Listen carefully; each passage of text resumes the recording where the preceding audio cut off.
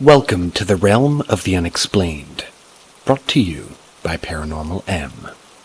Hit subscribe and turn on notifications to embark on a journey into the bizarre and the extraordinary.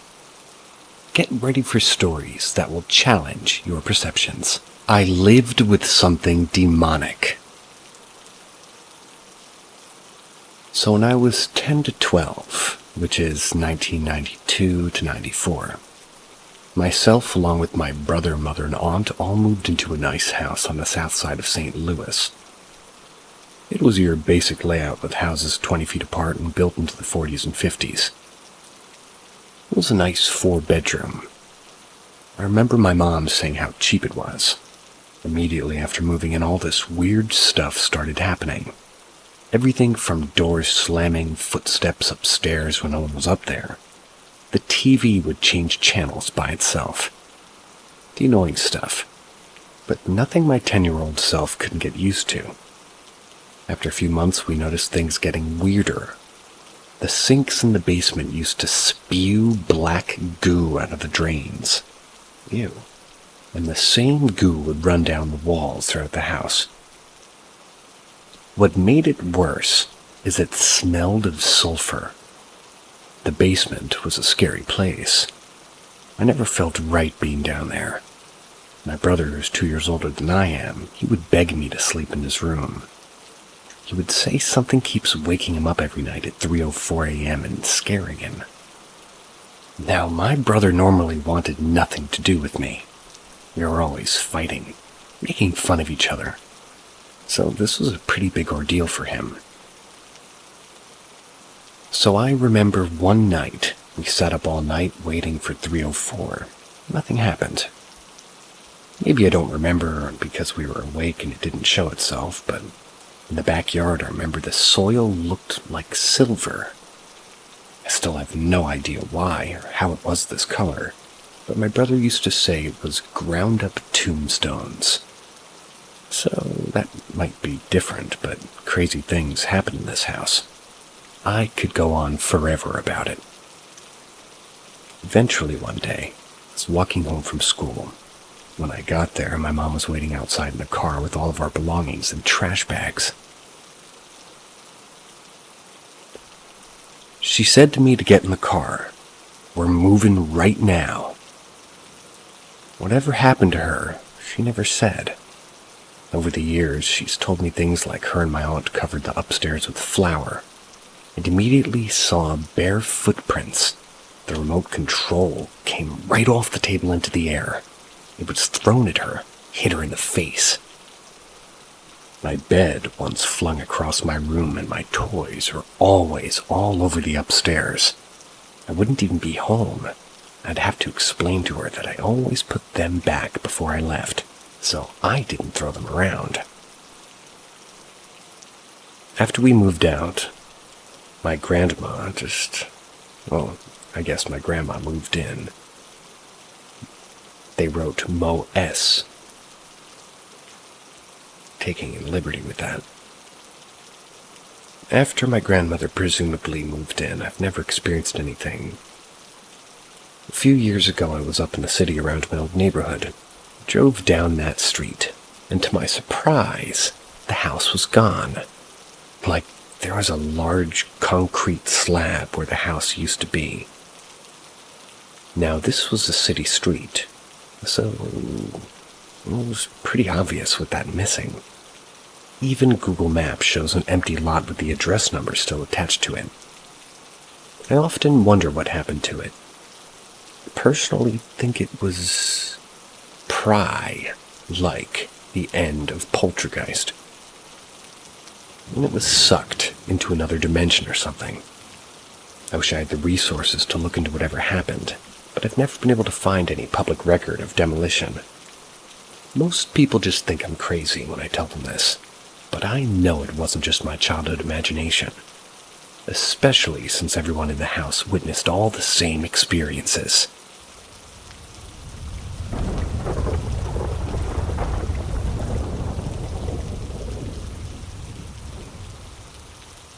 Ask Reddit. The first one that comes to mind was the death of a close family friend. For some context, he had been in a coma for a few weeks before his death. He wasn't allowed visitors. Not sure if that was his family's choice or the hospital's policy. I was about 3 at the time, so my parents hadn't been able to visit him before he passed. In our house, we would always leave the hallway lights on. It hung near the bottom of the stairs. The morning after he passed, the light was off. My mother spotted it before me. On first glance, she thought the bulb had just blown, but she then noticed that it had been removed from the light, placed carefully on the stairs. But it was on a higher step than it would have been having to be when it somehow fell. My mother believes this was his way of saying goodbye before he went. Another time, when I was about 13, I'd come home from school. I decided to make a sandwich. We kept our bread right at the back of one of the counters, and after making my sandwich, I put it back in its rightful place. When I went back to the kitchen to put my plate in the sink, the room was freezing cold, and the packet of bread was in the middle of the kitchen floor. I have absolutely no idea how it got there. This one actually terrifies me, even though it's so mundane. There was another incident with the hall light when I was about 15. Myself and my mother were sat in the living room talking about the strange things that we had seen and experienced in the house. The living room door was always open, and from the door you can clearly see the hall light. We were also the only 2 people in the house at the time. As we were sort of just talking, the hall light suddenly turns off. Again, we assumed the bulb had blown, but it hadn't. It had been turned off at the light switch. Later that day, we were in the kitchen still discussing the strange occurrences in the house. That's when we heard the distinct sound of heavy wood. It was the front door opening. We both heard it because we looked at each other and agreed it was a bit early for my dad to be home from work. He also generally calls before he leaves, so it seems odd. I poke my head out of the kitchen door and I see a figure turning into the living room. I shout, "Hello?" I get no response. We go to see what he's doing and there's nobody there. We're still the only people in the house. The front door was still locked. When I was about 19, I sat at the dining room table, which is kind of in the living room. It's a long open-plan room, so the dining table's in the back half of the room and the living room area's in the front half of the room. Only one door off to the hallway to enter. So I was doing some coursework for college when I saw out of the corner of my eye somebody entering the room. They sort of just hung around at the end of the table. At the opposite end of the table is a big mirror sort of hanging on the wall.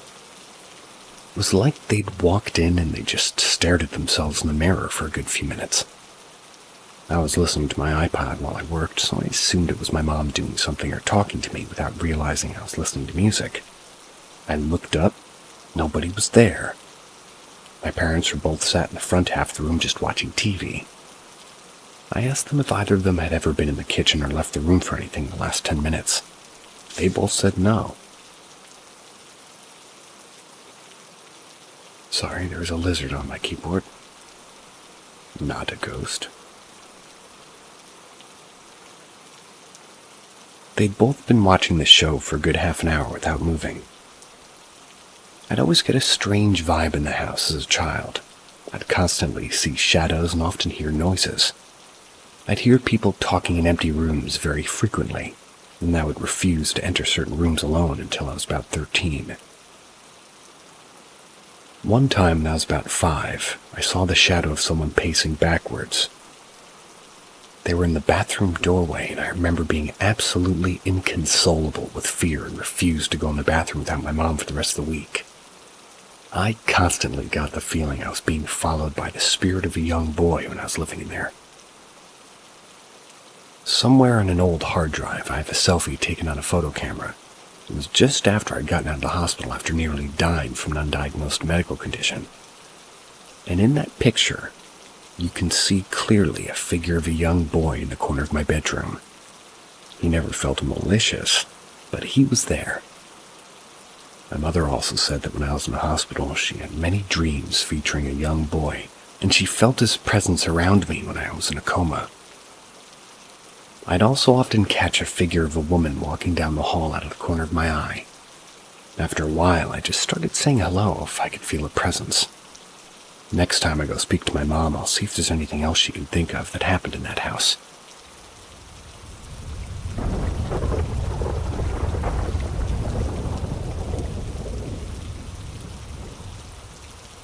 Ask Reddit. This happened when I was 11. I was visiting a lighthouse in Michigan. It was supposedly haunted by a boy. My parents wanted to take a tour with the tour guide. I wanted to play outside, considering we had been touring various sites in the Upper Peninsula that day. No one was around, so my parents ended up letting me play outside the lighthouse while they took a quick tour. As I played outside, a really beat-up ball rolled up to my feet. I bent over to pick it up, and as I stood back up, I saw a boy standing next to the edge of the lighthouse looking at me. I assumed the ball was his. I tossed it over to him. He wandered away. I didn't think any more about it, really. But when my parents were done with the tour, they asked what I did. I told them something along the lines of, I was just wandering around. Oh, and I helped this kid get his ball back. The tour guide was with my parents, and when I mentioned the kid, he looked startled. It was because, as I mentioned earlier, there was no one other than us at the lighthouse. Only 3 cars. My parents' car, the tour guide's car, and the car belonging to the person at the front desk. The tour guide asked me to take a look at the picture in the lighthouse. I know this sounds super cliche, but when he showed me the picture, it was the picture of the exact same boy with the exact same beat-up ball. Apparently, that kid died at the lighthouse. On a side note, we checked around and there was no boy. So you might be asking me, why was this creepy? Especially considering that the boy never scared me or tried to scare me. What creeps me out is that I touched that ball. When it comes to ghost stories, most people only report a ghost or other objects. Assuming that was a ghost with his ball, what the heck did I touch? Also, it felt solid like a real ball. So, if it was a ghost ball, then how the heck do you explain what I touched? It still bothers me to this day. Seems like you touched a ghost ball.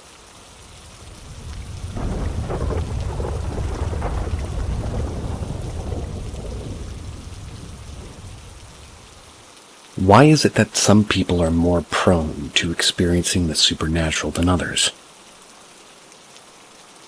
Greetings. I'm a 24-year-old female.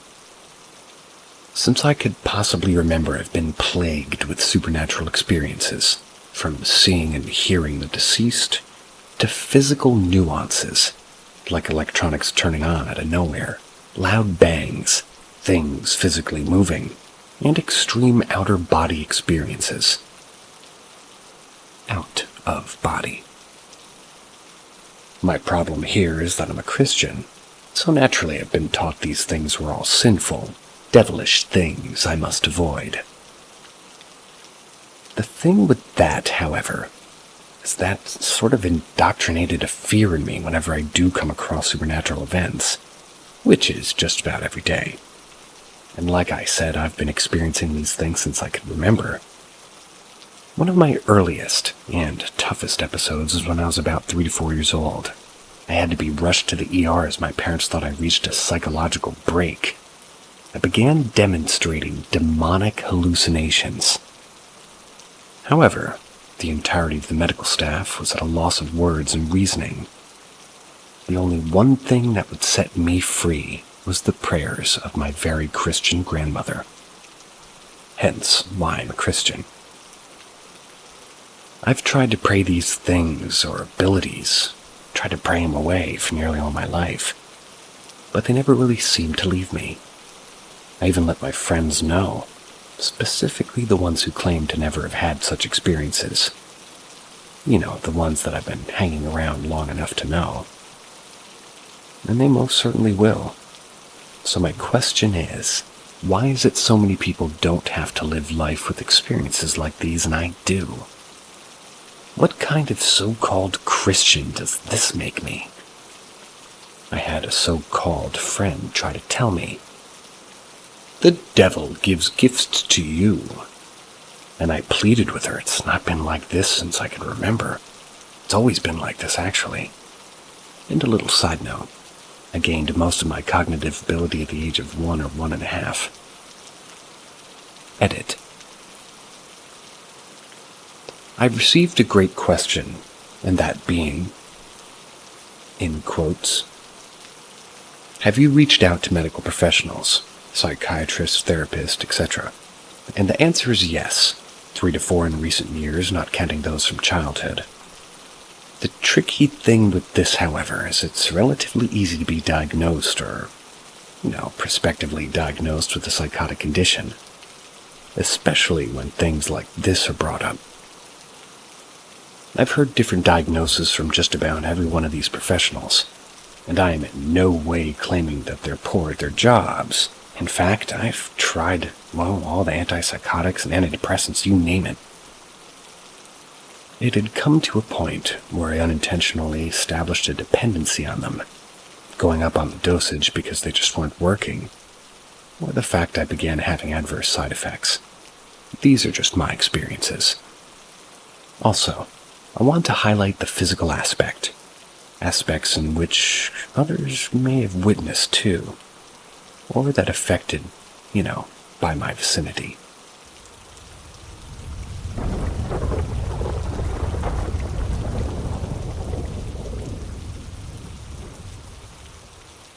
My strange life.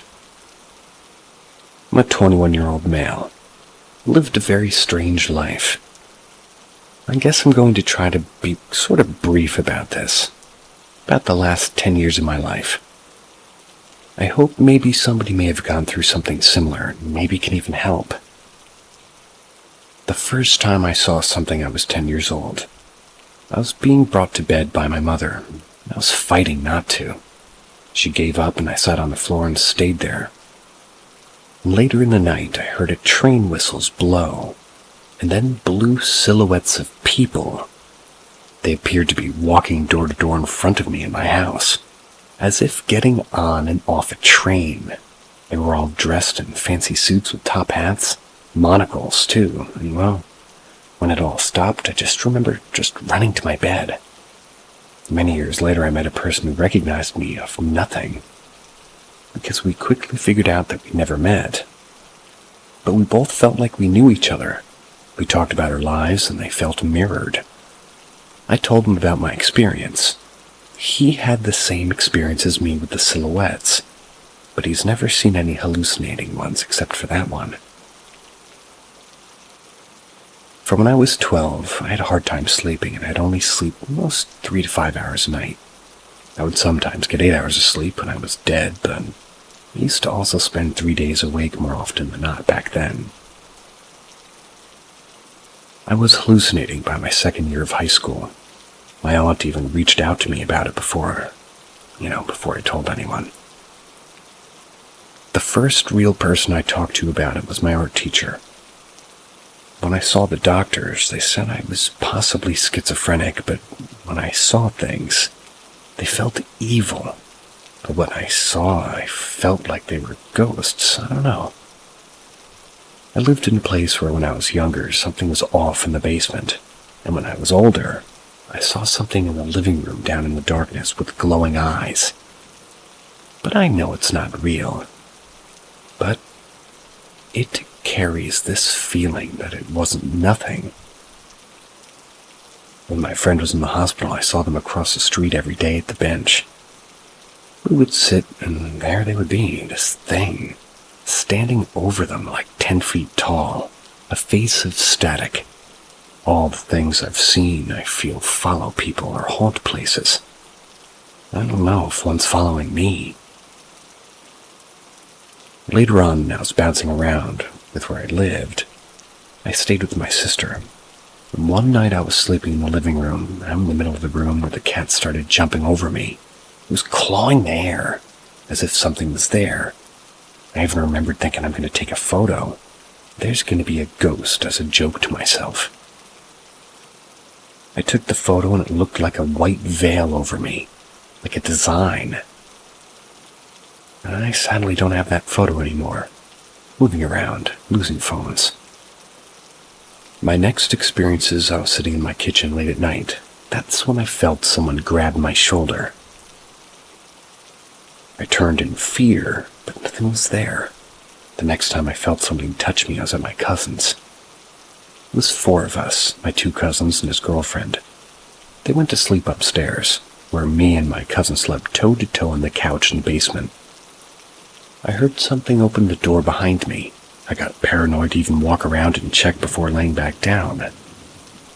I felt like the minute I turned over, I felt the coldest grip I ever felt on the back of my neck, as if it was like a dog grabbing me. I went into complete shock and just laid there. It felt like forever. Their touch was freezing the grip. Something stranger than I am. A year ago I got kicked out. She let me live with her for a while. Oh, his ex. Got to live with his ex. I would see a man leaning out of her closet with a porcelain face and a big smile and a crooked neck. After a couple of months, she eventually comes over to my place. Comes, smokes some weed with me, and for the first time where she has bad trips, and only tells me in the morning that it was because she saw the same thing I'd seen at her house in the window of my neighbor's.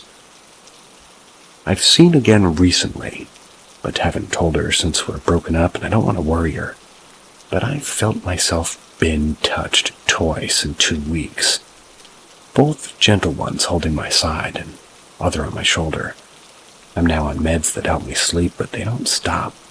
And I want to know what this is, because I've done research on schizophrenia and I don't really think that this is that. But I think the stress might bring me there, maybe.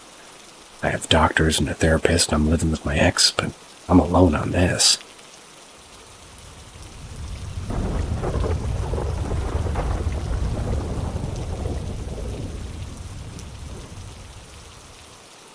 My dead great-grandpa's ghost sat on me.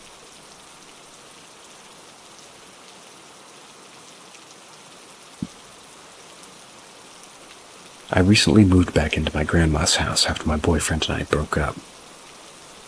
I'd been living with my boyfriend for the past couple of years, so moving back in with my grandparents wasn't difficult, other than the emotional baggage that came along with the breakup.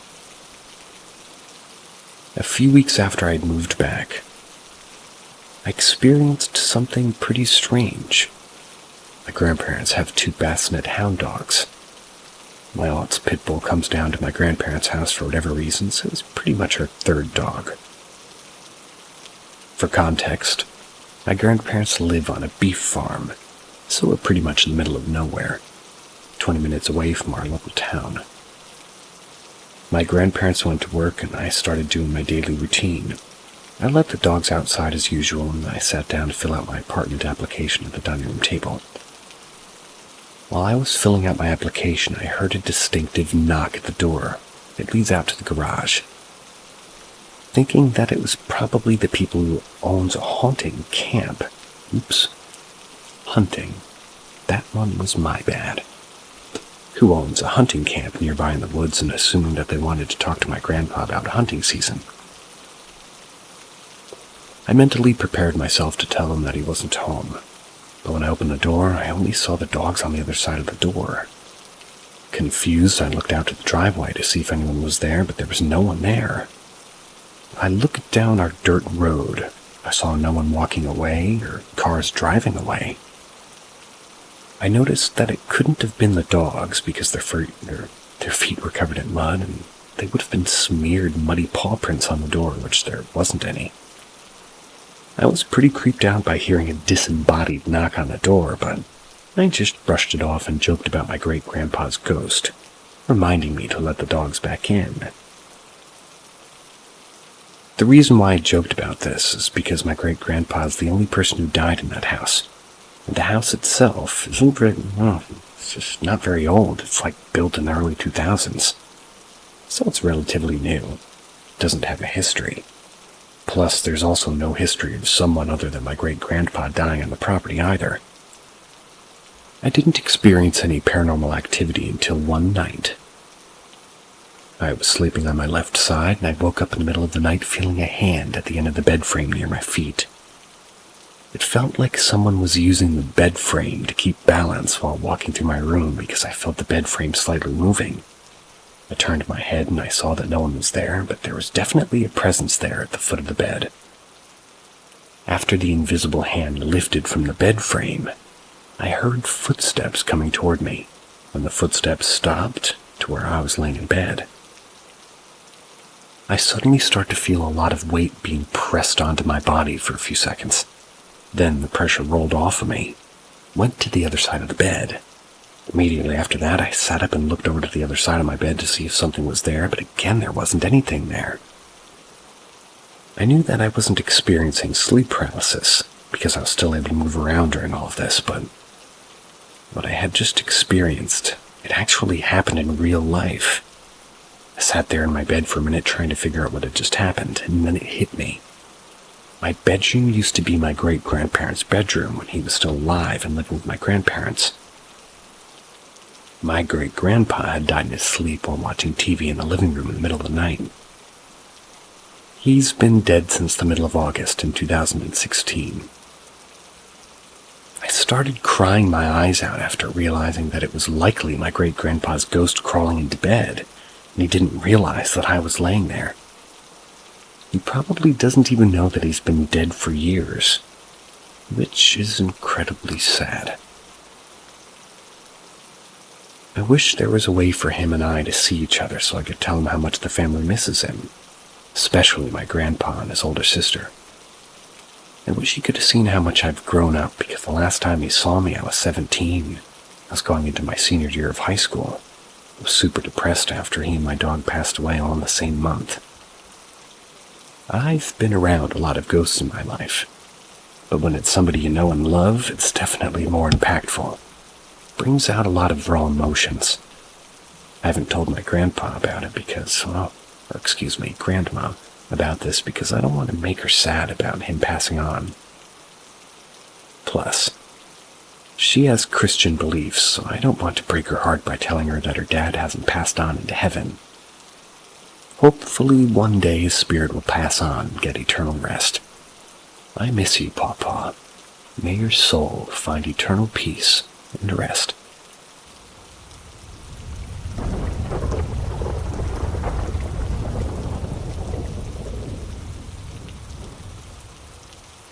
Alien study on a human dream state. I'm a 29-year-old woman, in full disclosure. I did consume alcohol this evening, maybe 12 ounces of cider, nothing crazy. I've dealt with periodic sleep paralysis for about 10 years. I've only had visual hallucinations once or twice during SP. Anyways, tonight I had a nightmare that I was in a car accident. I have a recurring dream that I'm simply driving on the highway listening to music, changing lanes, nothing crazy. But this was the first time I actually crashed in the dream. I was in the left lane going 80 or so, keeping up with the traffic. Then a pileup started. I remember seeing a yellow Mustang or something. I tried avoiding the pileup, but my car flipped. I was unconscious in the dream, and I regained consciousness eventually. I see the ceiling of my car, and then I regain consciousness in real life and come out of the dream. When I'm out of the dream, I'm laying in my bed on my back, and I see a dark, grayish figure with thin arms and a sort of cherub-like head. Like a very large almond-shaped black eyes on him, too. It was floating over me. I just had this feeling I was simply being observed, not in danger. Then the being dissipated into thin air in a matter of 10 seconds. This wasn't even a sleep paralysis episode this time. I easily came out of that dream. But I had a visitor. Hallucination? Who knows?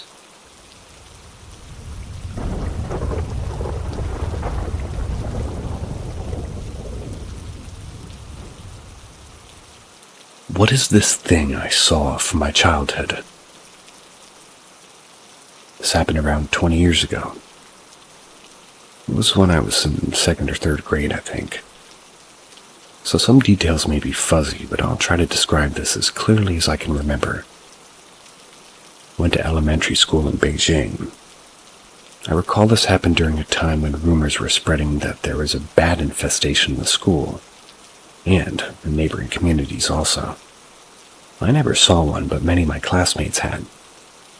Every morning we have a dedicated rally where the whole school stands out in the yard to exercise together. We are organized by class, and then by height. I was one of those windy days. It's where standing outside you can feel each layer of clothing peeling away from your body. That day, toward the end of the rally, I felt something fly over my head quite low. Confirmed it was probably a bird of some sort, but from its shadow on the ground anyway. I heard a classmate aside me gasp and say, "A bat!" In a frenzy, I look up to try to catch a glimpse of it. I see it. It's small and black, and I can see it fly all the way from the roof of the school building in the distance, at least half a football field away. But to my surprise, this bat started to grow bigger and bigger. It eventually stood 3 times its original size on the chimney of the roof and proceeded to fall back into the chimney. I call it a chimney, but it's actually a ladder entrance that connects to the bathroom. Anyway, I used to swear that I saw Batman, but as I grew older I tried to give this event more plausible explanations. Like maybe it wasn't a bat, but a really large bird. Maybe it was just a big plastic bag. Sounds pretty gargoyle-y to me.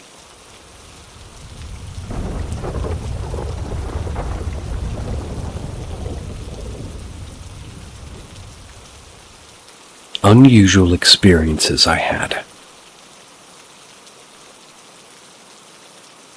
1. When I was at my father's house during the holidays last year, I still don't know what had happened. It may be quite childish of me to be afraid of it, but I'm still afraid of it. He and I slept in the same room, me in the bed and him on a mattress on the floor. I was always afraid of the dark, so we left the light on in the living room while we slept. In some ways, I'm still afraid of the dark. On that particular night, I decided to sleep with my face facing the wall, which isn't at all common for me. Behind me was the door to the room with the light streaming in through the door. It turns out that when I was about to fall asleep, a shadow passed across the light as if somebody had passed in front of the door. At the time, paranoid as I am, I was scared, but I imagined it was my father. However, when I looked to check, he was still lying on the couch sleeping like a stone. It turns out that nobody lives in that house anymore, nor do we have any real pets. I can never explain what I saw. It was an apartment and nothing was stolen. There was no intruder. There's no large insects in the region, plus all the windows were closed. It doesn't seem so paranormal writing here, but believe me, when it happened it was so much stranger and scarier than it seems. 2. This is a little weirder than the first one. This time it was at my mother's house. It was during a family gathering with my 2 uncles and my aunt. I was much younger. I was in the living room talking to them when I heard a sound of something falling coming from my mother's room. When I arrived, there was an eraser right in the middle of the bedroom floor. I picked it up and put it back in the box it belonged in. When he leaves, the same noise of something falling. When I came back, the same damn rubber. I did the same thing. Again. Same thing. 4th time I decided to walk along the coast. But I didn't see anything, and when I turned around, then the rubber went back there. But this time I saw out of the corner of my eye that she was thrown, as if someone had thrown her into the room. For the last time I went and put the eraser away, but this time nothing happened. Initially I was just confused and a little irritated, annoying ghost messing up my things. But some time passed, a few minutes probably. I started to get scared and I didn't sleep that night, and I had a nightmare the next night.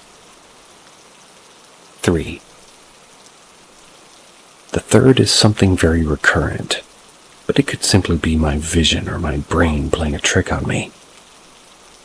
During the night, it's not uncommon for me to see something being lit up out of nowhere, but it is particularly difficult to discover. Imagine that it's as if a corner of the air out of nowhere lights up for a second, then goes out as if nothing had happened.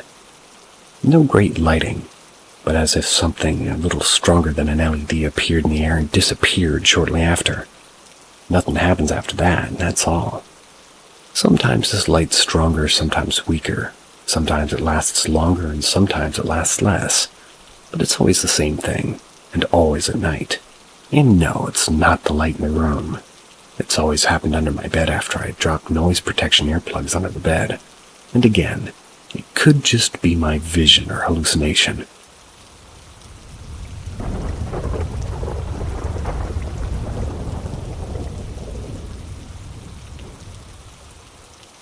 My soul was snatched out of my sleep.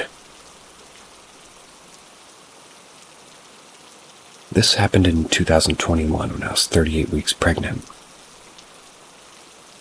This might scare some, and some of you might not believe me, but I promise this story is real and happened to me. Reader's discretion is advised. You heard her. The night before January 1st, 2022, I, a 20-year-old female, had a bad phone call with my child's father, who had completely left me to go through my pregnancy alone. I was depressed and heartbroken. My whole pregnancy. I was living in a shelter since I had been 2 months pregnant then. This particular night I was 38 weeks pregnant. It was a late night, I'd say maybe 10:30. Got off the phone with him and remember feeling like shit. He said some very hurtful things. It wasn't like that was something new, but I was still very shattered by it. My hormones were up in the roof, so my emotions ran high my whole pregnancy. I would always be deeply affected by the abuse I would endure from others. My child's father being the one who affected me the worst because I was in love with him and refused to see him for his true colors. It was the last day of December. I was due in January, and on the 27th specifically. So what hurt the most was that I was scared he would abandon me at the hospital by not showing up. I was also fighting myself for not knowing whether I even wanted him there, or if I was wrong for that. He's abusive. After the heartbreaking phone call, I called my mom and I just cried. I cried hard and strong. I still remember the pain of how I felt like it was yesterday. My mom soothed me enough to calm me down and went to sleep in the sound of pouring rain in the bedroom of my shelter. Before I could fall into a deep sleep, I remember the diapers I had stacked up against my wall flying down like somebody had slapped them down angrily. The energy in the room just felt off, and that was the first sign that made me feel weird. I sat up and just stared down at my stuff scattered on the floor, thinking it's impossible for them to have just fallen. But for one, my windows were shut, so no draft. And two, the way I had it set up, it was just impossible. If you're a person who's careful about the way you store things, you would know what I mean. But needless to say, I managed to go back to sleep. And in fact, I went into a deep sleep. You know that good sleep you get after a hard cry? Yeah. Then I had a very vivid dream about my child's father at a house party. The dream wasn't necessarily scary, but it was eerie, to say the least. I don't remember the specifics, but something happened in that dream, or there was a moment of nothingness, and that's when it happened. All of a sudden, something very ugly and demonic snatched my soul out of my body. I remember it as clear as day. I was aware of everything as it was happening, but it felt like I was being held and couldn't move. I had a strong feeling that even if I tried to scream or do anything, I would have died in my sleep. And this you might not believe, but I heard a higher energy. Something speaking to me and saying, "Stay calm, go back to sleep." And something along the lines of, "If I go back to sleep, I'll be okay." My memory's getting kind of foggy with specifics since it's been nearly 3 years, but I swear this happened, and it was the scariest thing of my life.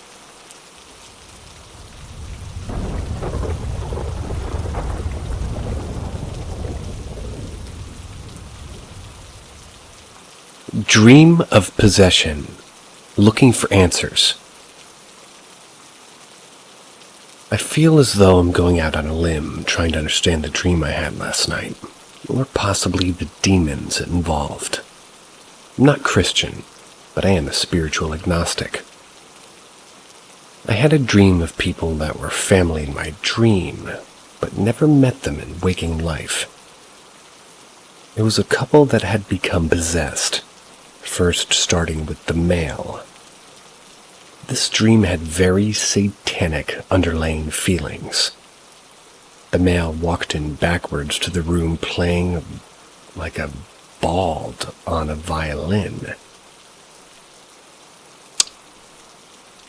Think they mean ballad. Playing a ballad on a violin on the first night of the 3 days of my dream. Not too long after the guy had passed away and the affliction had been passed to his wife. On the second night, she was acting very weird. For some reason, I was the only one that was kind of given awareness of the possession by the demon. My significant other didn't believe me in the dream. The women who started to get sick, so I decided that we go to the hospital. We were leaving the house. I was carrying her to her car. But as we walked out the front door, there was a bubble-like barrier, possibly holy, and it had become apparent and visible to only me, and in that time the demon's form shined through to reality. That was as her left hand was the last to pass through this barrier. It was blackened. It withered and twice the size of a normal hand. With nails long, they were black, like something that's ancient. We took her to the hospital and they didn't know what was wrong beside the fact that she was dying. Possibly the body rejecting demonic possession. We decided to take her back home and get her comfortable. So at the end of the second night, we went to bed and I was confident that her leaving had fixed the possession. On the last night, the third night, she was sitting in a recliner. Thought she was better, so I gave her a deep hug, just to have her demon come out through the voice and bite my hand, bit my thumb and pointer finger saying, "I've got you now," only to awake into reality of life as we know it.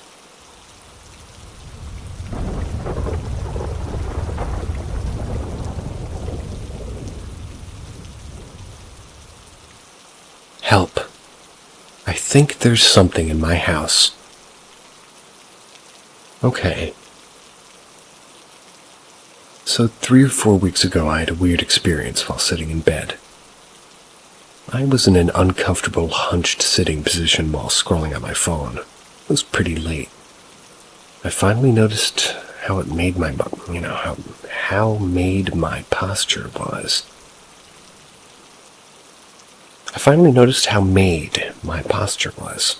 And so I put my phone down and turned so my back would be facing the wooden headrest on my bed. But when I laid back, I felt something that shouldn't be there. For reference, I sleep diagonally. So all of my fluffy pillows and my huge stuffed horse plush were in the corner, but it felt like a pillow was there. I was confused, leaned forward, and turned around to look for the apparent phantom pillow. There was nothing there. A week after that, I had the second weird experience. I don't fully remember it, so maybe don't rely on this paragraph's testimony as much.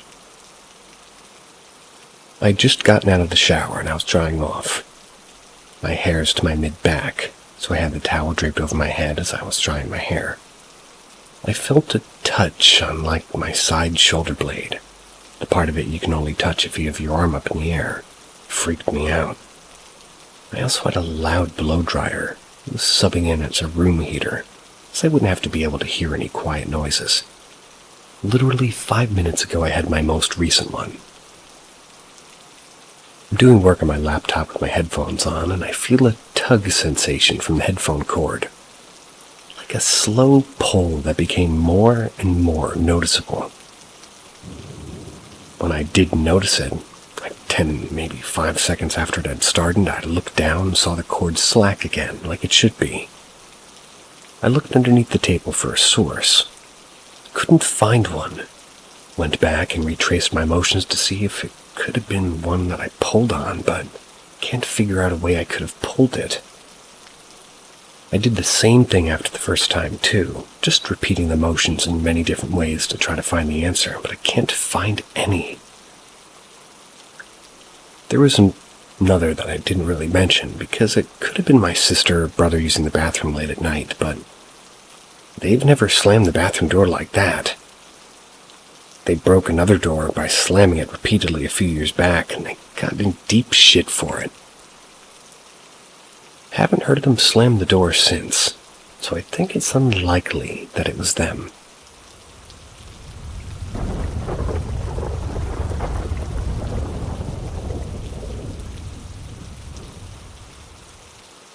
I've seen 2 ghosts in 2 weeks. Very different energies. I work in a shopping center as a cleaner. 2 weeks ago I offered to join the night shift, because they had a shortage of staff, and last week was my first one. My first night shift I started out okay. It was unusually quiet, as I usually work the day shift, so it took some getting used to. I was shown how to clean the doors on the inside area and the car park side, on the first 2 floors of 8. When the person left the temperature, it had felt unnaturally cold. See, initially I thought nothing of it as it was winter, and, well, I assumed it was just the ice and the wind. It was when I worked my way down to level 3 I went to the car park, and there it was. It was a girl, no older than 12, stood in the corner on the opposite side of the car park. She was a nice presence. She laughed at me and shook her head, but they didn't feel like any bad energy around. However, tonight was my second night shift of 3. This time I had a much more hateful ghost grace my company. I was on my own basically from the beginning. So when I got to the highest level of the car park, I briefly saw a ghost I have to assume was from the Victorian era. I didn't get to have a proper look at first as they were gone. I continued onwards. With the night aware, the car park side of the doors were no longer feeling safe. When I made it to level 2, I went outside like I had on every other floor. Unfortunately, the ghostly presence made itself known to me, and it felt truly hateful. I felt a slight tightening around my chest. Turned around, saw the ghost much clearer. It was a man in a bloody suit, and they didn't have their head. It felt like he didn't want me outside, and did what he could to keep me on the shopping center side of the doors. I'm scared now. As the girl first appeared on level 3, the guy's presence felt strong in level 2. And I have 1 more night shift next week. I'm scared I'll see something on level 1. Am I worried over nothing, or is this a big deal? Should I be worried the 2 night shifts I've done had ghostly presences in roughly the same area?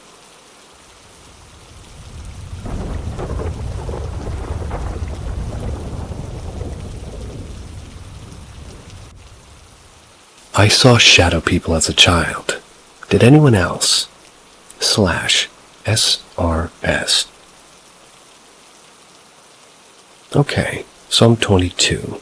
As a child, I used to see shadowy figures walking around my room whenever it was dark. It never happened in other rooms that I remember, but it always happened whenever I laid down to go to sleep. It was never sleep paralysis. That's something I still haven't experienced to this day. My mom had told 8-year-old me that it was just my eyes playing tricks on me, so I assumed everybody saw people walk around their room in the dark. They weren't quite people, though. They had elongated bodies and long limbs, but they never ever interacted with me, so I just brushed it off and I'd go to sleep as normal. When I was about 13, I had moved house in a different country, and I still saw them. That house was haunted. We think with an old man who passed away there, and a black cat whose grave was at the end of the garden, as my mom reported seeing. She reported seeing him kind of jumping up on my bed multiple times. He would always be gone by morning. There were no black cats on our estate either. One time I was laying in bed. I saw one of the figures standing at the foot of the bed. Now, they had never stood still, so this caught my attention. I looked at it for a while. Then this figure leans down across my bed. Also, its face was opposite mine. It was terrifying. I hid under the blanket and it didn't come out till morning. I felt a presence on the other side and it scared me. I don't know if it was the fear of what had just happened or if the energy was like the negative kind. It didn't happen again after that, but it was the first time I'd ever been noticed by a shadow figure. I continued to see the figures till I left home at 16, almost 17. I wondered if anybody else had stories or information on the shadow people. They didn't have eyes, just plain black moving shadows like the static on an old TV with long limbs. Some had a hunched posture.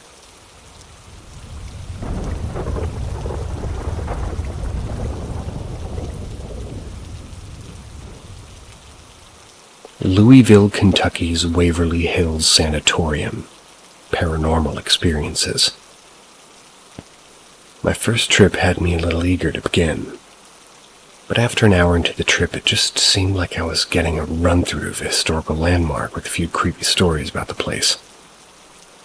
The tour guides are indeed great storytellers, but they also have some pretty cool photo evidence that they don't share online. That'll sort of show you all these kinds of things while they kind of walk you around the place. And it wasn't until we got to the floor that they didn't allow you to have lights on that I really started questioning what I was seeing. For context, apparently the dark floor is aggressive spirits that'll attack you if you provoke them. I saw shadow figures here and there, human-shaped figures walking across the halls from afar. In your head, your first thought would be, they could easily have people who walk around this place pretending to be ghosts. I promise, whatever my tour group was seeing were not real people. They'll even offer you to walk down the hall alone while others watch as your silhouette changes shape and appears to be morphing with these shadow beings. It was almost like watching a busy hospital floor, but if someone turned the lights off. The first trip wasn't enough for me to make my own conclusion, but it was compelling. I had to go back again. My second trip was my first full-body apparition encounter, which occurred while sort of walking up to the dark floor. This time, I had decided to hang near the back of the tour group to kind of converse with the tour group in hopes of keeping my distance from the others, and maybe being able to see some more unexplainable things. My strategy indeed worked. While talking about the history of Waverly, the group had made its way to the next floor without me and the tour guide in the back. We stood at the bottom of the stairs, following slowly behind. Then we turned and walked up the stairs, and that's when I noticed another person in my peripheral standing in the doorway behind the tour guide. I looked over her shoulder to make eye contact with the person, but oddly enough, it was as if my eyes couldn't focus on whoever it was standing there. Almost like looking through a pair of prescription glasses that aren't yours. I don't wear glasses. What I could tell you was that the being appeared to be shorter, blonde, and in a hospital gown. As I stared at it, the thing began to walk behind the doorframe and out of view.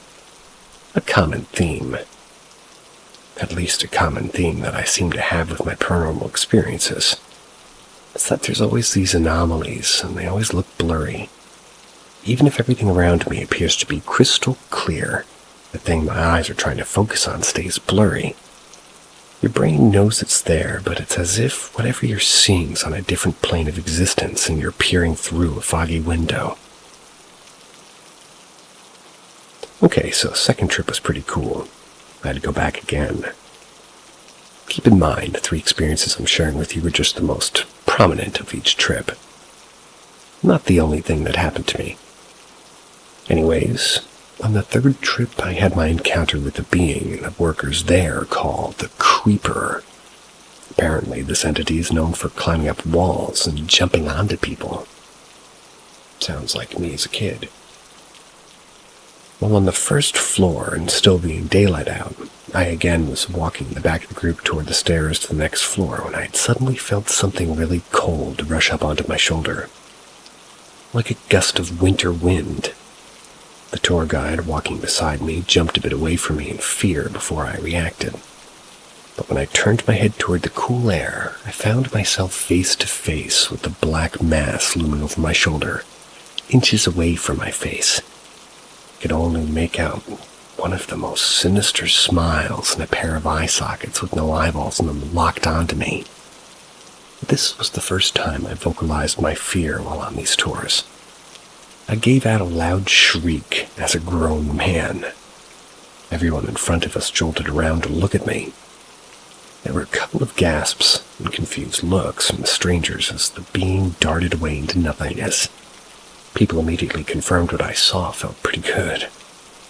It reassured me it wasn't my eyes playing tricks on me, and they had seen the being on my shoulder as well.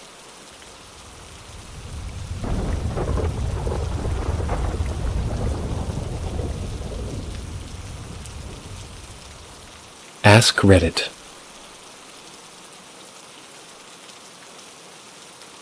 Growing up, my family moved around quite a bit, due to divorces and stuff, renting, moving to permanent homes, etc. In my childhood home, my brother and I would regularly play in the basement. However, one room made both of us unexplainably uneasy.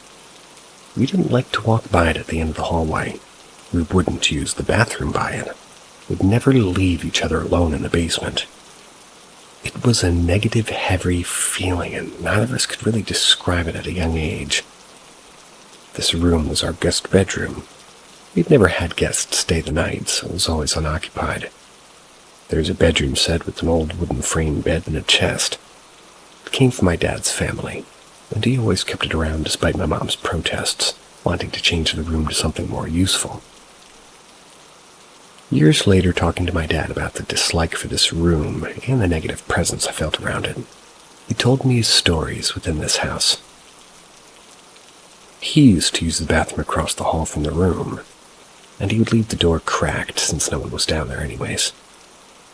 He would always see something going past the door, like someone going past the door up and down the hallway. My brother as a baby would look over his shoulder while being held staring at something, and sometimes giggling at an empty space in the room. My dad eventually yelled at it to get the fuck out. And after that, my brother never laughed or stared at empty spaces, and my dad only felt the presence in the room and in the basement hall. So obviously at this point I could conclude that this entity has a connection to my dad. So later in my early teens, my parents are divorced. My dad moves out taking this furniture with him. We end up not in a good place and disliking each other, arguing, a bit of a rift between us. This presence was always felt to me around this bedroom set, and once we move, the negative, sort of heavy feeling is still in the guest bedroom with this furniture. As our arguing gets worse, I feel the presence all the time, catch glimpses of someone or something in the mirrors and the reflections of glass in my dreams. I always felt watched and looked over. I start getting sleep paralysis, and this entity that looks like a young adult woman with long dark hair starts in the corner of the room. It eventually is weighing down on my chest and suffocating me. I wake up gasping for air multiple times, and eventually a bruise on my chest. I catch it in the reflection of the TV the next day. I feel like I can't breathe. I mentioned about this weird experience to my massage therapist. They're very spiritual. She shuddered when she touched my chest and described the entity exactly as I saw it in the reflection and in my sleep paralysis. It's been years now. My dad and I have mended. The presence remains in the guest bedroom, and always will until my dad gets rid of this attachment with this ghost, I think. He knows that he has a ghost attached to him, but lives peacefully with it, I guess. My witch friend gave me a protection ball and ways to seal off the guest bedroom, and since then has left me alone. She asked me to do a ritual asking what it wants with pen and paper out, but I'm even more scared to see the response.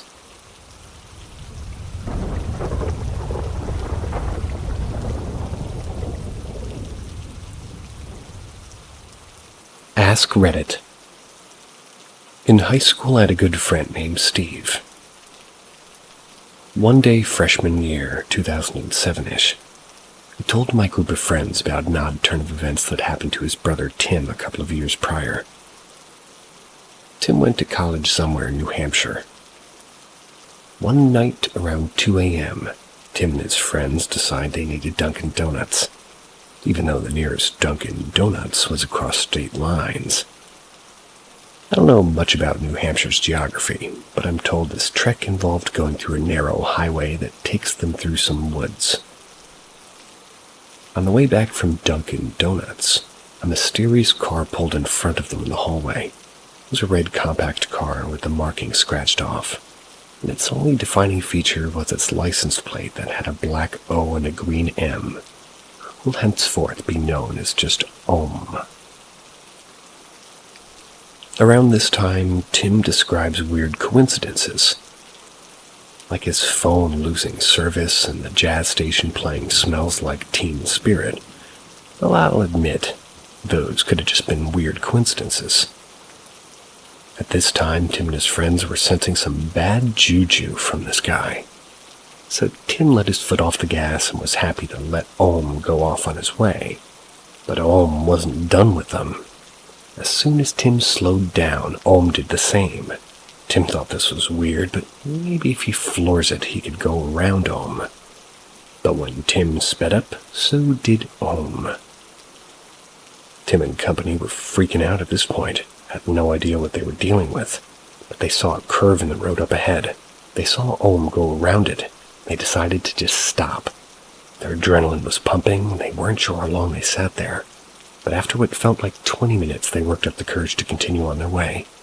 Maybe Om would have the mercy on them.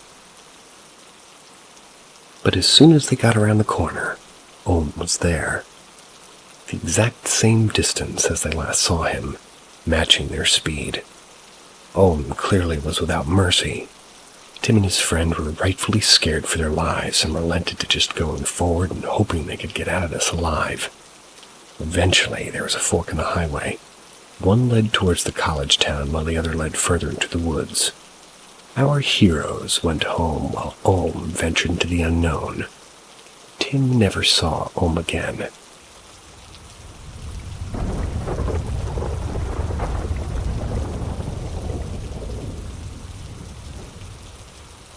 Dreamt of my son before he was born. I've always had some weird dreams, and they never made sense until a while later. This event would happen, and I would piece everything together, and it would all fall into place, and I would understand what that dream meant. My main one I wanted to share was after I had a miscarriage. At the time of this dream, I had recently been to the doctor 2 weeks before, confirmed that I was no longer pregnant. I had a dream, and me and my husband were visiting his cousin. His cousin looks like his cousin, but it wasn't him. I'm not sure how else to describe that. Anywho, our cousin, in quotes, brings this little boy around. When I turned to my husband and said, "When we have a kid, that's exactly how they'll look." The cousin brings him around to me, and we're playing for the rest of the dream with the occasional visit from the cousin to ensure that all was going well. That morning I woke up and took a pregnancy test. I was pregnant. Now that my son's about the same age, if not older than the kid was in the dream, it all but confirmed it is the same kid I saw in my dream. Same face, chunky thighs, hair color and length and laugh. The 2 buck teeth in the front too, and the mannerisms.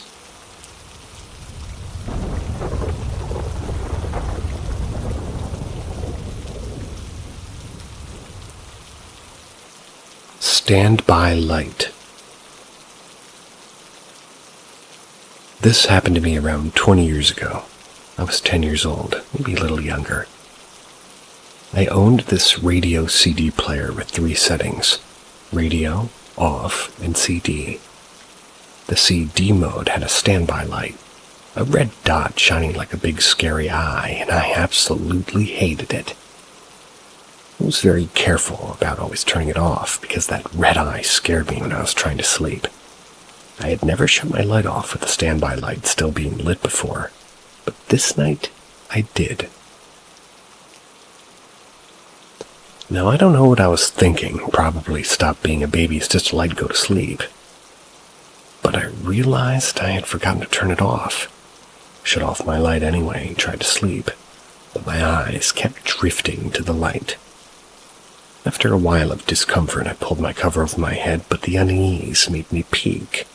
Just one eye, peeking towards that light. In the shadow around the light, I saw a hand.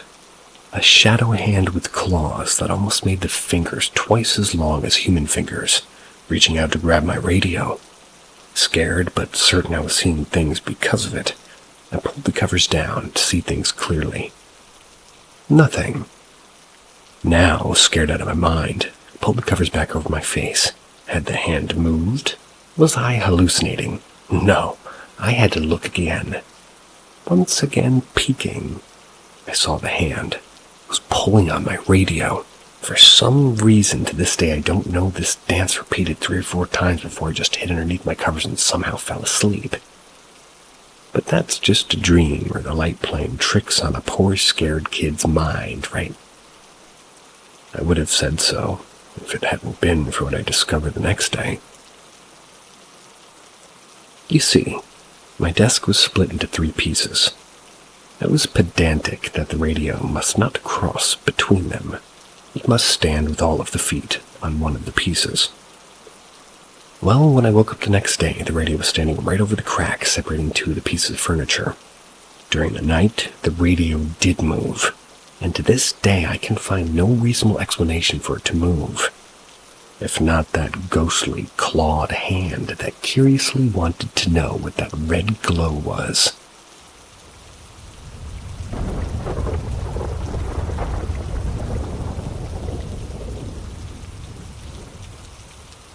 Seeking rational explanation for sense of dread, power outage, and stench related to painting.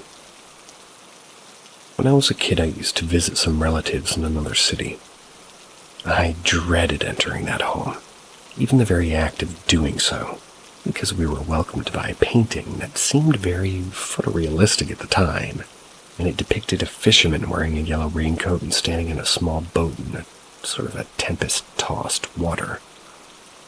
I think I only dared to look at it once, because the moment you were in its presence, you felt that somebody was glaring at you with malicious intent, directly from the direction of the painting.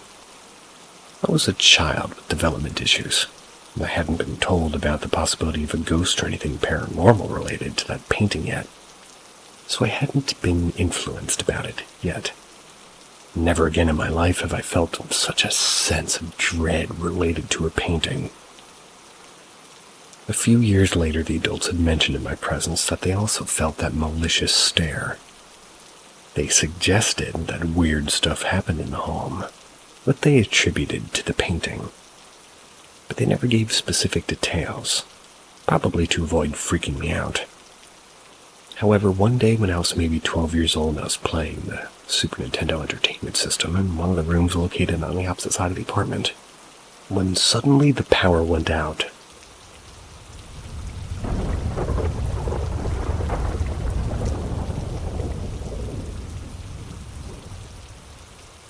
Banging on my window at 3 a.m. Hi. I was wondering what you all think of this experience. There was a night a couple of weeks ago that I can't quit thinking about. I was in the midst of finals and staying up very late studying every night. The average time I would go to bed was between 1 and 2 a.m. This particular night I went to bed at about 1 a.m. after studying all night. I slept until I suddenly woke up at around 2:55. I do this naturally from time to time. I tend to wake up at random times in the night, so this sudden wake didn't concern me. I picked up my phone and just looked a bit through social media until I could go back to sleep as I usually do. 3 a.m. came around and I thought I heard footsteps walking around outside and eventually up to my window.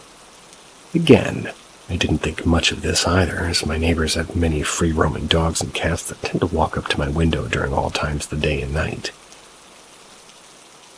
I assumed it was an animal, as it usually was, until I was startled by 5 rapid and consecutive bangs on my window.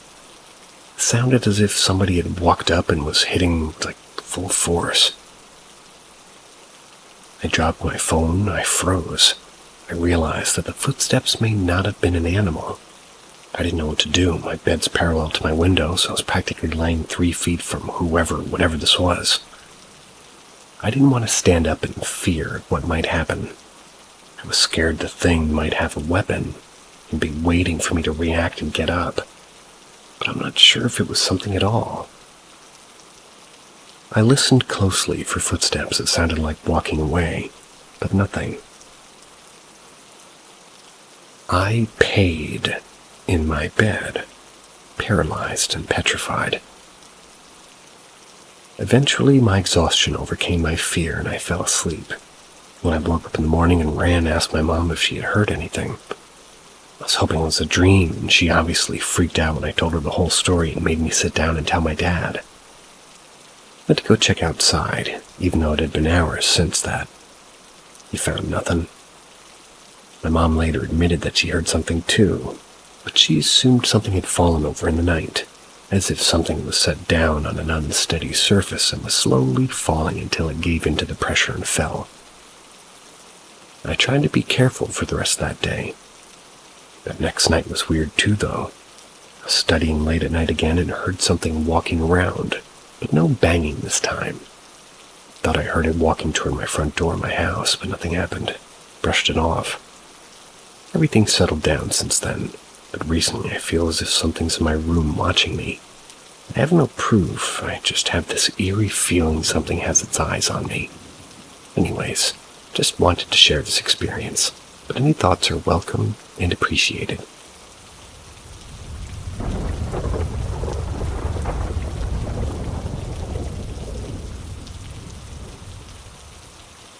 Enter the world of the supernatural with Paranormal M, where the strange and inexplicable reign supreme. Don't forget to subscribe and turn on notifications to stay tuned for our latest mind-bending adventures. Let the journey begin. Saw a clown in the middle of the night while sleeping over at my grandparents' house.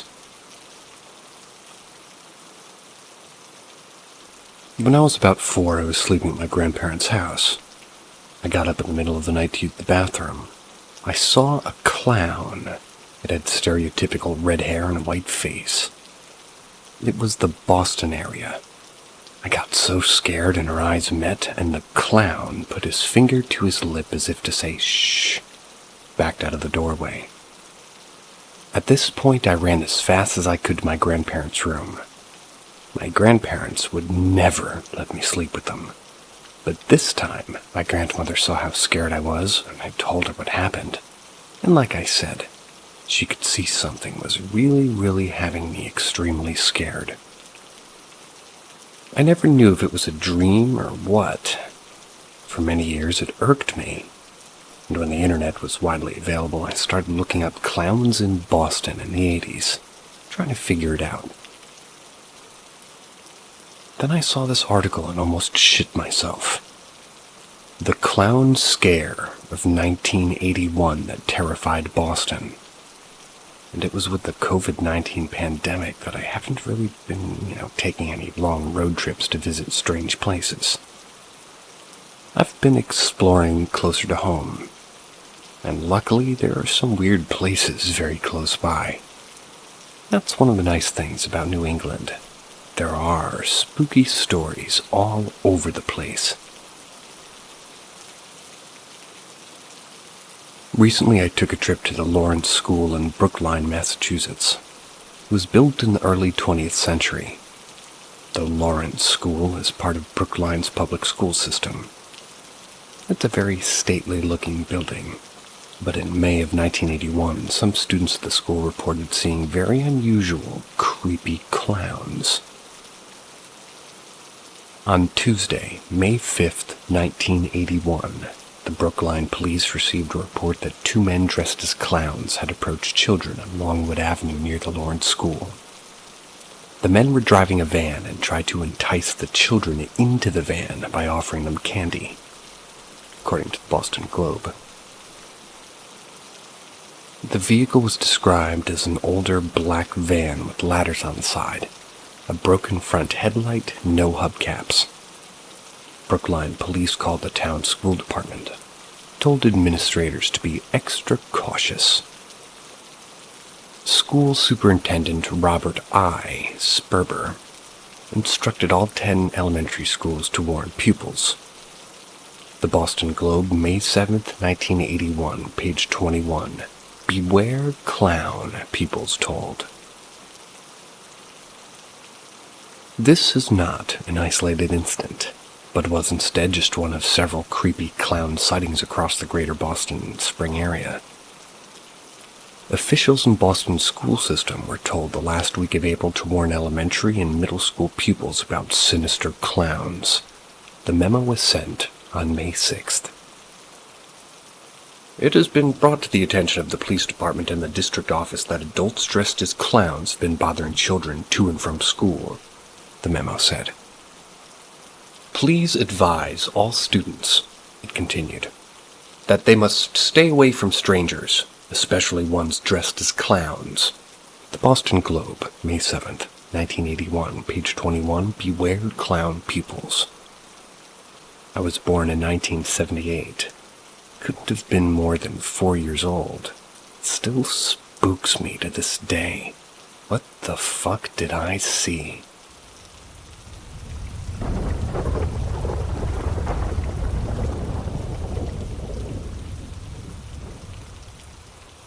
The cow.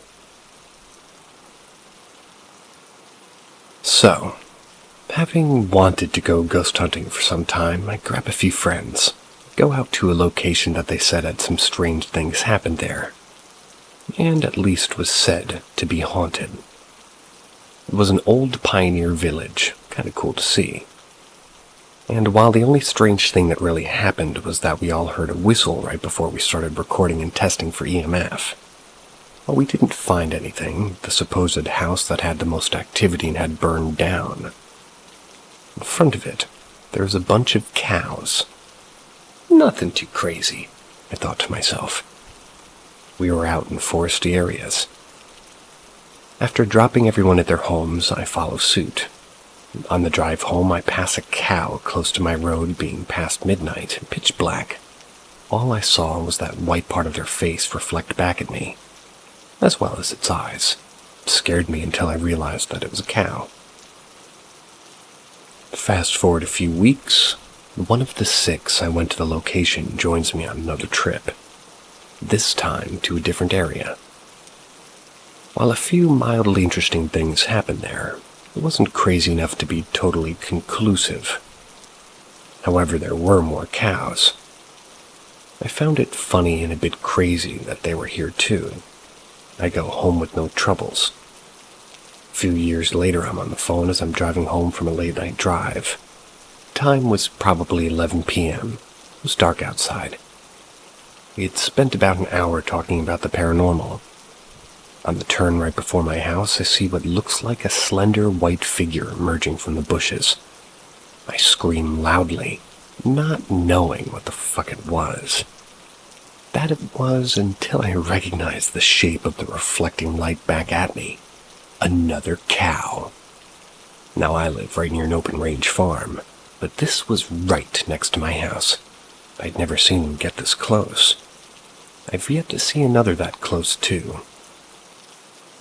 I love cows.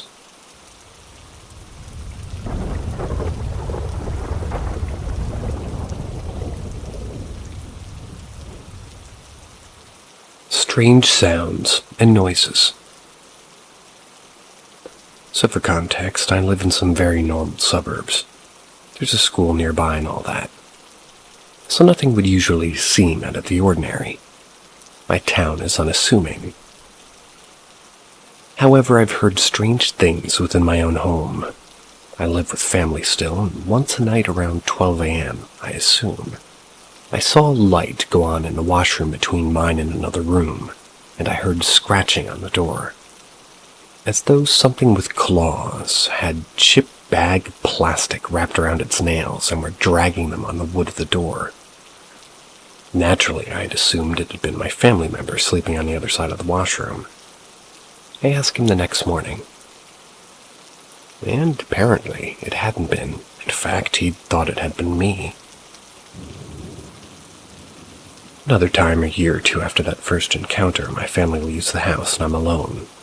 I stay in my room as I work pretty much every evening before, and I was sleeping in. I was unsure as to whether or not my family had locked the door, but I was overall unconcerned, because again, I live in an unassuming suburban town. Strangely, I heard footsteps coming up the stairs, as well as the sound of the floorboards creaking. It was odd, so I called out for one of the younger children. No response. I did nothing. However, I assumed I had heard wrong, or the house was just old. However, I heard the sounds again, and this time it sounded like whatever it was had gone down the hallway and in the direction of another room. I found it unsettling and carefully went downstairs to lock all the doors, which, thinking back, well, wouldn't really have done anything if something was already inside. We never found anything, and I never heard anything after that. Some part of me wants to believe that I had heard wrong and just imagined it, but I know it was real. I have a habit of checking myself with reality when strange things happen, snapping myself out of a daze so I can confirm within myself that it was real.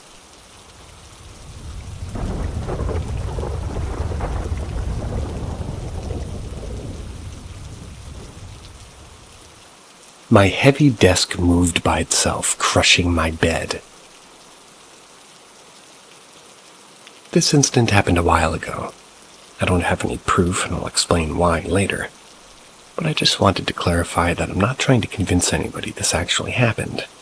I just want to know if anybody else has experienced something similar. So this happened about 3 months ago, I think. I was sitting at my desk when I suddenly needed to use the restroom. When I came back to my bedroom, I was surprised as I had immediately noticed that my desk had moved almost 1 meter away from the wall. Instead of facing straight against the wall like it was 3 minutes ago, it was now at an angle with one corner of the desk still facing the wall and the other corner about 1 meter away from it. The thing is that next to my desk I have my bed, and this bed barely fits in between my desk and the wall. So as the desk was at an angle, it was now crushing my bed so much that the mattress on the bed was lifted up into the air. Immediately, I kind of thought that I had been, well, maybe it was just my family, I guess. Maybe they just, for some reason, pushed my desk. But I was confused that I didn't hear anything. I was just gone for 3 minutes and the bathroom's right next to my bedroom, so I should have heard something at least. But when I asked my family why they moved my desk, they were really confused. Said that they hadn't been in my room at all. And I kind of believed them because I didn't hear anyone in the hallway even, let alone in my room. They all came to my room to check out what I'd meant, and they were all perplexed. The only way that heavy desk could have moved by itself, with such force that it folded my mattress upwards, was if the room suddenly was in a decline. And maybe gravity pushed everything downhill, or maybe if there was a powerful earthquake, but neither of that happened. My brother was usually very logical. He had no explanation. My mother was terrified, and I was just really confused. As I went to grab my phone to take a picture of the desk, my father shrugged the whole thing off, said it was probably nothing, and just pushed my desk back in place. And unfortunately, that's why I don't have a photo. Again, I'm not looking to convince anybody. This actually happened, so I don't care if you believe me or not, really. I just want to know if anybody else has experienced something similar, and maybe even knows what it means.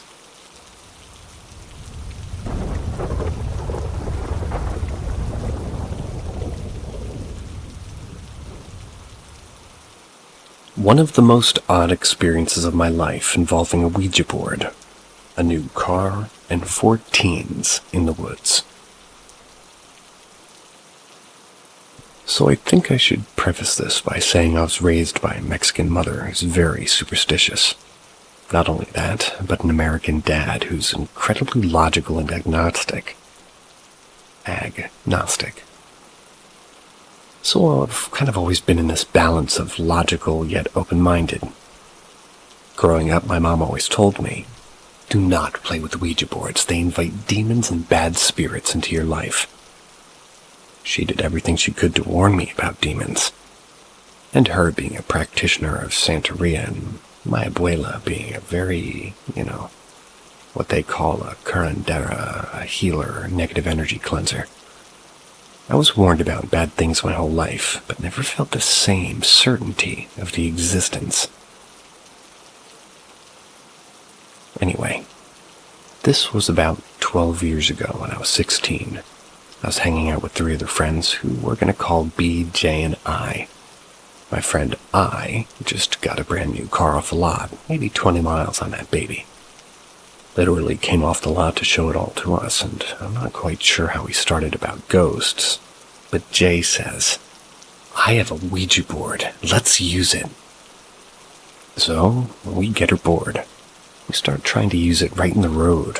It was under the street lamp of a suburban housing division in Oklahoma City. It's probably about 10 p.m. Of course, nothing happens. So we chalk it up to bullshit. We decide, hey, let's take this car for a drive around the back roads on the outskirts of the city. So we do just that. I'm in the front seat just focusing on the road while B and J are talking about something stupid. Now, we're driving along these back roads in a remote wooded area. The back roads are still paved. We had not been on any gravel roads. His high beams were on, and I'm just looking at the road right in front of me. All of a sudden, we hear a loud pop. Then the car starts making weird noises. We pull over almost immediately. He gets his little key flashlight out, and the passenger side, my side, the tire was flat. But the more we inspect, we see the cause was something that looked like 3 claw slashes right on the side. Now, me and my friend I are discussing the road and how we can't see a single thing in the road that could have caused it. That's when I say the road was bare, and I mean there wasn't a damn thing on the road at all. Not even a branch that could have caused something like that. Plus, it was an equinox, so we were pretty high up enough to be able to notice those things. He's pissed he has to change his tire, especially because it's his brand new car. He's about to open the trunk and we hear another boop, and I scream, ow, at the same time. I run around to his side and ask him what just happened. He pulls up his pant leg and there's large scratches going from his ankle and calf area. The driver rear tire has the exact same scratch marks as the front passenger tire. The claw marks on the skin are pretty deep and drew blood. We're all terrified at this point. B immediately ran into the car and closed the door. We all follow suit, and he locks the doors. We were discussing amongst ourselves what the fuck we just experienced. The logical brain says it's a feral animal, don't get out of the car. And the emotional brain says, a demon did this. Anyways, we call AAA, and he gets his brand new car towed. I immediately told my mom what happened when I got home, because I knew it was something bad. She'd help me fix it. Took me to her mother's, I got cleansed and do a couple of Roman Catholic prayers. But after that night, I dealt with the nightmare and sleep paralysis for years. I wonder what it was.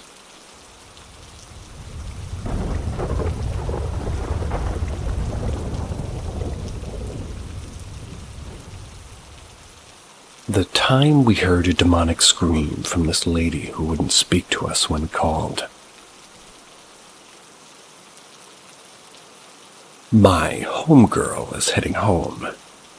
She calls us saying that she hears a girl in a long sleeve wailing. Apparently it was indescribable. She swings around and comes at us, and we go to where we heard it. We're pulled up to this cul-de-sac. We see a woman walking towards this park. We ask her if she heard, and, well, she didn't answer. We kept trying to get her attention, and she kept not answering. She walks into the park, and we ask again. She turns around and comes toward us. My friend tells her to back off, and she almost scurries. She goes even farther into the park, and my friends ask if she's human. Then this horrible sound, like a squawking wail, comes out of her mouth. It's horrifying. My other idiot friend squawks back, and she does it again. And at this point, I'm crying, and I make my friend drive away, and I call 911. My friend says she saw two different women. One looked young, one I was there to see was old. As I called 911, 2 squad cars started heading down that road. I don't know what happened after. We went to the other side of the park, which was like a 5-ish minute drive to get to, and we see another man calling, and then talking to the cops.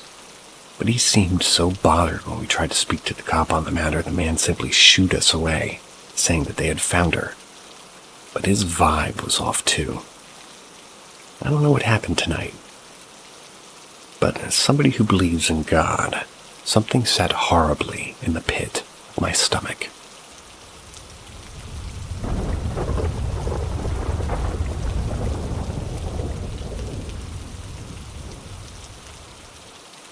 I think I had encounters as a child. Did I? This entails multiple short encounters, which I'm not sure are real or not. I was somewhere between 5 and 9 when all 3 happened. Please read all of them. It was about 8 p.m. I was in the restroom brushing my teeth. We had a door leading to the counter area with a sink and then another door separating the toilet from that area. I'd always been afraid of the huge mirror in the counter area, so I would hide in the corner or even underneath the sink as I brushed my teeth. One night after hiding, it was time to get up and rinse my mouth off. That's when suddenly I saw a girl sitting on my shoulders. She looks like she was my age, wearing what seemed like a white or light pink nightgown with a misty black hair. It was only for a second, though. I had past small encounters with her, but I just tried to think of her as my friend. The second and third encounters happened on the same night, so I'm going to connect them. I stayed up late playing on my Nintendo DS or on my Wii U when I suddenly heard the bathroom faucet turn on and off. It was over and over. Some for long periods and some for short. And for reference, I had a loft bed on the same side of my room, or at least the same side that my room door was on. My room was straight across from the bathroom. Eventually it kept going, and the faucet turning on for longer amounts of time each time. I started becoming scared and yelled for my parents and my older brother, calling out their names. Eventually I thought it might be my brother playing a trick on me, so I yelled his name over and over. I started getting very scared, called out more and more, but no responses. The walls of my old house were thin, and our old bedrooms were all near each other. I started screaming, yet absolutely nobody replied. Not Mom, not Dad, not brother, and all three of them should have. Eventually I stopped and hid underneath my blanket for about 20 minutes. The faucet finally stopped. But then I sat up and I felt something watching me. Turn around to see a hand with long white fingers and long painted nails. I hid underneath the blanket immediately until it was gone. What happened that night?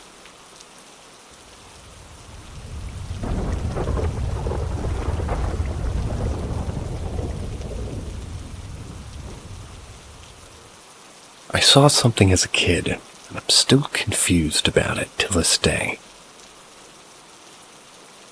First, I'd like to say that English is not my first language, so I'm sorry if I make mistakes. I'm a 19-year-old female, going on 20 next month. This happened when I was around 4 years old. When I was young, me and my parents and my brother were living in an apartment before we moved to our own house. My grandmother was visiting often, was taking me and my brother out to a park to play. My mom and my grandmother was avoiding most of our family members and neighbors. I didn't understand they wrote, and I didn't understood why. Tried to fix it. Flipped over myself. And I didn't understand why. But they never let us play with other kids. We had one neighbor, a female, and that my mom was trying to avoid the most. She was a really bad old woman. From what my mom was telling me when I was young, I was around 4 around this time, so I was still sleeping in my parents' room in a small baby bed. I don't know what that's called. But it was the one with the fence. Or as they put it, a fence. I was sleeping in it because I was, and still am, really small. I didn't grow much. The bed was next to the corner where the window and I was. My parents put water on my windowsill in case I needed it. They knew I was smart enough to take care of myself, even at that age. One night I woke up really thirsty, so I stood up on my feet to reach for the bottle to drink. But it wasn't filled with too much water, so I planned to wake my mom up to help me. I knew how to get out of the bed without falling or injuring myself. Next to the small bed was a nightstand, so I was hopping off onto the nightstand and then to the ground. Next to the nightstand was my parents' bed. My mom was sleeping face my side, so I walked up to the bed, woke her up. But when I reached the bed and wanted to woke her up, I couldn't move at all. I was stuck in place over my mom's side of the bed. I tried to move, but I couldn't move a muscle. I could only breathe and watch over my mom sleeping. Then something made a sound under. I could tell the sound came from under the bed. So I looked down only with my eyes because I couldn't move my head. And what I saw terrifies me to this day. There was a hand, a pitch black hand like a shadow, but I could tell it was real. Now I know there's a myth about little kids being able to see things that adults can't, but I swear this was too real. It was moving, kind of crawling on the floor to reach me. I was telling my brain to move, and I couldn't make any sound either because I tried to scream to woke my mom, but nothing came out. The hand reached my feet, and when it touched me, it was burning. It started crawling on me, and it burned. The hand was too long to be a human arm. All I could do was stay there and pray that I woke up from this nightmare. When the hand reached my neck right before it touched it, my mom moved to the bed, and right after that I moved backwards too fast that I hit the little bed and my mom woke up. I could move again. I started crying. My mom woke up immediately and asked me what happened. I was crying so much that I couldn't explain anything. My mom just took me in her arms and tried to calm down. After that, she put me in the bed and she got back to sleep. I took one last look at my mom's bed, and the hand was not there anymore, but it looked like it disappeared in the shadow from under the bed. The next morning, my mom woke up, desperately, screaming at me. "What did you do?" I remember her taking me to the bathroom where she undressed me from my pajamas. She left the bathroom for a moment to bring new clothes, and while she did that, I took a look at my pajamas. They had black stains on the front, right where the hand had touched me. The material looked a little burned too in some places. After this incident, I started having more experiences like this. Once, right after the first one, me and my parents, my grandmother, and brother went on a vacation to the beach. My parents were staying in a room, and me and my brother and grandma in another.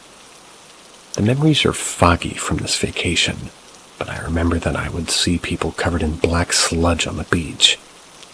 It's something that old people cover themselves with at the beach because it's said that it has health benefits. I would start crying. My grandma also told me about this when I was 16.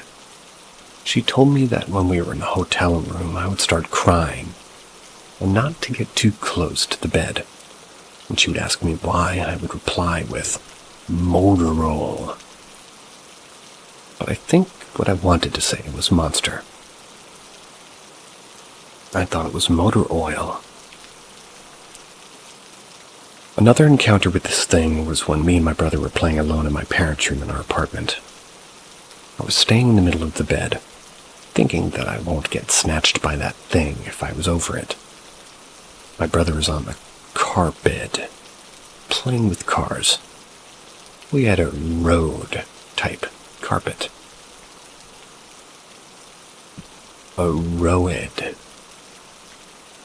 I think they mean that little kid's carpet with the roads on it. I forgot about this memory until one day me and my brother were talking, and I was 17 and he was 16.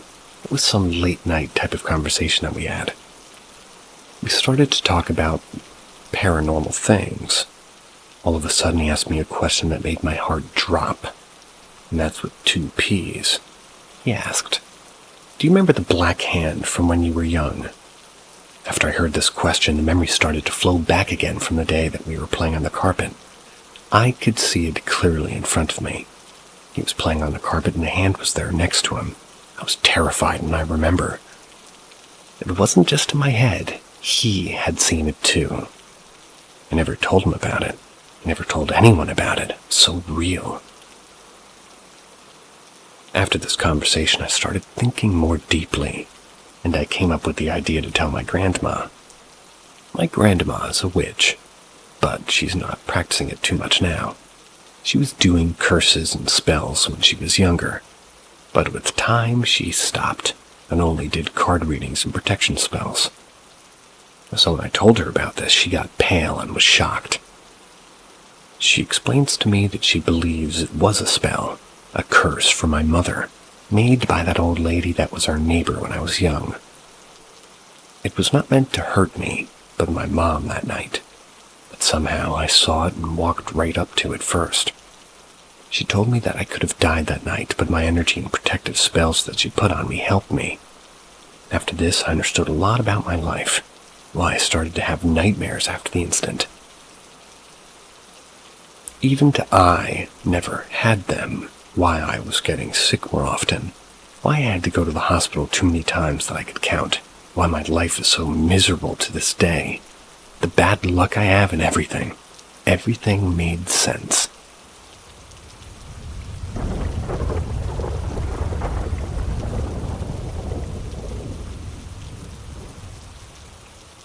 Ask Reddit. There is a ghost that loves my dog. I'm an artist. Rent a small studio that's on the second floor of an old antique store. Store is quite large, bottom's all antiques, top has a small studio and more antiques. When the antique store is closed, the bottom floor has active alarms. There's a separate staircase and entrance to the studio section. Artists have 24-hour access. Because she is the best girl, my GSD mix comes into the studio with me. Wonder what that is. Dog? Absolutely loves when the store is open. Customers can walk around the upstairs area. My studio's in the middle of the top floor and has 2 doors, one on each end, but the doors are removed. I have dog gates. When people are around, she goes from one door to the next for pets and treats. If I'm there after hours, usually early in the morning, she just chills and sleeps on her dog bed or works on a bone. The past few weeks, there's been an odd occasional occurrence. We'll be there around 5:30 a.m., contentedly working away. Serene is snoozing on her bed. She'll wake up from a deep sleep, run to a door, full-on tail wag-butt wiggle, level her head like she's being petted, ears back and flat, top of the head flat, eyes looking up adoringly in a dog grin, and after a moment she'll break and run to the other door and repeat the process, just like she does when an actual customer is petting her. The first time I thought somebody else was around, so I checked. No one else there. Nothing on the security camera.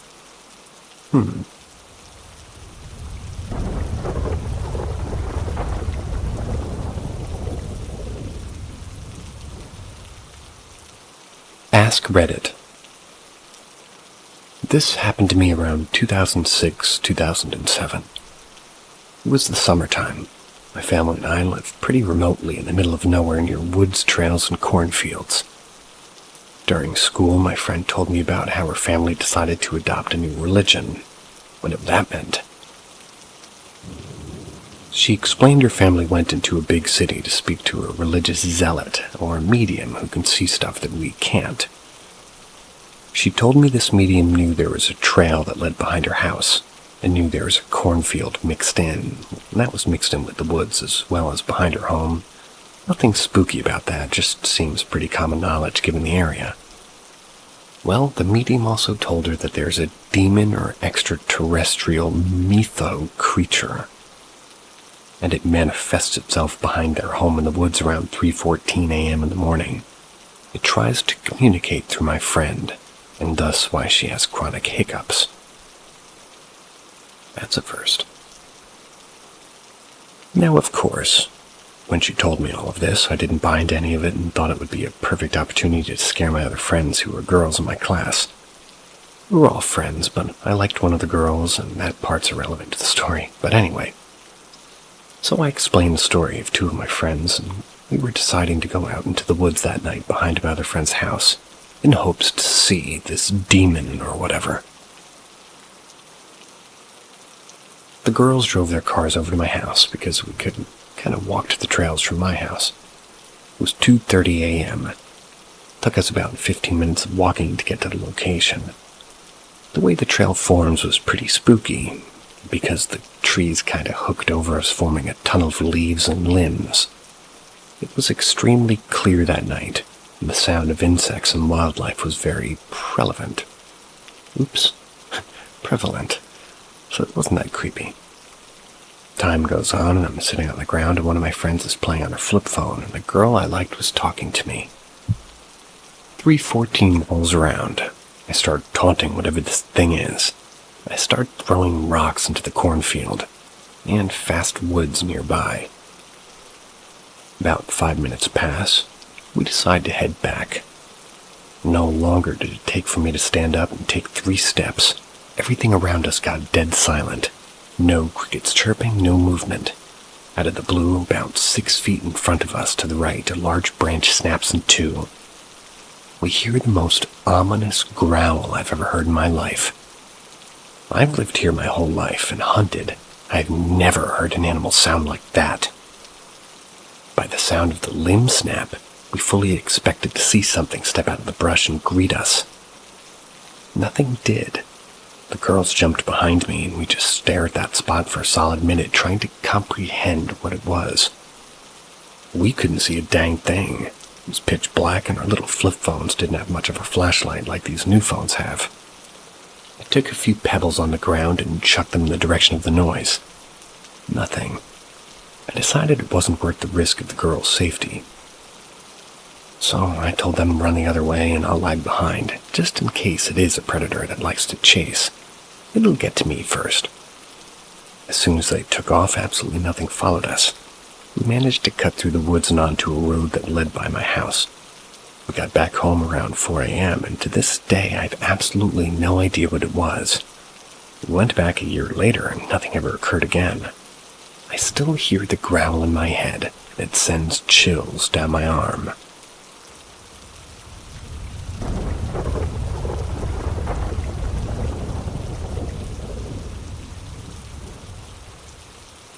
Stuff continuously going missing with no explanation.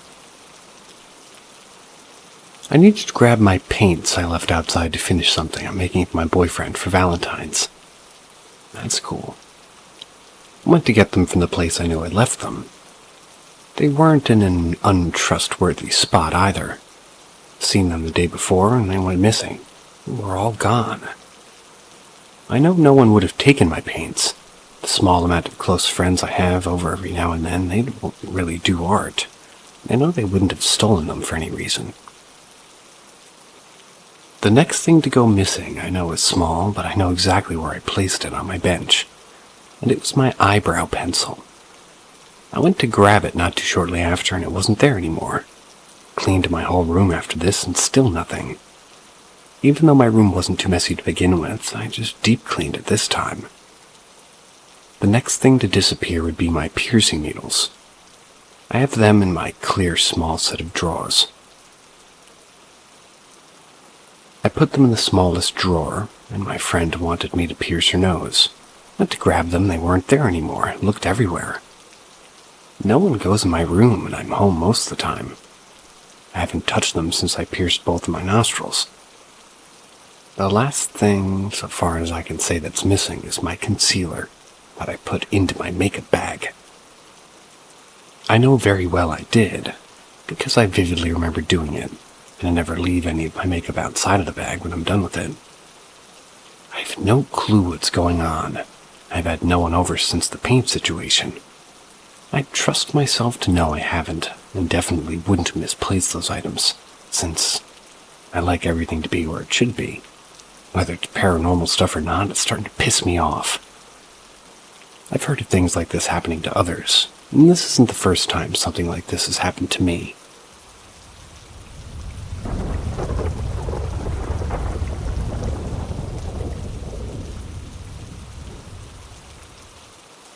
Creepy childhood experiences. Hi all, I'm a 37-year-old female. I was listening to a podcast about ghost stories. Thought I'd share a few experiences I had in my childhood home. The house where I grew up, it's like over 100 years old and my parents still live there. My dad has actually lived in that house for his entire life. My grandparents built out the attic space into 2 additional bedrooms when he was a kid.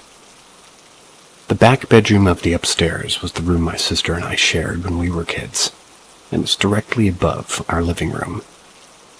There have been so many times when I'd be alone in the house in the living room when there would be a crashing sound come from up in our room. Think someone dropping a stack of books.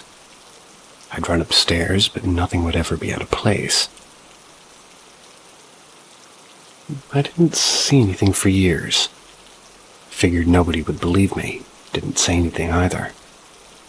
But when I eventually told my mom and sister, they looked kind of shocked because both admitted they'd also been hearing the same noises for years. When I was 16, I was playing Super Mario World in the alcove of my bedroom. I was facing the window with my back to the rest of the room. When you start a level in the game, the screen kind of fades to black for maybe a second or two. When this happened, I could see the reflection of a man standing behind me. Thinking it was my dad, I whipped around to ask, and how he managed to sneak up the stairs. Stairs creaked like crazy. There was no one there. I reset the console over and over again, but the man was gone. I told my dad what I saw. He seemed a little spooked before he told me that I described his father who died before I was born. After that, he refused to acknowledge that we ever just had that conversation, and believed that I was, quote-unquote, just seeing things. The last big occurrence happened when I was 17. This was before the house had central air, so the summers were spent with windows open to circulate air. I had the front door open, but there was no breeze that day. I was playing on the computer when the front door swung shut and latched. 100-year-old door that has to be latched in a very specific way. I froze when I heard the footsteps going from the front door past me and into the kitchen. As the footsteps went past me, I heard the sound of a woman humming.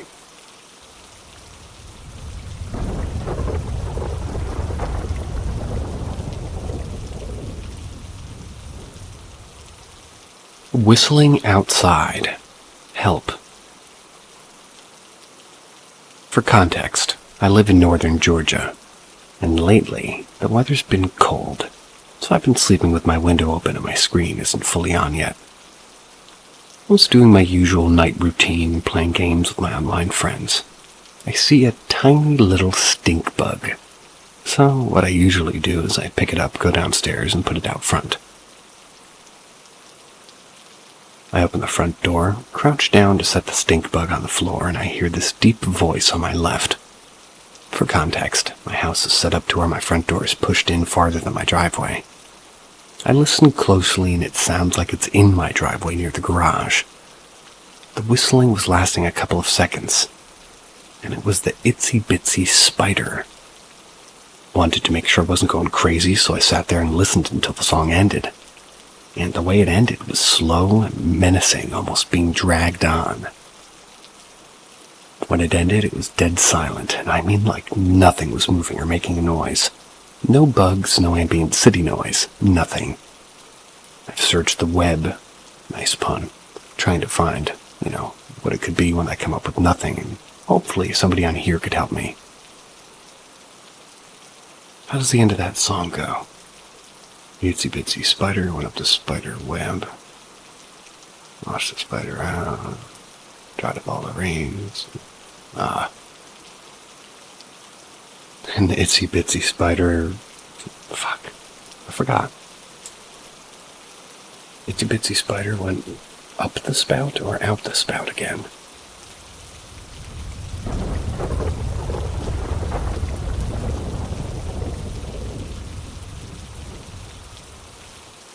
One of the creepy experiences I had when I was 11. I was 11. I used to wake up at 3 a.m. constantly when I sleep alone. This happens when I sleep in my room, and I've had no problem sleeping alone at my grandmother's house. And it really messed up my mind, but I got used to it over time.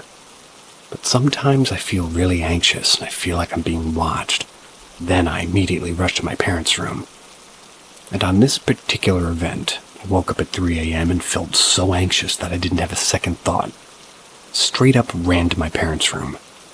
They took me in and I slept in between them, and after like 3 hours I woke up again, which is odd. I sleep peacefully when I'm in my parents', so I started checking my mom, but she wasn't there. Then I started checking my dad, and he wasn't there either. I remember I was sandwiched between them, if that makes sense. I started panicking. I immediately got up and switched on the lights. They weren't in their bed. I checked under the bed, the toilet, washroom attached to the room, my room, the toilet, then went downstairs and checked the living room, dining hall, and other toilets and kitchen too. They were nowhere to be seen. I started panicking. I was panicking to the point of just bursting out into tears, and I did. Then I checked if their vehicles are still here or not. The vehicles are untouched. Then there was one more room left to check. It was my grandmother's room. And for some background information, she and I are not in good terms. She doesn't really love to see me as her granddaughter from what I've seen, and she's pretty unbothered even if my parents disappear in the middle of the night. Banged on her door crying, but I was hopeless, but luckily, she did open the door and started explaining what happened, and she said, "Oh, we'll look for them in the morning." Took me in. Luckily, I slept with her, and the next morning my parents came looking for me. They didn't even know that I wasn't there until they woke up, and they were sleeping in the same room I was in the whole night. I need my answers, y'all. Did I just get transferred to a different reality? I don't know, but this experience really fucked me up.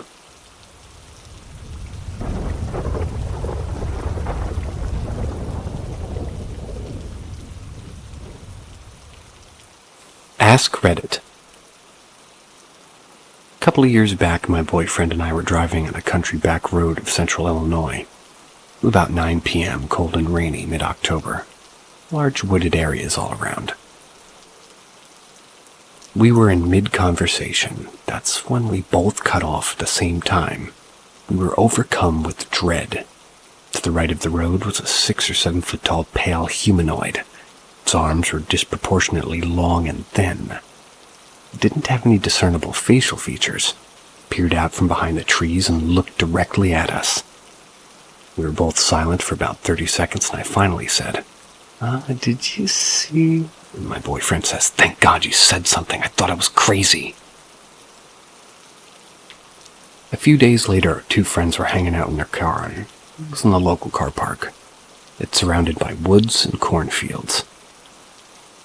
The fields were recently harvested, so you could see all the way to the tree line.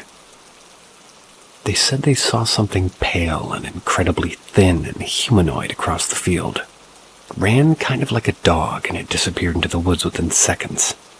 At first I thought it might be something different, because I was thinking what I saw was more humanoid. Then I discovered that thousands of people have reported seeing humanoid, pale, naked, lanky things that move like dogs. There's apparently particularly a lot of sightings in Illinois, so that part adds up as well. Lots of reports from the 50s and 60s of pale humanoids as well. It really makes me wonder. Anyway, I'm now convinced that there's an undiscovered humanoid living in America. We haven't proved they exist because they're so fast and silent. They also hide in abandoned buildings, caves, and mines.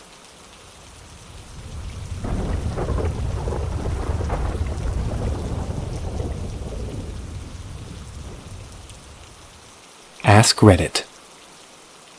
When I was maybe 8 years old, I went to stay with my grandparents for the weekend. That night, I had some really intense night terrors. Something I hadn't suffered from previously or ever since. But Nana couldn't shake me out of it. I was just screaming and crying out in fear for like an hour, like real dread in my eyes.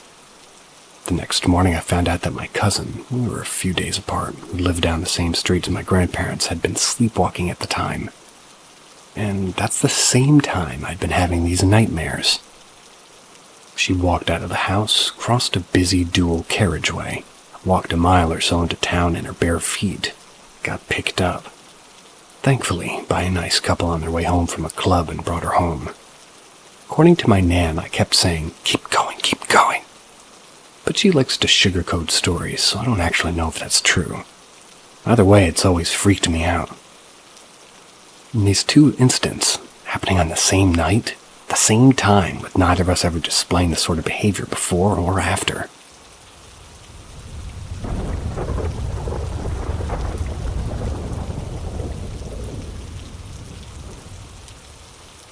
Ask Reddit. Anyway, I went to a high school football game with a friend. It was all going as a normal game would go. Friends hanging out, getting food, and then randomly something happened. The entire stadium lost power. I mean, everything was out, no lights anywhere. We all sat there confused. No voice came on to tell anybody what was going on, and they literally lost power to everything. Then me and everybody else see a shadowy, plane-type thing in the sky. It was triangular, kind of like a stealth plane. So it flew ever so slowly over the stadium. Must have been going maybe 30 miles an hour tops. Took about 20 seconds to pass over the stadium. After it passed, we were all wondering what the fuck just happened. Then a second one came. It was further away this time. And if you don't believe me about the first one, then you sure as hell don't believe me anymore. It was about 45 miles away, but you could see it flying ever so slowly across the horizon of the city. To this day, my good friend who I was with still doesn't remember, and well, nobody does. It happened, and I swear it fucking did.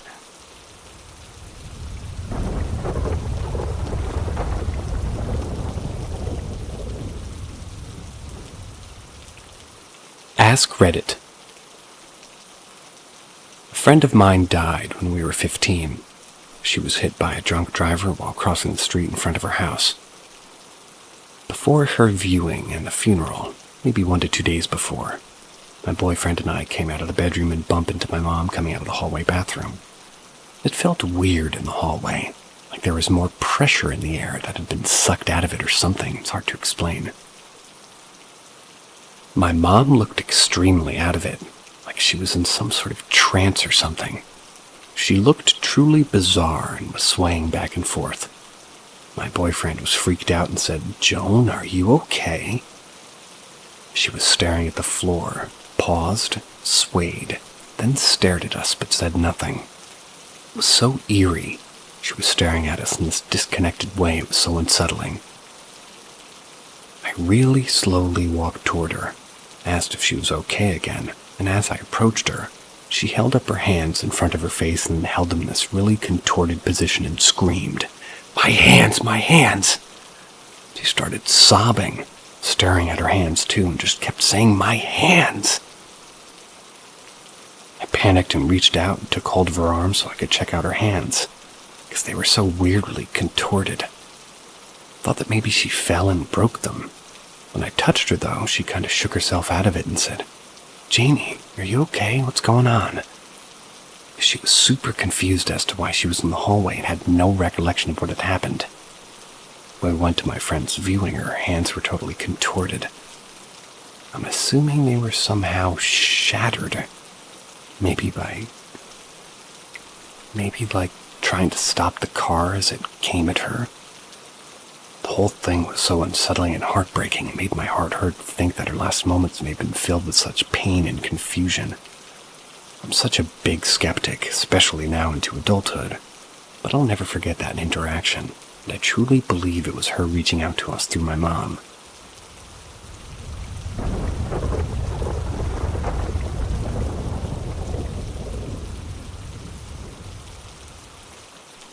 I was a skeptic, and now I think I need help.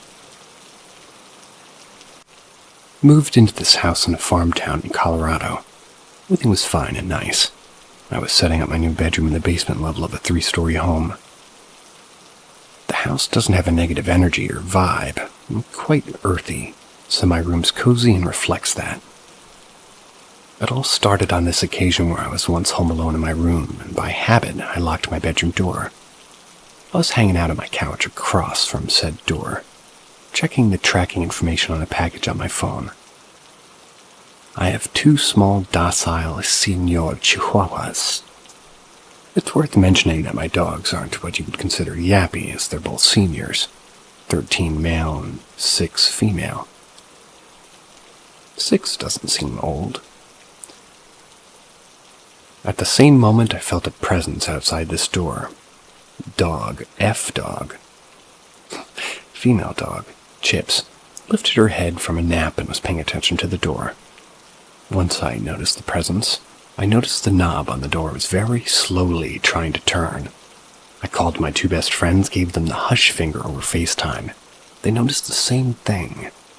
At this point, Chips began to bark. I grabbed my hydro flask for defense, expecting somebody to be there, but there was no one. The same moment I opened the door, heard my mom come home, ran up and explained this to her, and she shrugged it off. Second occasion, I had said 2 besties over a sleepover and some video games. They left around 7 a.m. At around 10 a.m., my phone dinged. It woke me up. I was responding to my boyfriend when I heard my friend's voice audibly say, "Just go inside." And a different voice responded, "It's cold." I said out loud, "You guys are still here?" I got up and let them in again, and no one was there. Mind you, being basement level, my room is cold. Third encounter, I had a cowgirl hat on a table. Left for a few to drop something off, and the hat was moved to my gaming chair. 1, I know I wouldn't. 2, I wouldn't wear it. And 3, I wouldn't move it. Last and most recent situation. I was on the phone doing a reading of some poetry I wrote, emotional and all. One of my Polaroids fell off a shelf regardless of this never happening to me before. I've never believed in paranormal activity, despite the majority of my family believing. I never have. I always like to consider the rational before the irrational. But I can't explain these occurrences. I wouldn't know what to do or anything really. And if it matters, I'm Catholic and, to be honest, a little scared. Can anyone provide any information or solutions? And did you guys listening notice my Chihuahua's pronunciation? I'm trying to make up for the Tomatillo. Tomatillo.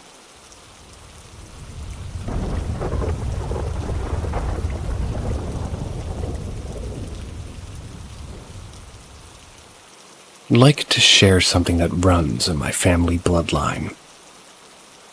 I'm Ryan, 14, and a Christian. I've got something to share with you all about my family. We have this thing where we sometimes see strange stuff like black figures around our house. But I want you to know, some of these things I see can be pretty scary. That all started when I was young, maybe 7 or 8. I was in my mom's room unable to sleep and I saw a shadow walking past the door. I didn't hear any footsteps, but I told my mom. She said it was probably Santa or the Easter Bunny. We went back to sleep under the blankets. Then when I was 14, I was in the bath. I saw a black figure of a woman in the reflection. It scared me, but I ignored it and got out of the bath. Another time, coming back from ASDA with my mom and sister, I saw a kid with 2 hands on my mom's room window. Everything was blacked out, but I could tell it was a girl. I pointed it out, but they said it was fine. Late one night, texting a friend named LZU, I heard footsteps in my room. It scared me, so I prayed for protection and everything was okay. Sometimes when I'm alone, I hear voices or footsteps in my room. So yeah, that's my experience with these things.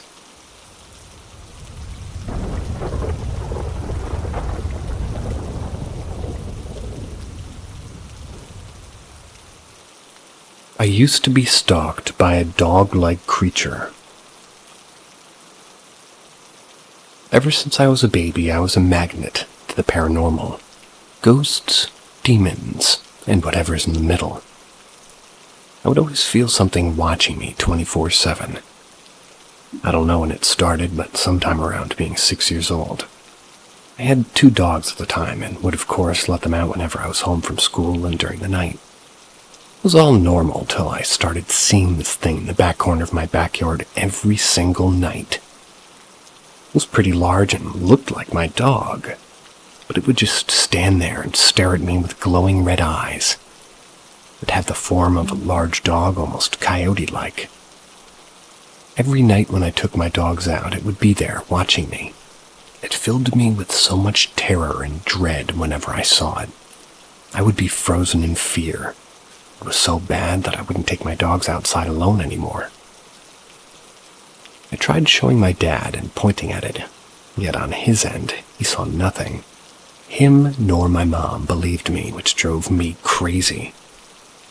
Terrified of my younger self due to the eerie resemblance of it to my, at the time, current dog. I could see its facial expressions, the body and the angle it would move.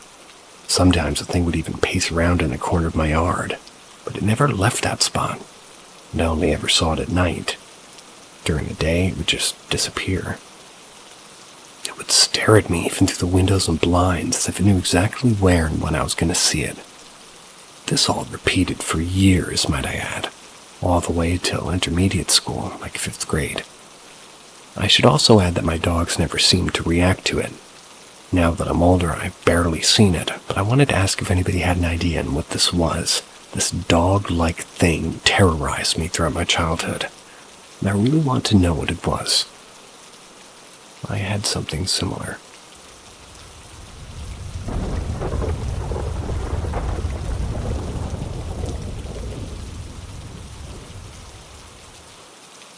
Potential Hachishaku-sama encounter. For some insight, Hachishaku-sama, the 8-feet-tall woman, is a Japanese urban legend. Information about her can be found by Google search. And if it means anything, I'm Japanese yet live in America. It was around 12 or 2 a.m. at night. My whole family was asleep. I was sitting on a stool and leaning against my countertop while watching some random YouTube video on my iPad. Then I get this weird feeling wash over me. I'm unsure of how to explain it, but it was like the atoms in the room were disturbed. Like a sixth sense, I suppose. I felt uneasy, but unsurprisingly not scared. I could tell something or someone was there. Just as I was about to ignore it, like how I usually do most other times, I could see the spirit or whatever it was out of the corner of my eyes. Standing facing me in the archway to my parents' bedroom was an incredibly tall woman, around 8 or 10 feet, without the white hat on her head. It was almost like a sun hat. She was very pale, almost paper white, and had long, pin-straight black hair that reached to her lower back. I couldn't tell if her hat or hair were covering her face or that she just didn't have one. She wore a simple plain white dress that seemed to have been somehow dirtied due to the grayish/black mud or whatever on it. To say it simply, it just wasn't clean. She didn't scare me or make any sound, only stared in my direction or at me. Strange because I'm mostly able to tell the intentions of any ghost or spirit that decides to show itself to me.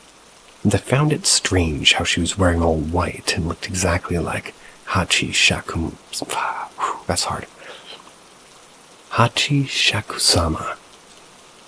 But I don't think it was actually her, since you'd have, to hear the evil spirit Hachishaku-sama go po-po-po in an eerie voice before you actually would see her.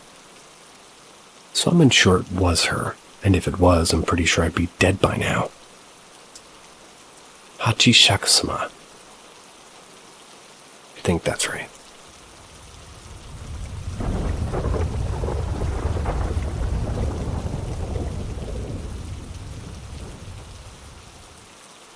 My first memory was of seeing a demon. I won't forget it in this life. As a child, I woke in the middle of the night and turned over. The side of my bed was this 3-foot-tall demon with black matted down fur.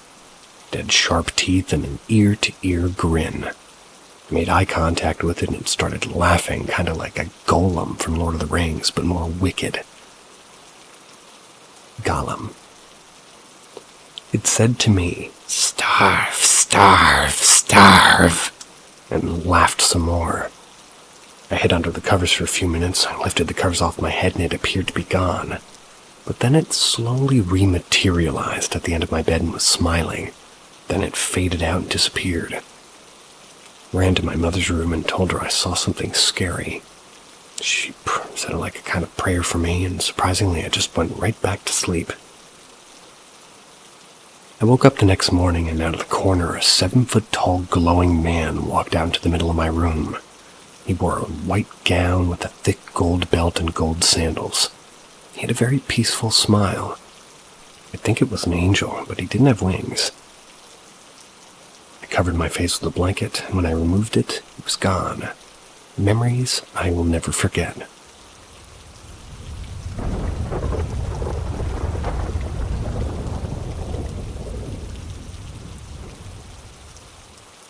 Supernatural experience. So I'm in my 30s now. For the most part, I kind of forget. I don't really think about this weird time, but every now and again I have a few hours obsessing over it. This might be a little long, but when I was a little girl, we would spend every weekend at my grandma's. My mom was an only child, so it was only me and my brothers, no cousins, which made us very close to our grandparents. Me and my 4 brothers, I was the only girl. We'd all go on a Friday night, but on Saturday my brothers would leave and I would stay until Sunday night. It was mainly when they had left that this would happen to me. I would get severely depressed. And I need you to remember I was only around 6 years old. Like a weird knot in my tummy and a horrid black cloud that made me feel sick. My grandparents were wonderful and kind of doting, but it was their house. I would think about dying all the time while I was there, and have actual panic attacks where I would jump out of bed and run to the landing and screaming for my grandma. I had only my own bedroom, and it felt like there was something awful in there. I need to make it clear how when I was at my mother's home I never felt like this, never experienced anything like this anywhere else. My grandparents' bathroom was opposite their bedroom.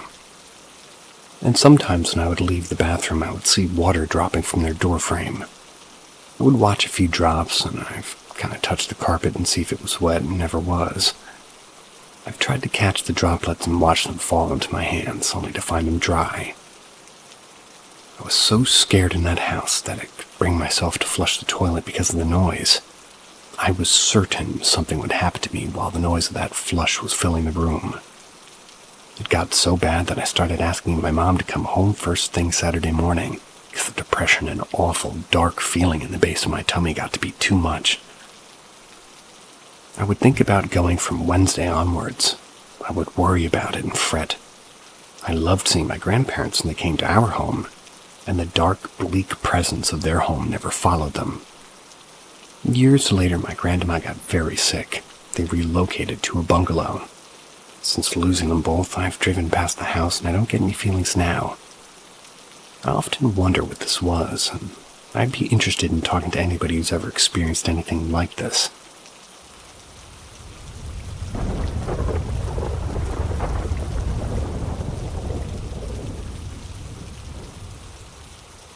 Greetings, seekers of the supernatural.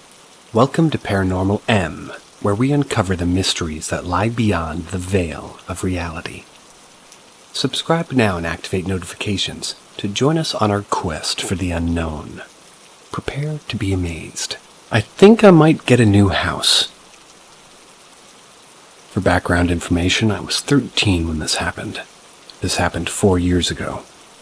My grandfather died at 90 when I was 10.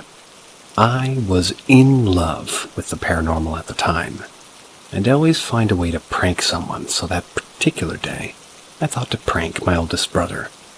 I'll call him Baka number 1. Okay. He didn't believe in the paranormal, and he found it stupid and childish. So I told my other brother I'll call him Baka number 2, to make a plan. And we decided to go out and play near where we buried our grandpa and just scare him off and he'll come out of his damn room. As we were discussing the plan, I noticed a scratch mark on my brother's face. I didn't notice it when he came out. When I asked him about it, he didn't recall scratching himself or anything. That's when I saw a black figure move past me and I was so frickin' scared. But I brushed it off thinking my mind was just playing with it. I saw a footprint right where I saw it, and I'd looked around to find any more footprints, but I didn't. And I was not feeling the vibe, which usually doesn't happen. So I decided to go inside without doing the prank. Right that second, I felt a hand to pull my leg. It was definitely not my brother, since he was walking in front of me, so I was freaked out and I froze. Couldn't move at all, and for a minute I couldn't hear anything at all. When I came back to reality, I ran inside, locked my frickin' door so fast. I experienced the same shit. Emoji of painting fingernails. Today, at my grandfather's death anniversary. You're a strange one.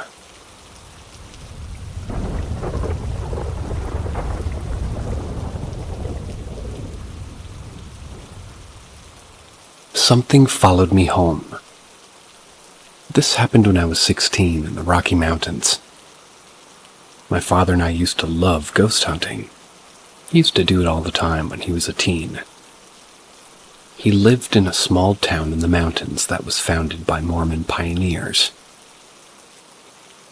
During our family reunion in said small town, we were camping. He thought it would be fun to bring me and a couple of my cousins to a cemetery known for being haunted. This cemetery was very small and consisted of Native Americans and pioneers. It was old and most of the graves were unmarked. I didn't know much about ghost hunting and the rules, so I thought it would be interesting to see if I could capture a recording of their voices. I called out to the space and asked if anybody was there. My cousins tried asking questions as well. We asked if anything could try and make a sound, touch us, or move something. I ended the recording and I listened to it. Nothing was on it. Disheartened, we went back to the reunion and went to bed. The next day I went to my mom's house. Everything seemed completely normal until I went to bed. That night I tried to get my dog to come to bed with me, but I couldn't find her anywhere, which was weird because she came to bed with me every night. I was very tired, so I just went to my room and went to bed alone. In the middle of the night, I jolted awake. There was an alarm clock next to my bed, and right exactly 3 o'clock. I sat up and heard a slight scratching sound. I couldn't figure out where it was coming from. As that sound grew louder, the doorknob started to jiggle. It slowly turned all the way around, and the door creaked open. It opened all the way, and the door was like a black, smoky-looking creature, taller than the frame itself. He had glowing yellow eyes, and I could make out its mouth with sharp-looking teeth. I immediately freaked the hell out and backed away, threw my covers over my head, and as I did so, I saw it jolt in my direction. I could feel it jump onto my bed. It was almost slithering around, saying things in a tongue I didn't recognize. I was crying and pleading with the universe to save me. I didn't sleep. It stopped around 6 in the morning. I fell asleep after that and woke up around 11. Honestly, I couldn't figure out if the previous night was a dream or reality. But when I saw the door ajar, I knew it had actually happened. I had no idea what to do to protect myself. So the next night I made sure to find my dog, who was a border collie. I went to bed and she was at my feet, seemingly a little anxious.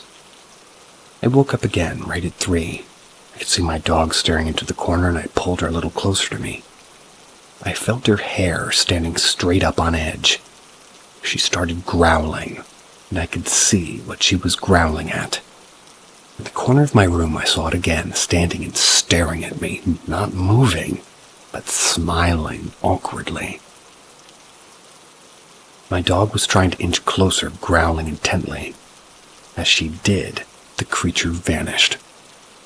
Of course, I didn't sleep until I thought it was safe to do so. The next day, I looked up what to do online. I read that you should buy incense to burn and say a blessing stating that nothing is allowed to enter the space or follow me. So I did exactly that. I bought the incense and went through my entire house and every entryway and said a blessing to prevent the creature from returning. That night I held my dog close, prayed that nothing would happen. Nothing did happen or come back since then. I'm always on edge about this ever since. What if one day that thing decides it wants me again? What if it gets enough power to come back?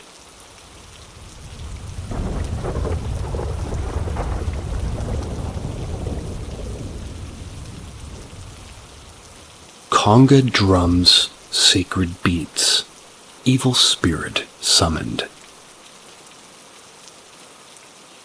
This happened to my brother and dad in high school. My brother summoned an evil spirit with conga drums with the sacred book. It was super late at night. I'm thinking when he told me this, I was asleep the whole time. He described this happening immediately after playing these sacred beats. All the dogs started barking in the neighborhood. A burning, gross smell arose, and that was how he described it. My brother got sudden paralysis with a dark evil entity staring over him, tormenting his mind. My dad woke up to the dogs barking, a burning, putrid smell, but couldn't move. He had the same paralysis with a dark, sinister entity looking over him, making threats, trying to torment him. My dad is not scared of anything, and I was telling the entity, "I'ma fuck you up when I get out of this. I'ma pray to Jesus Christ," etc. As soon as he broke free, he went into my brother's room because he saw the light was on. "What the fuck did you do?" My brother, scared out of his mind, shocked, had also broken free from it before my dad went in, but was still in a shocked daze, told him what happened. They threw the book away and prayed to Christ to get rid of this evil entity. All they could smell was that putridness. After many prayers and our Father's prayers, things calmed down, smell went away, dogs stopped barking. If you are religious or not, it doesn't matter to me. I truly believe this was another case of Christ coming to the rescue with prayer. You don't want to open these gateways and summon these spirits.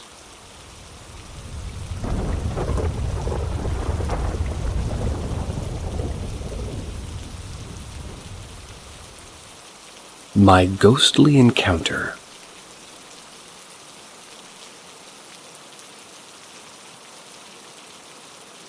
I'm currently 39 years old. I live in Scotland. The story I'm about to tell you happened from the age of 1 to 1.5 years old. When I was just under a year old, my mother's grandfather, Tom, passed away. He had been unwell for a while after suffering from a stroke. Before he passed away, my mom would take me to visit him and my great-grandmother daily. He was a family-oriented man, and he adored me. My mother would tell me how much he loved spending time with me, and he would always tickle me and love the sound of my laughter. About 3 months after he passed away, my mother and father were awoken one night by the sound of laughter coming from my bedroom. When they both entered my room, they found me laying in my cot. I was rolling around and giggling. They settled to me again for the night, not thinking too much about it until it happened again the following night, and each night thereafter. For the next couple of months, this continued. Understandably, this started to creep my father out. My mother and her family, on the other hand, started to wonder if I was perhaps being visited during the night. As the weeks passed, I started to give my mother and father details about my nighttime giggles. Once my speech started to develop, I began to give them clues as to what I was finding so funny in the wee hours of the morning. One night, my parents were woken up by the sound of my laughter and could hear me shouting, "Man!" They quickly entered my room to find me standing in my cot staring at the bed directly across from me. My parents asked, "What is it?" I replied, "Man," pointing to the bed. This continued, but as the weeks went on, more information I gave. I'd tell them, "Man, tickle me," or they'd hear me shouting, "Stop, tickle me, man." I started to describe him. I said he had a hat and a tickly face and pointed to above the lip. My great-grandfather had passed away when I was under a year old. He wore a bonnet, a traditional Scottish hat, and had a mustache. My family were convinced I was being visited by my late great-grandfather. Even my father, who was a skeptic. Once I started to give this information, my nighttime visits and the laughter stopped. About 17 years ago, a psychic told me I have a male spirit with me who looks out for me. He told me he's always been with me since I was a baby. His name is Tom.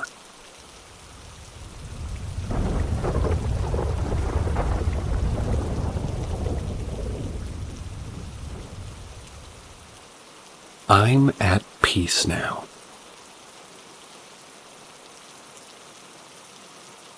"10 years ago I met someone.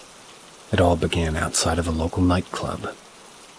For the purpose of anonymity, I'll refer to him as G. G approached me with a rose that he had purchased from a street peddler.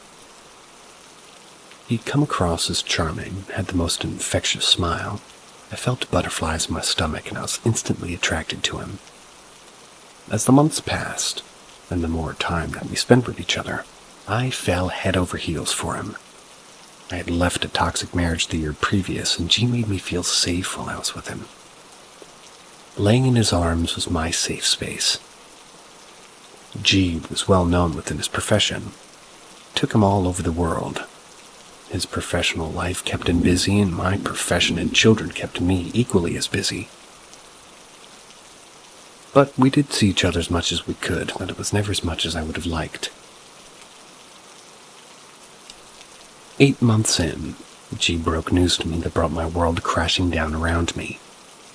He told me that he had been in a long-distance relationship since before we met, and she had moved to our town.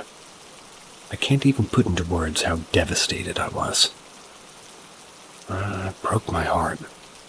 I was so in love with him, and I couldn't breathe with the pain I was in. I lay on him for hours and we both cried. He told me he didn't know who to be with, and he broke me and the other woman's heart in the process. At that time, I didn't want any more kids. He used that as the decider in that moment. As the days passed, I fell deeper and deeper into despair. It was Christmas time, and all I wanted to do was curl up in a ball and cry. G kept in contact, checking in on me. Within a week, he invited me to his home. As weak as it was May, it seems like I couldn't stop myself. As weak as it may seem, I couldn't stop myself. I was back laying in his arms, and all the pain was gone. I didn't ask about her. I didn't want to know. For the next 3 months, we continued this way. It was up and down, and I was on edge in case he walked away again. The other woman appeared to be out of the picture, but I was scared in case he was seeing her at the same time still. We got into a fight over my suspicion. Stopped talking. A couple of weeks later, I was laying on my sofa watching TV. My phone lit up with a message. It was G. The message read, "I still love you." All those feelings washed over me again. I replied with, "I love you too." My phone rang, and it was G telling me that he was about to arrive at my home. The door knocked, I answered, and we were right back how it was always between us. Passionate and intoxicating. A few days later, we ran into the same old issues. I wanted more commitment, and he didn't. I just couldn't do it anymore. My heart was being torn into pieces, and my emotions were all over the place. I had to face facts that this wasn't going to end the way I wanted it to. I had to walk away for good. I told G I hated him, that he was devious, and wanted him to hate me. That way I could move on. I gave him back the gifts that he had given me. I never spoke to him again. Thought about him over the years, looked at his social media, and that gut-wrenching feeling would still be there. I pushed the feeling away and instead would turn it to anger to stop myself from thinking about him. Last year in autumn, I was sitting rocking my newborn baby, who I have to my second marriage. G popped into my head. The temptation to check his social media took over. I guess I just wanted to see if he had any kids himself now. A couple of years ago, I found out that he had met a woman around the time I met my husband, and they got married too. As I typed his name into the search bar, I saw a post from his wife. It was a picture of them both, and it was captioned, "Miss you." I stared at the screen, trying to figure it out. Was he working away or somewhere or something? I looked on his profile, no recent posts. I put his name back into the search bar and searched posts relating to his name. What I was faced with sent my head spinning in my stomach in knots. Rest in peace. I couldn't take it in. I searched through every post and read the contents and comments, and I paced around, couldn't believe what I was seeing. I just sat wondering, what happened? Was he ill? Was he in an accident? Later that night, I had an awful feeling. Like myself, G suffered with depression. We were on the same medication, and what if he died due to this? For 2 months, I sat with no answers, head swimming in disbelief and trying to block it out. Blocking it out was manageable because I was dealing with a new baby. December rolled in and I found myself frantically searching online to try to find out what happened to G. Then I found an article about a man his age dying by suicide, and that was on the same day that he died. It was horrific. I just knew in my heart it was him. After some more deep diving through social media, I found posts from his family about suicide awareness. Felt like I was in a bad dream, unreal, just didn't feel real. I believed what I was seeing, but I wouldn't let it sink in. I just felt numb. I tried to talk to my husband about it too, and he was understanding, said it's okay to feel this way, and that he was a part of your life. I didn't cry, I just felt sad. But in true me fashion, I shoved it down, started to block it out. He drifted in and out of my thoughts since. I'd close my eyes, take a deep breath, try not to think about him. Last week, it all changed. I dreamt about him. I dreamt I was back with him in his house.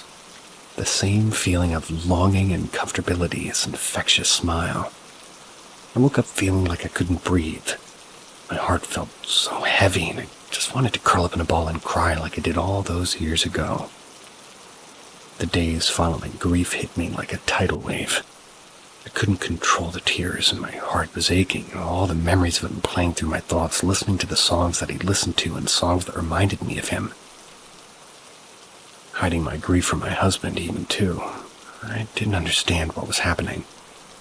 I wouldn't expect him to. He wouldn't know. I just sat asking G in my head over and over again, why? On Sunday, I awoke feeling just as horrific as I had the days prior.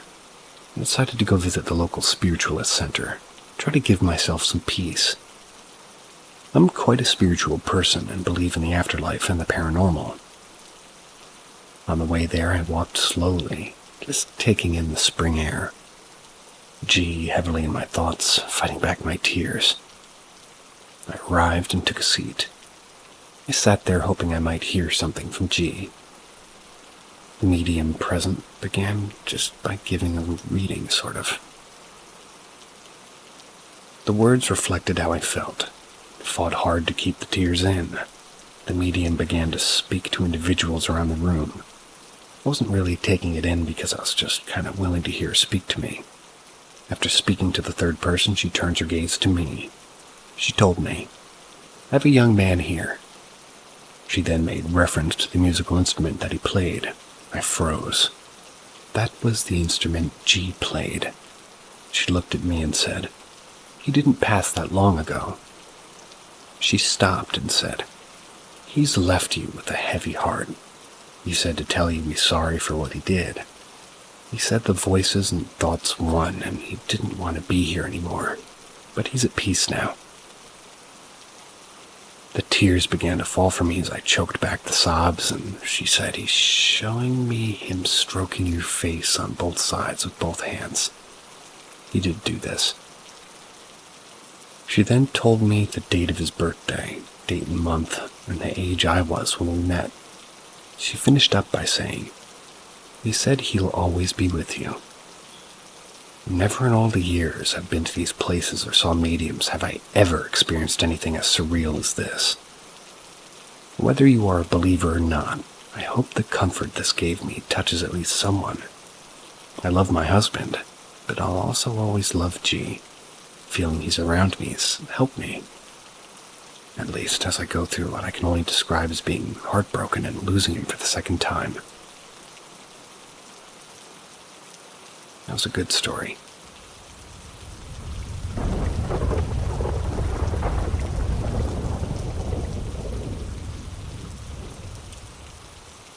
I think my dorm is haunted.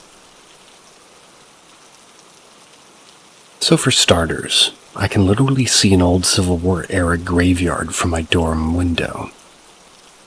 The first day we moved in, my roommate had a really weird dream where she went out into the hallway at night and saw a woman dressed in a black gown standing on the other end of the hall.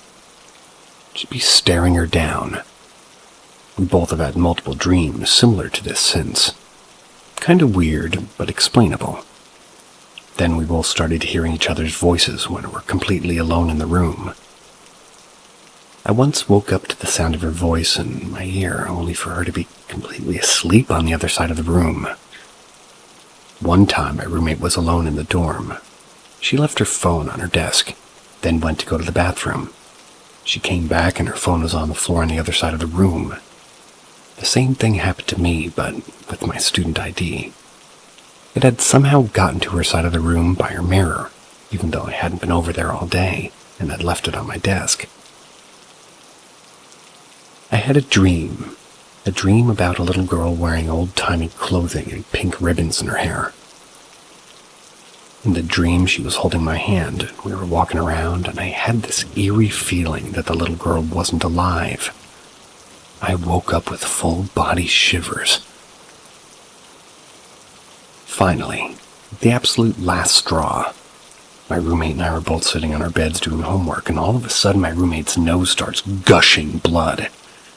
She starts getting up to grab a tissue, and the top shelf part of her desk moved forward across the desk by itself, flipped over her chair onto the floor. The desk was up against the wall. There was literally nothing that could have pushed it forward. Sounds unmuted to me.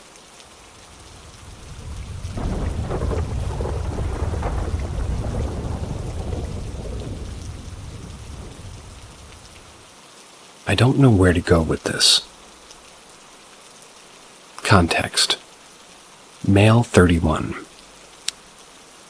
Ever since I can remember, I've been troubled by the same recurring experiences. I began to have these experiences at night in western New York, and that something was trying to get into my window. At the time I was young, and it was mostly attributed to an active imagination.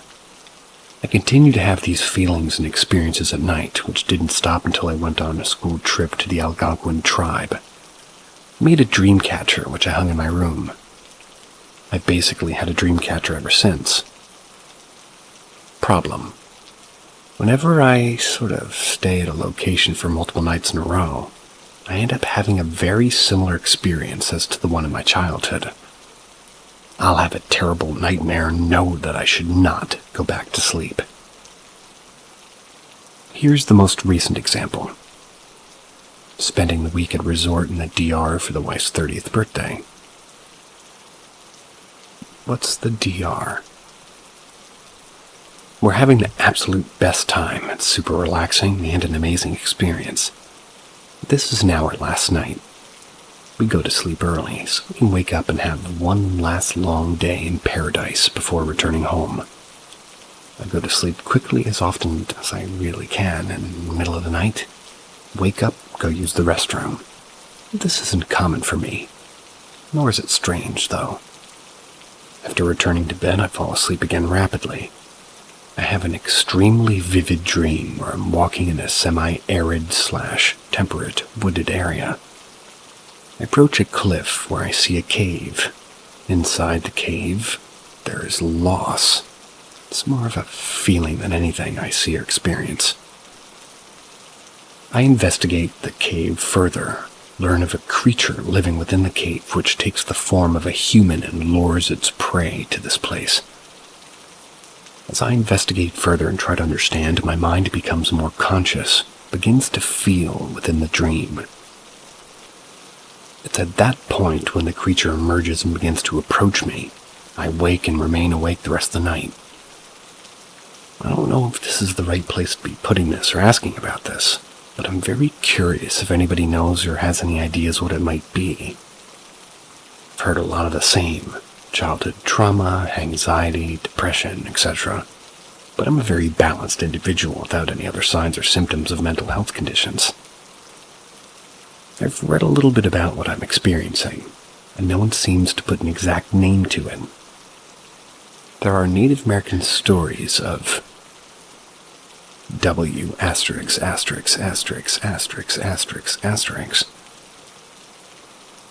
which sound like a prime suspect to me. These powerful spirits seem to inhabit a location. They don't follow a person their entire life. There's also the S********, W*******, which is less likely regional, but it's a similar concept. Beyond that thought, really crossed my mind, just a general evil spirit or ghost. Okay guys, fill in the asterisks for me.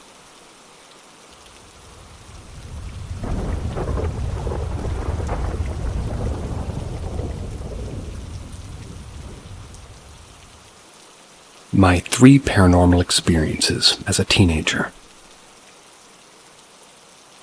I have 3 stories. For context, I grew up in the hillbilly South, in an area that was Civil War battlegrounds, and was known to have a lot of paranormal activity around it. I also grew up in the country in an area with lots of woods around, so you can imagine that nighttime was pretty spooky. 1. When I was around 14, my parents got divorced. My dad had an affair and married the woman that he had the affair with. A couple of years later, his new wife passed away. When she passed, he told me that he didn't want to sleep in there. My parents and he and my stepmom's old bedroom. So he took my room. I took my parents' old bedroom. One night I was getting ready for bed and I went to close the bathroom door. The bathroom was attached to the bedroom and there was only one way in and one way out. I closed the bathroom door, turned off the lights, and got into bed.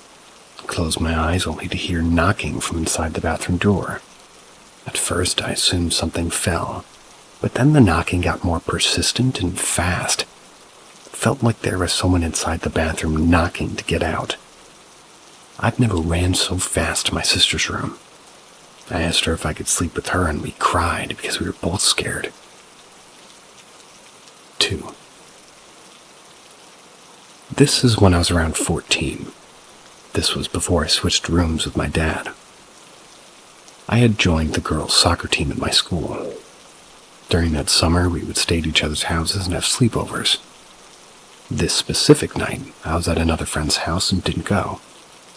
My sister was on a volleyball team at her school and had early morning practice the next day. My dad goes to bed at like 7 because, well, he's a dialysis nurse, works really early shifts. So this way, even on the days he's not working, he still goes to bed early. This will tie into the story later. When I woke up at my friend's house the next morning, I got a text from some of the soccer girls. They said, "Did Katie lose her phone in your yard? Will you go out and check if it's there?" I had no idea what they were talking about, so I called them. Apparently that night at around midnight, they went and rolled my house as a prank. When they got to my house, they saw the lights in my bedroom were on and 2 figures, me and my sister's height, were in the room. They were pacing back and forth. Suddenly the figures turned their heads as if to look out the window at the soccer girls rolling my house. I was a little bit in shock at first, because I wasn't home that night. Then when I got to my house, I asked my sister if she had a friend over last night. She said no, she went to bed at 8 because she had early morning volleyball practice. I asked my dad if he had been in my room or had anybody over. He said no. He went to bed at his usual time, and to this day I still don't know what that was, or what they saw. But I'm 26 now and I still can't go into that room without getting chills. 3. This story to this day is the one that freaks me out the most. I was about 15 when this one happened. It was a normal day when my friends dropped off at his dad's after soccer. He wasn't home. I was waiting for my mom to come pick me up to stay with her and my stepdad for a few days. I was there alone for a couple of hours while she was still at work. I remember exactly what I was doing and exactly what I was watching. I was eating chips in the living room on the couch watching America's Next Top Model. The sun was setting and it was getting dark. The sun had finally set, and around 10 minutes later I had this dreadful feeling inside. It was a feeling like someone or something was watching me. I tried to ignore it at first, but the feeling persisted. Finally, I turned my head to look out the window and I saw a face. It wasn't a normal face. It was sort of human, but also not. The one distinct thing about this face that to this day I'll never forget is its big yellow cat-like eyes that were staring at me. It wasn't a cat though. It had a human nose and a mouth, but yellow cat eyes. I froze when I saw it, didn't take my eyes away. I was scared if I looked away that it'd disappear. I'd be more afraid of not knowing where it was.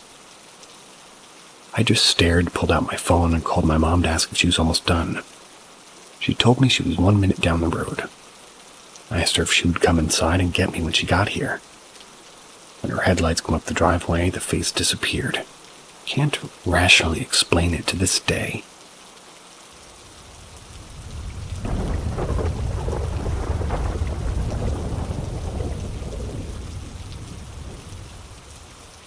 Paranormal experience. There's so much, and I don't know if I can or should include all of it, so I'll summarize instead. But when I was younger, I experienced weird things. It started with little things that could be easily rationalized, but then it started progressing. I was like maybe 7th or 8th grade, and it stopped when I was a junior in high school. I would experience horrible, long, realistic nightmares. Like I would remember 7 different dreams in one night and wake up feeling exhausted because they were horrible dreams. I won't give specifics if asked, because they were being pretty long. I would feel kicked under my bed and I couldn't sleep because of it. I've seen things just looking at me, and over time I thought it was just me and questioned my sanity, except my family also experienced things too. My sister went to the bathroom once, said the curtain opened all the way and she ran out. My dad also felt things, and he's a skeptic. My other sister slept in the same room once, said that she saw things over me and heard voices. My mom had a weird friend. She was into the Santa Muerte and whatnot, and according to her, they did something. Not sure what, but she did tell me things were attached to me. I don't really trust her or what she does. One day when I was working on a school project with friends, we were at the park, and all of a sudden there was just a bunch of bugs or flies over me. It was like a pillar above my head and they would follow me wherever I walked, even if it was just a step. I didn't say anything thinking this was weird, but somebody else noticed and they were like, "What, are you possessed?" It was crazy. But I believe that was around the time all that stuff stopped. No more intense nightmares, no more kicking under my bed, no more ice-cold beds, and no feeling or hearing things. I never really got answers to what it was or what happened. And I don't know, I guess I'm sharing my story because I want to know more though. A little unsure if I should. I tread carefully.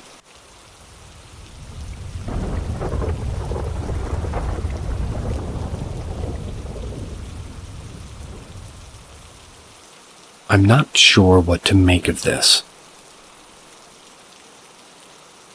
So this has been happening for a while now. I'd like to know if it's my mind playing tricks or not. For the past couple months, usually in the evening, my younger brother would come into my room and over to where I'm sitting and lean over my shoulder.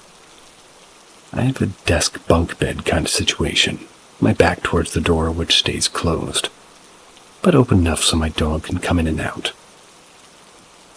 When my brother does this, he'll lean real close to my face and ask what I'm doing. And more often than not, I've got headphones in, so I don't hear him coming in. However, there have been times, that it happens quite a lot actually, where I felt the hair on the top of my head move like it's being lightly touched, and I've heard footsteps coming into my bedroom and over me and leaning over my shoulder. Now I've seen a face in the corner of my eye, although my hair was down, so I can't be completely sure.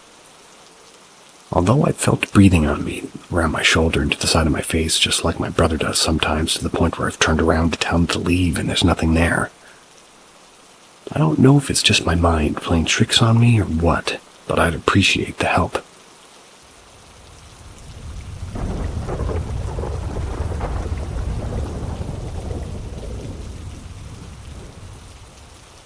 My experience with the entity I named It.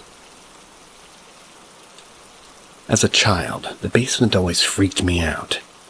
The basement area of my childhood home had my parents' room, our laundry room, and a playroom with a TV and an N64. My dislike of the basement aside, I spent most of my free time in the playroom. The basement was partially underground, so the rooms got extremely dark very quickly. My dad worked early mornings and would leave his door open at night. He would wake up and get upset at me if I had the lights on in the playroom, so I would play games in the dark at night, which always creeped me out. I would always avoid setting foot in my parents' room if I could help it. It was dark, cold, and eerie to me. It always felt as though someone was staring at me. It had an oppressive atmosphere, and I loathed being in there. My dad had problems with substance abuse. He would always reek of alcohol and would mix different sorts of painkillers and sleeping pills with the booze. And that would have unpleasant effects for the rest of the family. The addiction poisoned his relationship with my mom and his daughters, and I'm assuming his liver. We would always tiptoe around him to make sure that we wouldn't anger him, because he would hit us and scream at us until he was purple in the face. He would always sulk and watch TV in his room and would shout for me to bring him beer after beer, which forced me to get into the room I hated the most. Growing up, I would have a recurring dream of floating up and out of my body and flying around my house and neighborhood, rejoicing in the freedom of flight. If I went back to my room, I could see my body sleeping in bed, and when the dream ended, I'd float back into my body. One night I had the flying dream. I was making my way down the hall to the rest of my house, and my dad rounded the corner and started walking toward my room. My gut told me not to let him touch me, so I flew to the ceiling and laid flat across it. When my dad stepped underneath me, his head jerked up and he looked straight in my eyes, basically. His eyes were completely black. I flew down the hall as fast as I could and soared up high and far over the house as I could. Never had a flying dream again after that. When I was 12, my dad was drunk while I was playing outside with the volleyball. I lost control of the ball and it bounced off the bumper of his new truck. He screamed at me to come inside and yelled at me until his voice was hoarse. Once it hurt him too badly to yell, he punched a wall beside my head. Unfortunately for him, he punched a tack and broke his knuckle. The next day at work, he faked an injury and was prescribed opiate painkillers. These he, of course, mixed with alcohol. My parents divorced because of the drugs, and after my dad left, all the negative energy I associated with my parents' room moved into my room. Whenever I was in my room alone, I felt as though someone was staring at me with hatred. When I would round the corner to the hallway that led to my room, a long skinny hallway with my room at the very end and a closet door across from my door, I would catch a glimpse of a shadow going into my room. I always tried to bring a cat with me to bed, but they would cry at my door until I let them out. They never came into the room on their own accord. One night I was home alone and turning off all the lights in the house before I went to bed. I had always hated the hallway to my room, because the light switch was at the end of the hall next to my door with the light fixture in the middle of the ceiling above the switch. I turned that light on and made my rounds around the house. After all the other lights were off, I made my way to my room. When I stood beneath the light at the end of the hall, I noticed to my horror that my shadow was projected onto the wall in front of me. The shadow grew steadily larger and its arms and legs were moving even though I was frozen with fear. Bolted in my room, turned on all the lights, and slept with the TV on that night. Sometimes in the early morning, before 5 a.m., but I'm not sure what exact time, I heard an indistinct mumbling while I slept. I awoke and looked to see a dark shadow with huge yellow eyes floating in my doorway. It was about 2 feet tall and looked like 2 beach balls shaped blobs of darkness stacked on top of each other. It was looking right at me and it was mumbling and it was growing louder. I huddled in the corner of my room underneath the blankets. The next day I was sitting in my room on my laptop. I noticed a red blob on the wall. I went to investigate it. It slowly started rolling up the wall and left a trail of what looked like blood in its wake on a white wall. I ran out of the room, and when I came back, the red mark was gone. Later that same week, I woke up in the middle of the night. It was pitch black in my room, and I felt compelled to look around. I noticed a dark red pinpoint light zipping around my room in patterns similar to a fly. Then it shot into my TV, which started to hum. In the center of the screen, a small flashing green sphere appeared. It grew larger with each flash. I realized the sphere had features. Do you know the happy and sad theater masks? The green flash looked like one of those, but twisted with rage and hate. Once I was able to make out the face, I ran out of the room and slept on our couch that night. The same phenomenon happened every day for months. I tried sleeping with my TV on to see if it would stop the face from appearing. But almost every night the TV would turn off by itself, and the red light and flashing face would appear again. After several months of near nightly terrors, I decided to move into my living room and sleep on the couch. At the end of the school year, my mom let me throw a little party for all my friends. It was after the last day of school, and I was 13 at the time. One of my friends, let's call her Mary, had never been to my house before and really wanted to see my room. I never went in there, at least, unless I absolutely had to do so. and I'd usually make up an excuse that was too messy to have people in it. Later that night she tried to sneak in. I blocked off the hallway so she couldn't get past me. After she left, I looked toward my room and saw a dark smoke oozing from beneath the door and snaking its way down the hall. The smoke smelled strongly of sulfur. Turned tail and ran back to the group. At this point, I wanted to get out of the house, so I just suggested that we go jump on my trampoline in the backyard. We were all having a good time outside. It's dusk at this point. That's when my best friend pointed out the window and said, "Who's that?" We all looked up and saw that light in my room was on. There was a black hooded figure in the window looking down at us. All of my guests were outside at this point. My mom was at work and my sister was on a camping trip, so this freaked us out quite a bit. We all ran inside to investigate and found the light off, and no one else was in the room. Most of my guests thought I had played a prank on them. The rest of the night was uneventful, and in the morning all of my guests except my best friend left. My best friend, let's call her Ella, she was a practicing Wiccan at the time and was one of the few people I'd told of my experiences. The others being my mom and sister who didn't believe me and would get upset if I brought it up. Ella told me that she had felt uncomfortable in my house since the first day she came over. I met her just before my parents split and we became best friends immediately. She had terrible nightmares every time she spent the night. That afternoon she went into my room by herself. She'd never set foot in there before. She went to investigate it. Came out white as a sheet. She said, "Lallyby, this is the most evil I've ever felt in my life." Just after she said that, my house felt incredibly tense. It was as though acknowledging the entity as evil gave it more power and could feel the house growing colder, even though it was a hot late June day. My family was too poor to afford air conditioning.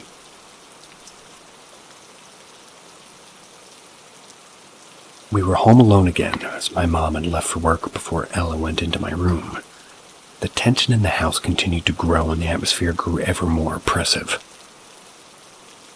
I felt physically heavy when I was inside the house. As the day grew darker, the malevolence pushed in around us. We stayed in my living room, which was as far from my room as you could get in my house. My cats were outside and wouldn't come when called. My dog was glued to my side. He would occasionally growl and whine at the doorway to the kitchen, which had my hallway beyond it.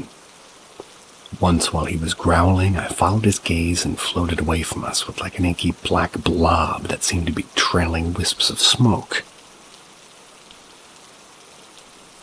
Once the sun went down, my house became unbelievably cold. Ella and I wore sweaters, coats, long pants, and socks, but we couldn't seem to keep warm. We were ice cold, even huddled together under a blanket. We decided to make soup to hopefully warm us up from the inside. In my kitchen, the microwave was suspended above the stove. We got out a pan and then heard a scratching sound coming from the inside of the microwave. The scratches would come in sets of 3, then pause for a moment and begin again. The scratching was incredibly loud and deliberate sounding, not random like an animal digging. We freaked out, decided to go outside on my trampoline. It was dark outside, but I had bright floodlights in the backyard, so I wasn't worried. Once we got outside, we ended up needing to take off our sweaters and jackets. We were far too warm.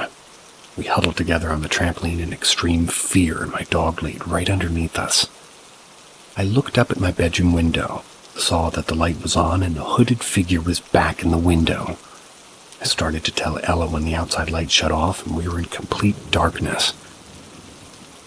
My bedroom light was off as well, and my dog barked and ran back inside through the doggy door as fast as he could. We then heard a rustling sound in the grass beneath us. Ella and I looked at the ground in the pitch darkness, and what I saw still gives me shivers. Imagine a large black towel floating and rippling in water, but shedding wisps of smoke.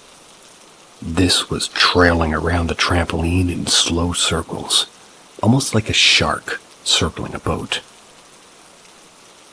Even though it was extremely dark outside, we could see by the faint light of the moon. Also, the shape seemed to be darker than the shadows it crawled across. After it got to the backside of the trampoline, we ran as fast as we could back into my house.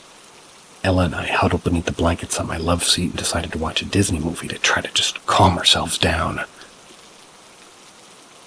She got up to start the movie. I was sitting with my legs folded underneath myself. Both of my feet were jammed into the couch cushions. My dog was sitting next to the couch. My dog growled right as Ella was coming back on the couch, and I suddenly feel what felt like two ice-cold claws. They were slowly dragging up my left foot from heel to toe. Needless to say, I flipped the fuck out. Begged her to stay at her house for the rest of the night. And luckily, Ella only lived a few blocks away, so we sped walked to her house. On the way there, if there was a house with a dog, the dog would be sitting right at the edge of the fence staring at us silently. The dogs would also be missing their lower jaws. The tongues would be drooping. Blood would be pouring from the open wounds as they turned their heads to stare at us.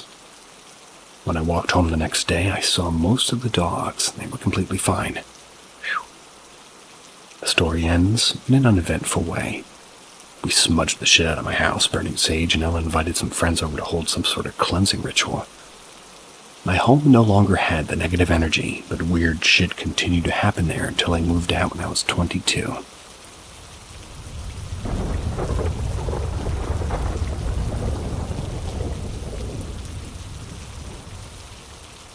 The Gentleman.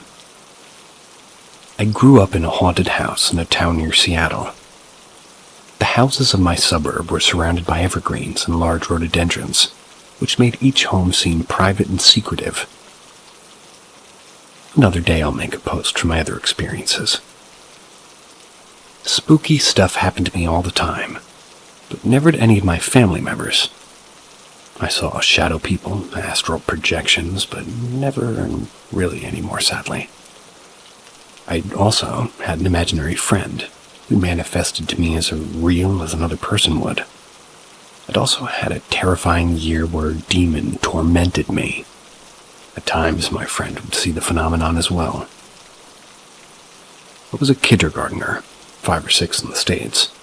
I met my best friend, Lenore. We became friends till the end. Thick as thieves, we were each other's rocks until the age of 16. Lenore suffered from severe depression and suicidal thoughts, despite being a straight-A student, artistically and musically talented, and pretty popular. Not to mention she was absolutely gorgeous. Her family was comfortable with multiple vacations per year, some of which I was invited to. It just really goes to show that mental illness can strike anyone from any background. She had witnessed some of the spooky bullshit that went down in my house, as she was there frequently. My mom was closer to her than my own. My home was a short walk from our high school and tucked away in a quiet cul-de-sac. Therefore, it was a frequent hangout spot for my friends, especially since my mom was mellow and welcoming. One day in June, I was walking to my house with Lenore.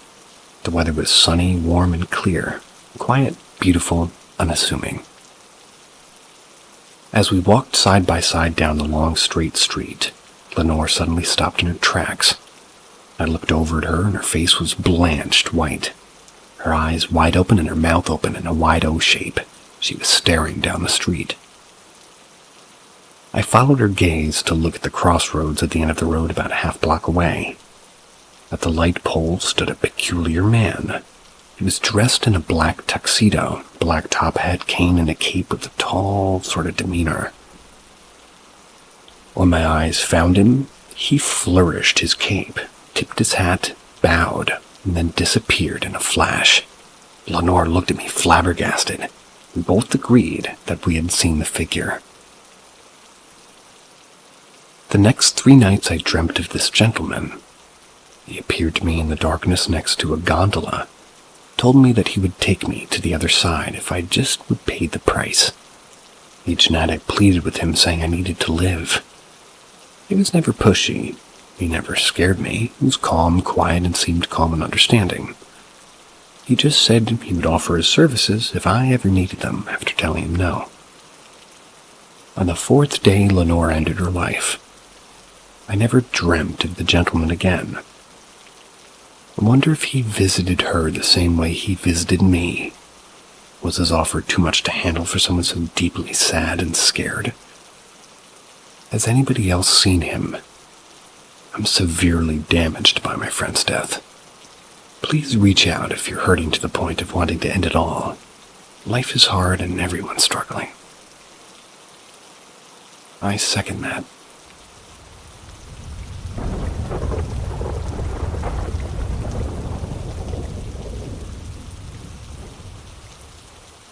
I got choked in my sleep and scared my boyfriend.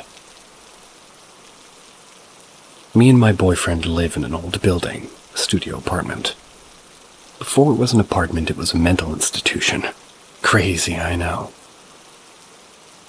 My dreams started out when we moved into an apartment. It wasn't the same one that we live in now. We had a blessing and a housewarming party. When everyone was over, my mom and my grandma stayed to put things away, such as gifts and pots and pans. I picked up a box, turned my body, saw through a window, like through another building. There was a lady looking straight at me. Now this isn't my first time seeing a creepy person in my dreams. And I was telling myself she's not real, it's just a dream. So I turned away and I calmed down. And this was all in my dream. I was trying to have a nice little dream. I looked up again, saw her through another window. Keep in mind, in my dream, that window wasn't on the wall. I made eye contact, she came at me full speed and started choking me. I woke up eyes open but couldn't move and still was seeing her directly on top of me. It was choking me.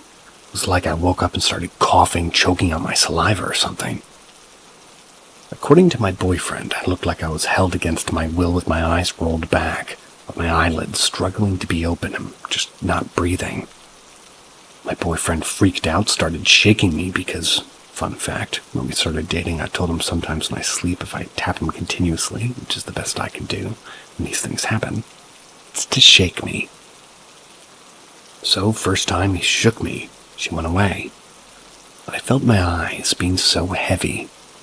My body was falling asleep, but my mind was telling myself to stay awake. I was literally fighting my sleep. My eyes fully closed, and I saw her again, and she just kept doing it continuously until my boyfriend eventually sat me up and shook me.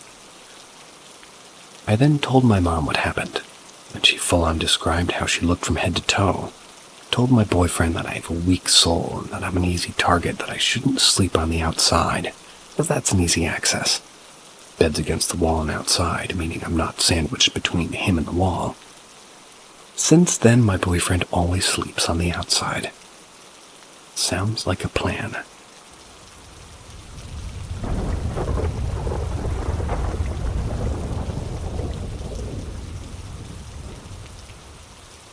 A seance at my grandma's 80th birthday changed my life.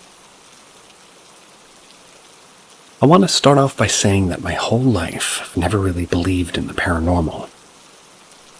I'm a STEM girly, and I've always kind of had a I'll believe it when I see it type of attitude about this kind of stuff. I'm also not really spiritual or religious, so up until now I've always believed that when we die, we're dead. There's no afterlife, no reincarnation, just nothing. I've just always thought that if there's not demonstrable scientific evidence of life after death, why should I believe? But all that changed after the events of this last weekend. This weekend was my grandma's 80th birthday. For her birthday present, I completed a crochet afghan that her mom, my great-grandmother, sort of started making for her, but she passed before it was ever finished. Everyone in the family had gotten an afghan except for my grandma. She was the last one. It was always heartbroken that she only had half the blanket. I was so excited to give it to her because I know how meaningful it was. The night before her birthday party, I had a really strange dream. I remember walking down a familiar street in my hometown, turning, walking up the steps of a house that also felt familiar. but I didn't immediately recognize it. I remember the front garden, it was full of cosmos and marigolds. And in the dream, I walked through the open front door and into the living room. That's where I saw an old woman with her back facing me, sitting in a chair.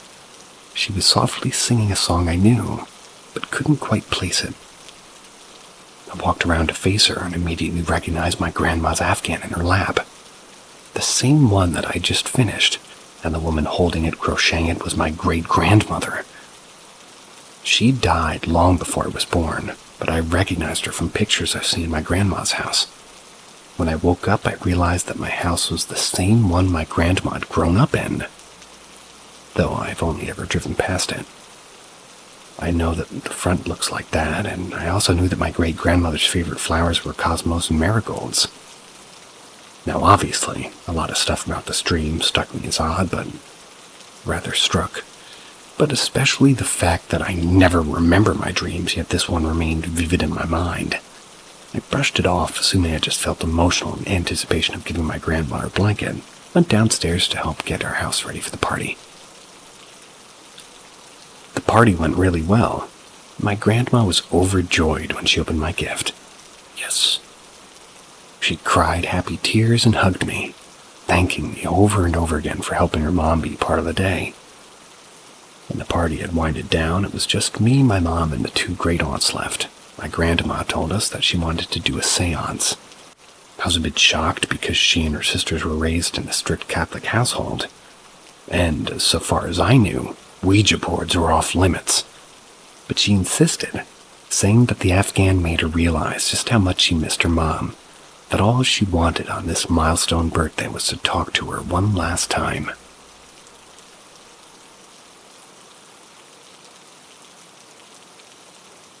My mom, who's extremely spiritual, she practiced Wicca throughout her 20s.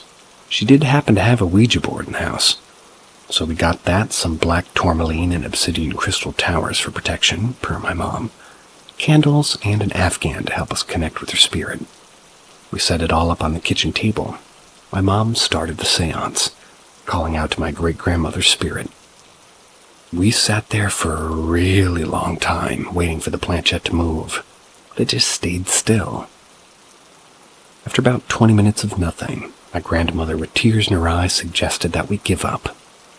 Right after she spoke, the planchette began moving to the no position. We asked if there was somebody here with us. It had moved to yes. We asked for a name. It spelled out Cordy. My great-grandmother's name was Cordelia, but everybody called her Cordy. My grandma and her sisters stared in disbelief. One of them even started crying a little. My grandma began to speak, telling her that she misses her with all her heart, that she thinks about her every time she sees a bird. That was their thing. And how she wishes that my brother and I could have met her.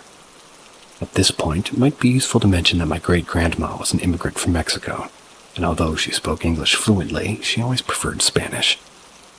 The next thing the planchette spelled out was my childhood nickname, followed by mucho gusto. Nice to meet you. And at this point, even I started crying. I don't believe in ghosts or Ouija boards, but that got me. After that, the messages got kind of weird and almost seemed incoherent. First, she said, "Hoy por..." Oh, I can't do this. "Hoy por, sir," followed by "La luna ya," "Todas las flores," and "Ya la lu," and "On tu cama," and finally "Ya viene."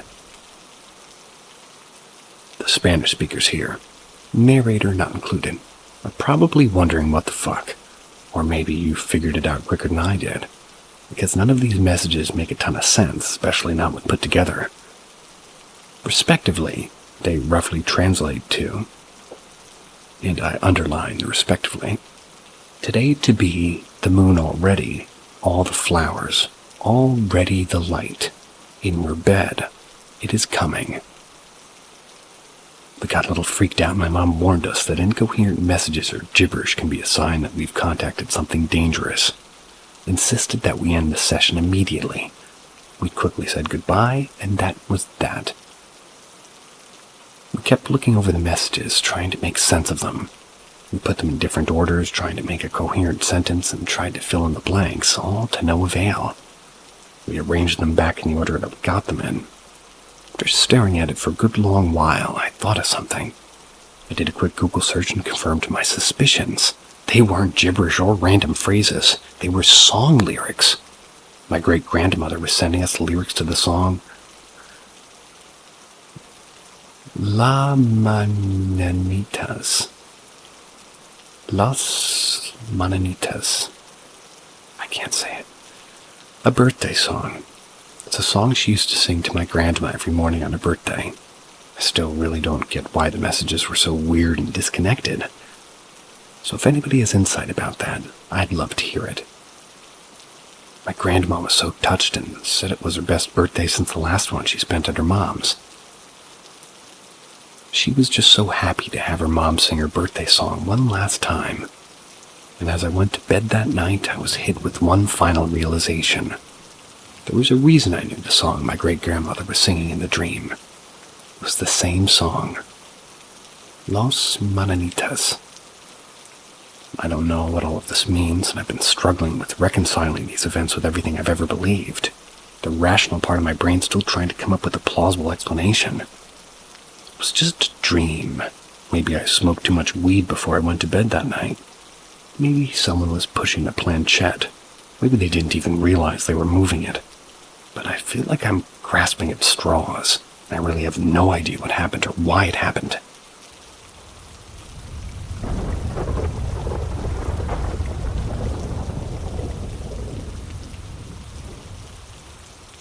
There was nothing there. Repost.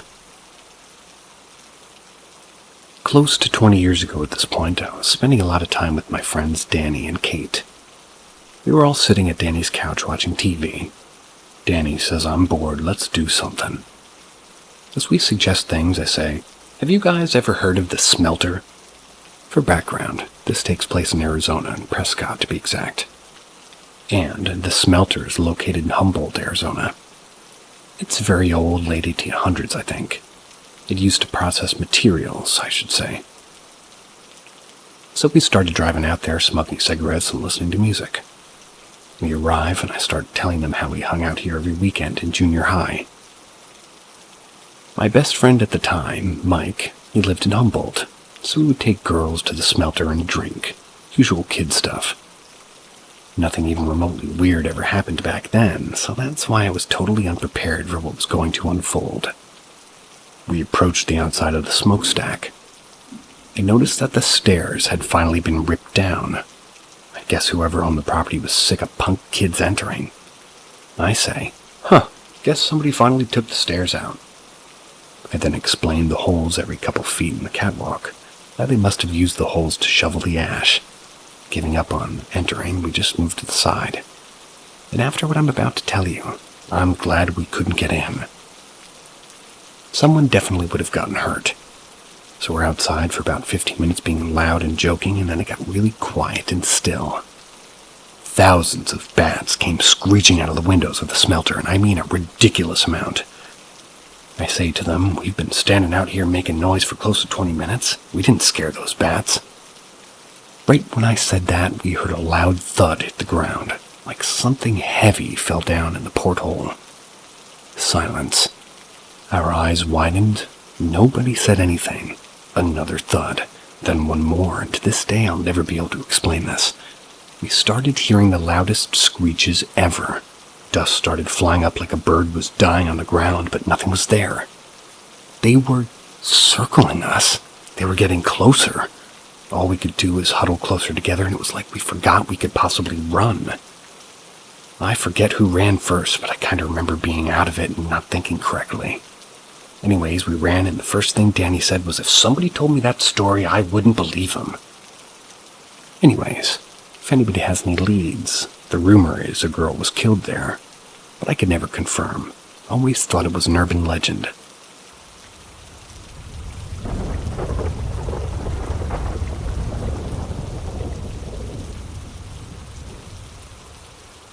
My cousin is his younger self again.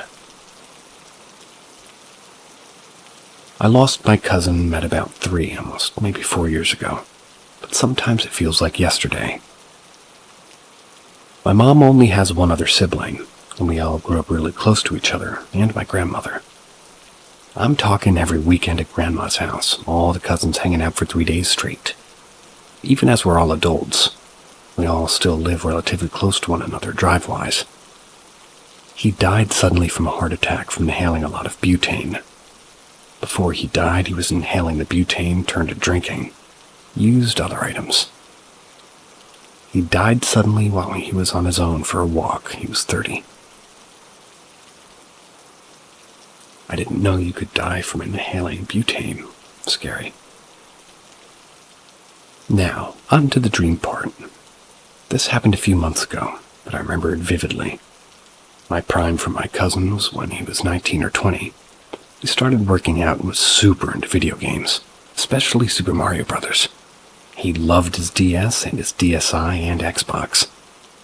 When he visited me in my dreams, we were at my grandma's house. He had his Game Boy Advance with him and he was playing it.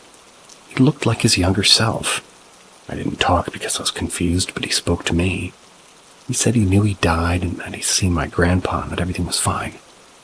He knew he died and that he was sorry to my aunt, his mom, because before he died he was lashing out at a lot of people from the alcohol. He said he was at peace and feels better now.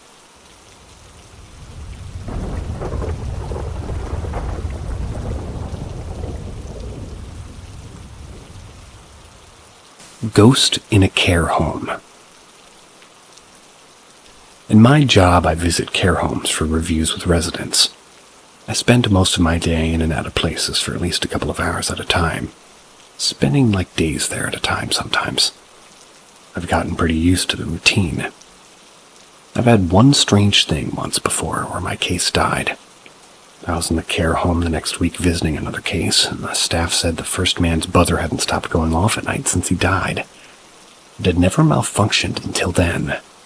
He was still empty. There's also a basement room in another home where I have to go look at the files. Something happens in that room. The moment you enter, you become sleepy and lethargic. When you leave, you wake up again and go back to normal pretty much. Everything feels very heavy. It's not just me, I asked around the office. Today at work, I was in sort of a larger than usual home. Sat in the nurse station looking through the files and 2 people walk in. 1 woman, 1 man. I don't look up from my files, but I see them on my side vision. The woman is a staff nurse and she enters first. The man follows her closely. She crosses the room behind me and reaches for paperwork. It's on one side of me. She then goes to the other side of me and sits down. As she sits down, I become very conscious the man's on my first side where she first retrieved her paperwork. He's still in my side vision. Big burly man, brown hair and hands on his hips wearing blue scrubs. He's facing at me, and the nurse and I can feel him staring down at me. I sort of indistinctly feel like I'm squashed between 2 people. It's a small office, so you know when you don't get much personal space, you get kind of an ick feeling, like that. I look up to ask if he needs anything, and he's gone. No one's left the room, and it wasn't a person that walked away. He just disappeared, not even a blink of an eye, as soon as I moved my head. Blue scrubs. He even sort of gave the care home uniforms those, but that didn't occur to me until later.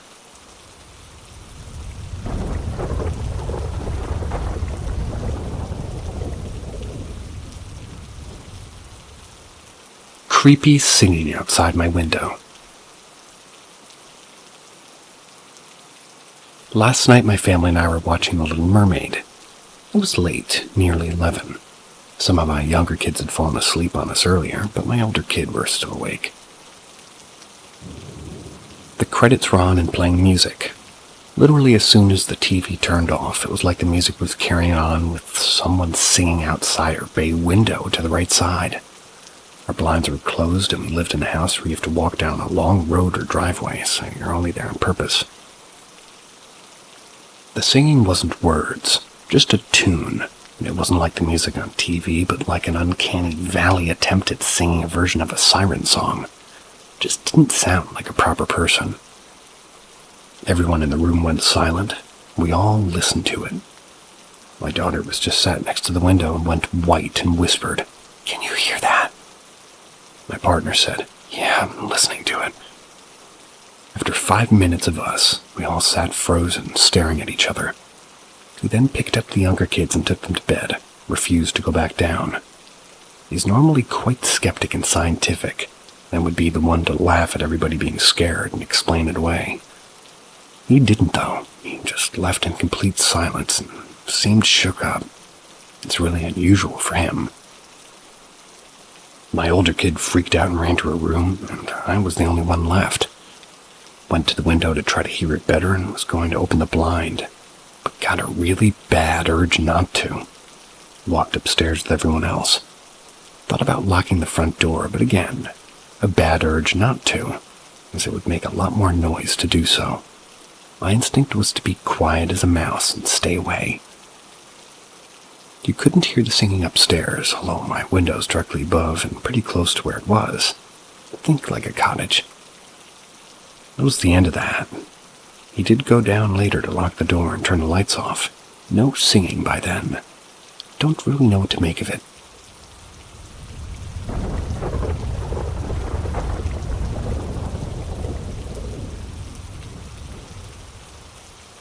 Doppelganger appears again. Over the last 20 years or so, various people have approached me and said that they've seen my doppelganger in my small town. This person seems close to my life by the locations they're at, but I've never seen them. The first time it happened, I was working in the stockroom. It was the stockroom of a shop, and my then partner texted and was angry. I ignored him at the top of the street of where my shop was. I hadn't left that stockroom at all. He said the person was my complete double. Went to a small fun fair and bumped into a friend. I just arrived and was walking to a field from the car park. When they saw me, their jaw nearly dropped to the floor, and they asked me how I got over here to the other side of the park so quickly. They pointed to the other direction and said that they thought I was over there on the other side and just tried to speak to me. They said they could have sworn the other person was me. This person has been on my bus at times when I definitely wasn't there, 15 years maybe. He's been to the shops that I go to. I couldn't have possibly have been me. It seems like a lot of the time we're in close proximity to each other, but I've never seen them myself. Lo and behold, I walk into work this morning, and a lady who also works there says she's just seen my complete doppelganger in the building that morning just before I arrived. She couldn't get over apparently about how much this person looked like me. So strange. See ya.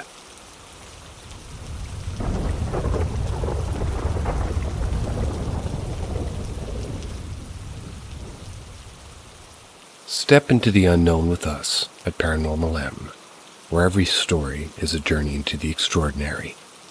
Hit subscribe and turn on notifications to stay updated on our latest explorations of the unexplained. Get ready for a wild ride. Ask Reddit.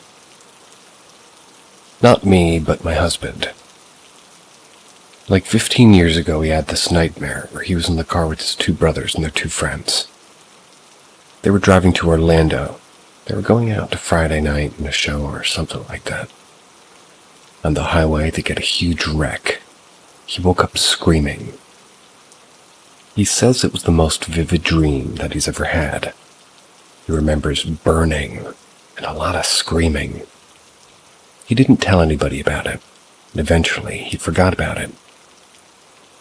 Probably 4 months later, his brothers, their friends, and my husband are going to a show in Orlando. He said that they got in the car, and as they were driving down the road, he just started to full-on panic, sweating, freaking out. He looked around and everybody was sitting in the exact place of his dream, and he started yelling at his brother to turn around and go home. His brother, who was driving, was going to tell him to calm down. It would be fine, he said. This was before cell phones, where everything was, so he couldn't get out and call someone and go get him. My husband finally got him to turn around and go home, saying that they could just drop him off. He hoped that they would stay, but no matter what, he was getting out. As soon as they pulled back up to their house, my mother-in-law came running out crying and screaming. She was taking a nap, had a horrible dream where everybody died in a car crash. She said no way to get a hold of them, so she just prayed that they would be safe. Their family's religious, and a lot of stuff like this has happened where their mom dreamt of something that did happen. So that kind of freaked his brothers out and their friends. They go inside and try to calm down. Their dad turns on the news and a large car pileup just happened on the highway. That was the highway they were supposed to be on. My husband said that they timed it out, and if they would have kept going, they would have been in the middle of it, and more than likely died.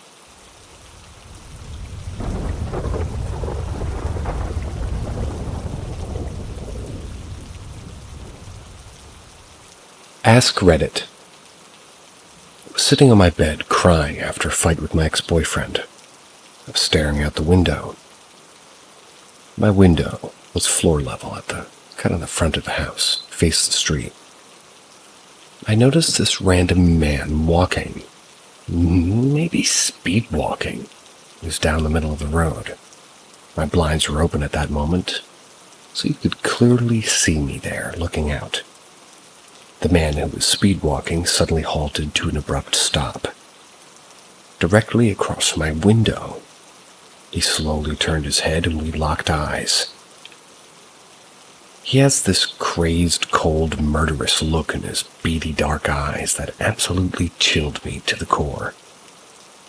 I suddenly forgot about why I was crying, became very aware of the fact that I was sitting there in my underwear and bra.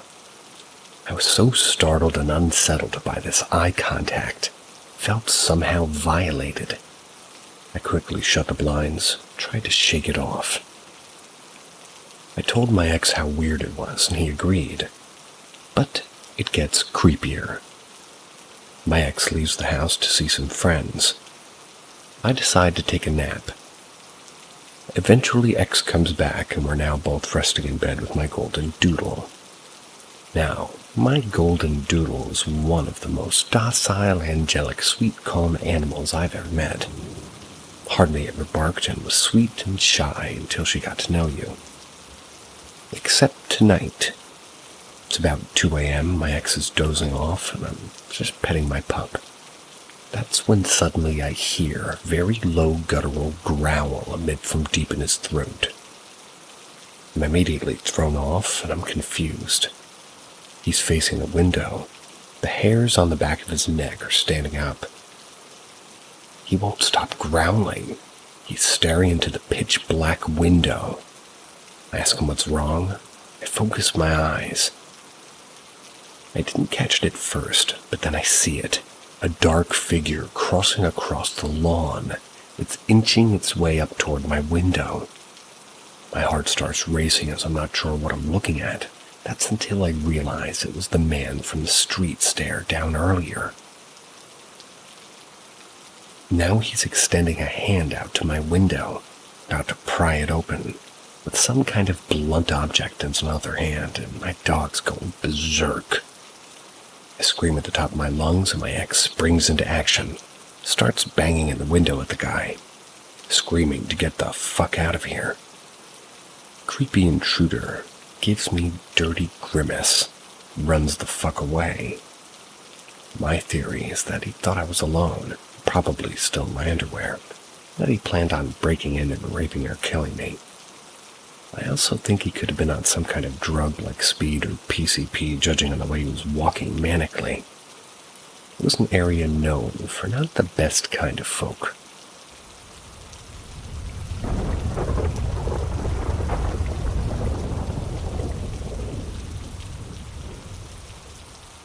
Ask Reddit.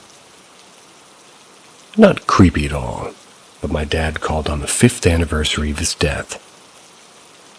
I only used the landline for work, so had the answering machine on. Just let it pick up.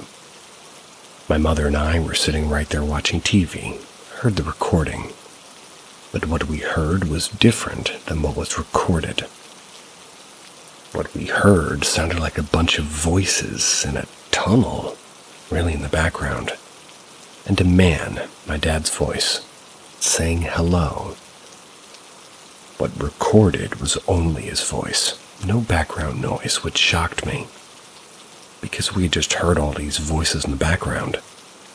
Now, I would have put this down to a wrong number, except for a few key details. First, what we heard wasn't what was recorded, which was weird. Also, it sounded like my dad. I could have still explained it away, but on my caller ID was 15 zeros, not the normal phone number. I could have even explained that away as somebody calling from the internet and it being a spam call. The thing that really convinced me was that on my phone there was no time or date stamp. Someone could get online and mess with what caller ID showed, but I've never talked to anybody who'd explain how they could take control of my answering machine's display. Something that's been set on the machine. Right after the phone showed the display as normal, date, time, all that was there.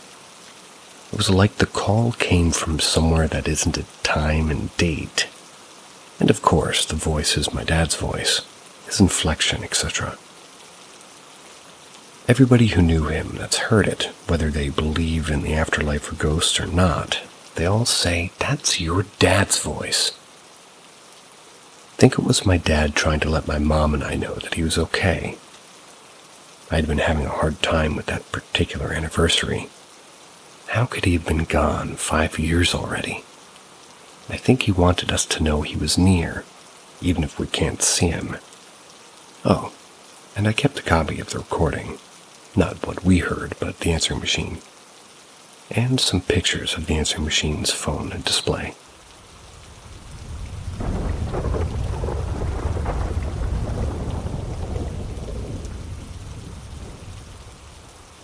Ask Reddit. I'm 32 now, and this happened when I was 13. I grew up in the backwoods of Texas. I'm talking there was a huge forest behind our acre of land, and it belonged to the National Preserve. That kind of backwoods. Well, my sister, who was 8 at the time, wanted to go walking in the woods, something we did frequently. Somehow we always knew where we were, even if we walked for an hour. We always knew how to get back home, and it was weird, but I digress. We tell or yell that we're going into the woods, and my mom yells back at us to come in before dark. Yada yada yada yada. Parent stuff. We had built a makeshift fort. It was a few hundred feet in. Decided to check it out. We got bored of that pretty quick and decided to just walk and pick up sticks. We're a good 30 minutes into a walk. About when I notice it's getting darker, I start to ignore it when my sister hits my arm. Up ahead through the dense foliage and trees, we see what looks like a clearing. Now I knew this was part of the woods, and I knew these parts well. And I knew that we were still on preserved land, and that there weren't any clearings that should be nearby. Thinking maybe it's just the sunlight illuminating a spot, I convinced my sister to check it out. Turned out to be a clearing. The sky was still pretty dark and the wind had picked up the breeze, but I remember the tall grass just rustling. However, we had stopped in our tracks, because in the middle of the clearing was a 2-story house. There was no driveway nor a road that led to it. That's the first thing that we checked as we went around the perimeter of the clearing.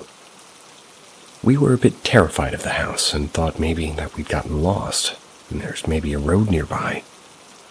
But, as I said, nothing. There wasn't even a worn path, at least to that house.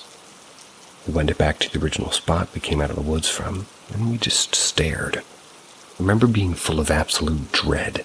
I couldn't seem to turn back and go home. The house itself looked old but well kept, and there was no road. My sister's holding my hand at this point, and we're still just standing there staring. It's starting to get darker and darker. Then my eyes go one window on the top right part of the house. There's a flickering light on, and there's something rocking back and forth that blots out the light when it rocks one way but then when it rocks the other way, you can see the light. My sister then squeezes my hand so tight that my fingers went numb. That jarred me out of my stupor. I tell her to let me go, and I look down at my hand trying to shake her off. That's when she starts crying and saying it's waving high. I remember literally I started shaking at that point. I look up, and sure enough, there's an arm up now, rocking opposite the body in a wave-like gesture. I was done at that point, pulled her hand that's still kind of clawing mine, and I hightail it out of there. We run a good 10 minutes before making it to our fort, which confused the hell out of me. We had walked a lot further. The sky was starting to get brighter, but I still wanted to get out. We caught our breath and then began running again until we got home. My sister and I had stopped crying by this point, but my mom, who I swear to God had some kind of mind-reading powers, asked what was wrong. My sister tells her that I get in trouble for making up stories and scaring her. I storm off, and we just ignore it after that. I remember it occasionally throughout the years, and every time I remember it, I get a sense of dread and I nearly start shaking. Fast forward to 2 years ago. My dad passed away, and I'm at my mom's house consoling her and grieving as well. Randomly, we start talking about how my dad loved horror movies. I remember that day in the woods so vividly. I nearly start shaking again just thinking about it. Later that night after my mom's asleep, I ask my sisters about it. As soon as I say that the house in the woods, she immediately froze. I asked her, what she remembers. She describes it in exact details as I remembered it.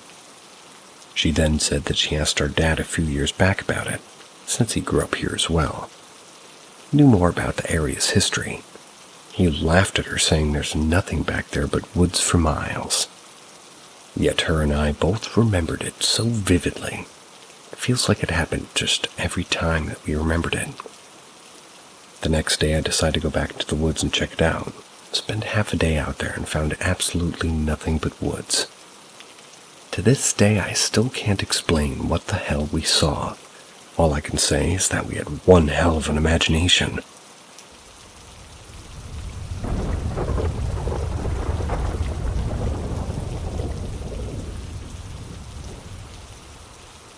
The house I grew up in was haunted by a little girl. So the house I grew up in was most definitely haunted. My parents bought land from a farmer and we built, and we're the only ones there to live in the house. It was a huge house on 5 acres of land that backed up to the woods. For years, we never had issues. Until my dad finished the basement. He turned the basement into a big movie room. It was that on one side, and then a workout and a game room on the other. Obviously, my brothers and I started spending a lot of time down there.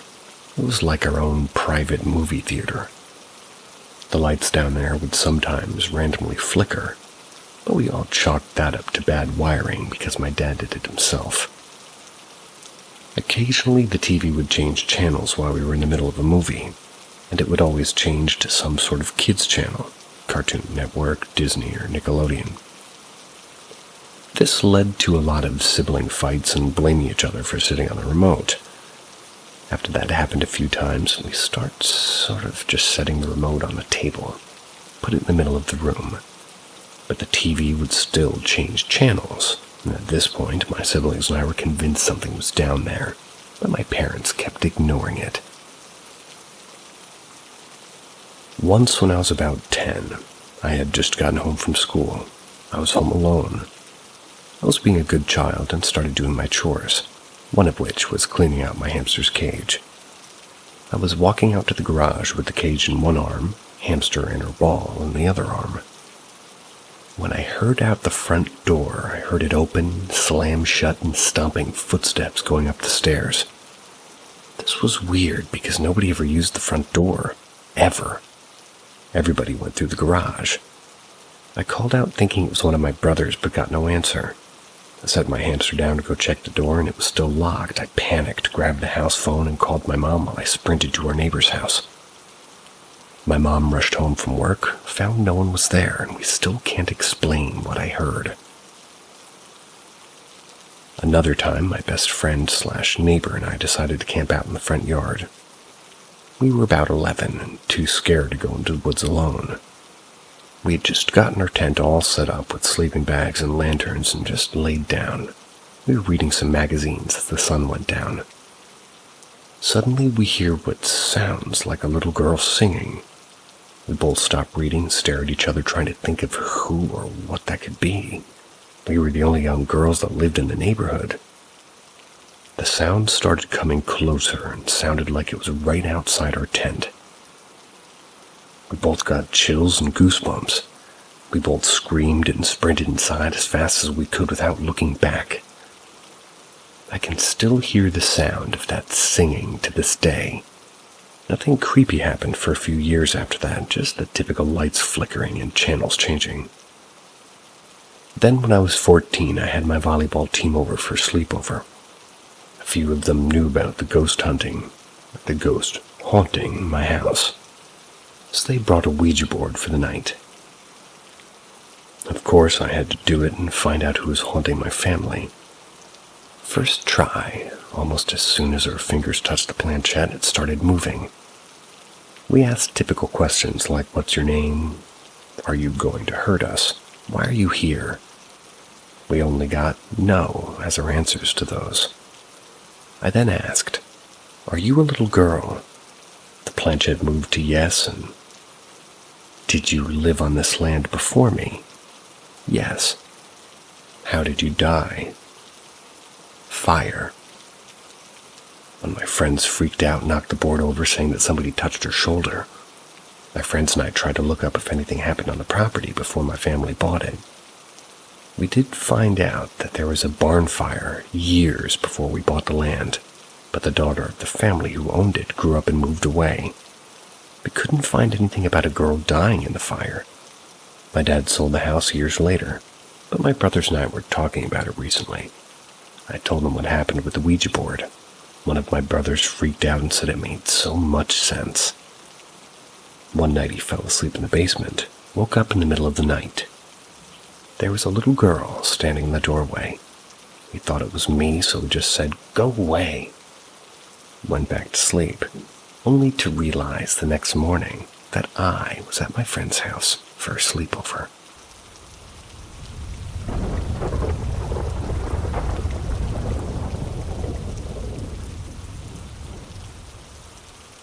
Dead crow in standing position.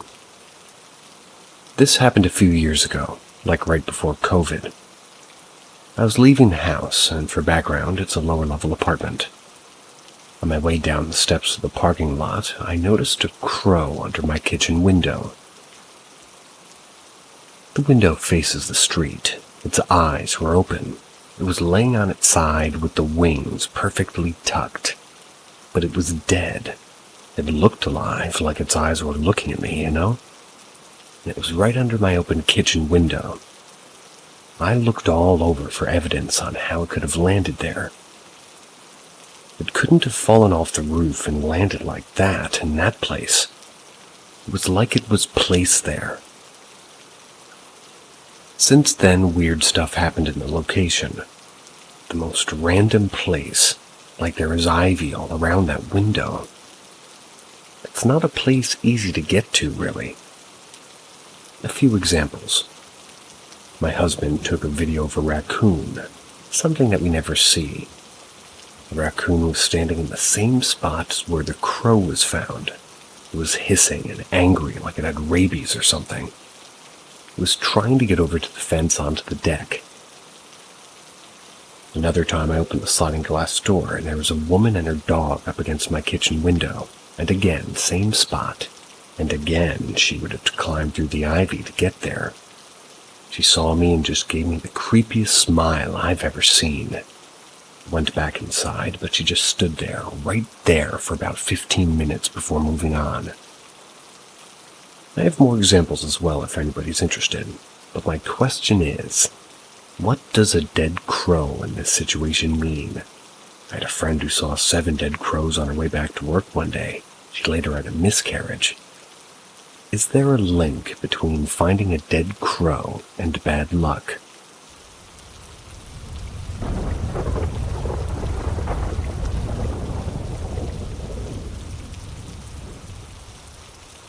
Man with no eyes. Okay, so this happened to me years ago. I'm talking like 10 or 15 years ago. But I still think about it sometimes. Something I read here just reminded me of it. I was out driving alone, probably on my lunch break or something. I remember it was really sunny and hot that day. And from far away I saw this guy on the sidewalk. He was looking from side to side, like he was looking for someone or maybe lost something. Anyway, as I pull up alongside of him, as I'm driving by, he turns and looks directly at me, and he has no eyes. I mean, it was just black holes where his eyes should be. Think of the mask from Scream. It was kind of like that. His mouth open like he was afraid or maybe surprised, and it was bright sunlight, like the sun was just hitting these empty holes. I slowed down just out of pure shock, looked back, but he was facing the other way by then. He didn't disappear suddenly or anything like that, but I couldn't get a good look at his face. I have no idea what it could have been. But when I see posters and promos for the Scream franchise, I always think, yeah, what the heck could I have seen that day? Any ideas?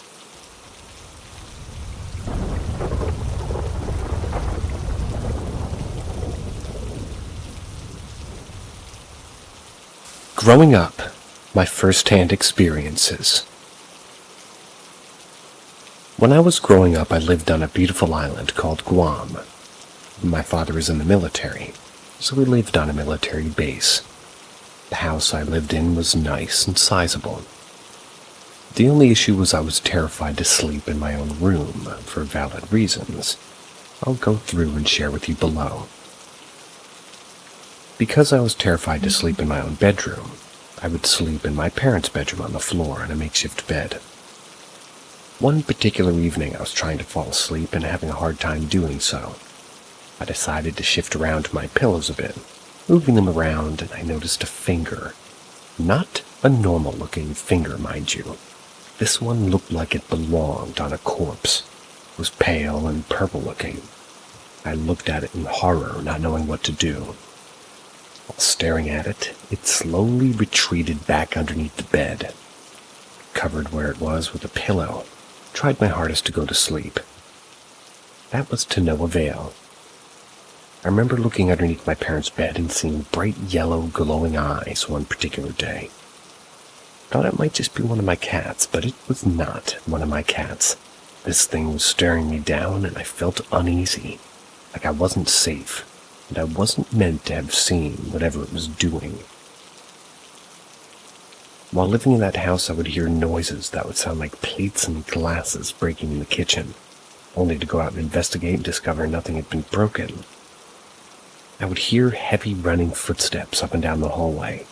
My sister would regularly see a person hanging from a noose in my parents' bedroom from the corner of her eye, then look at it, only to have it disappear moments later.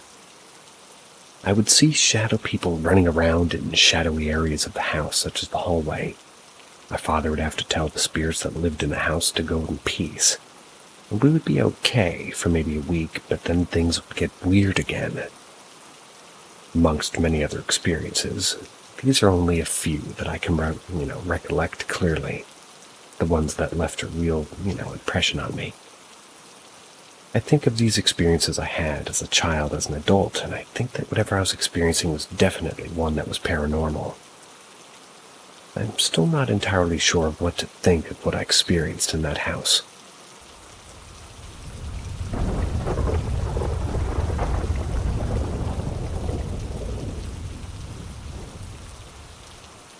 I don't know what it was.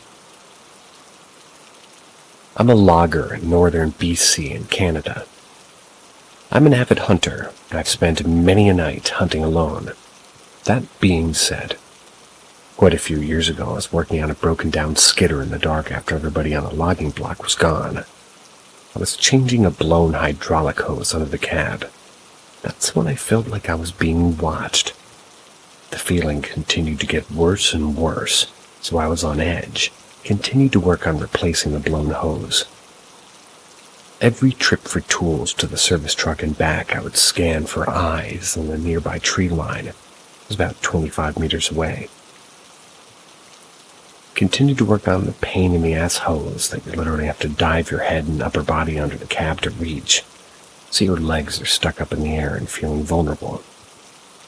The feeling of being watched gets more intense. All the hairs on my neck are standing, and I hear a two-tone whistle from far away, almost as if it was wind.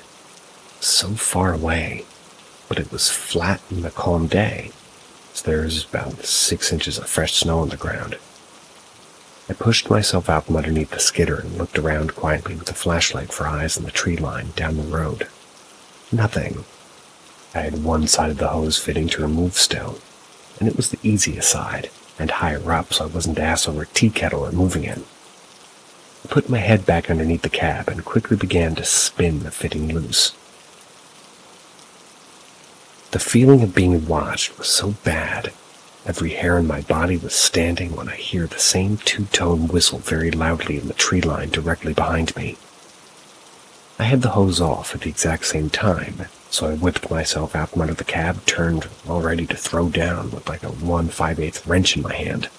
I was yelling, "Where the fuck are you?" Nothing. No one there, no tracks, no eyes, no wind, no nothing. The flashlight I had was more of a small floodlight for working on repair stuff, so it didn't light up the inside of the trees.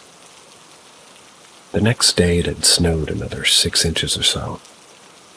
I went back, hiked behind the tree line with the 12 gauge. I was ready to go, no tracks that I could see, no perches on the trees where snow had been pushed off, if it was a bird, nothing.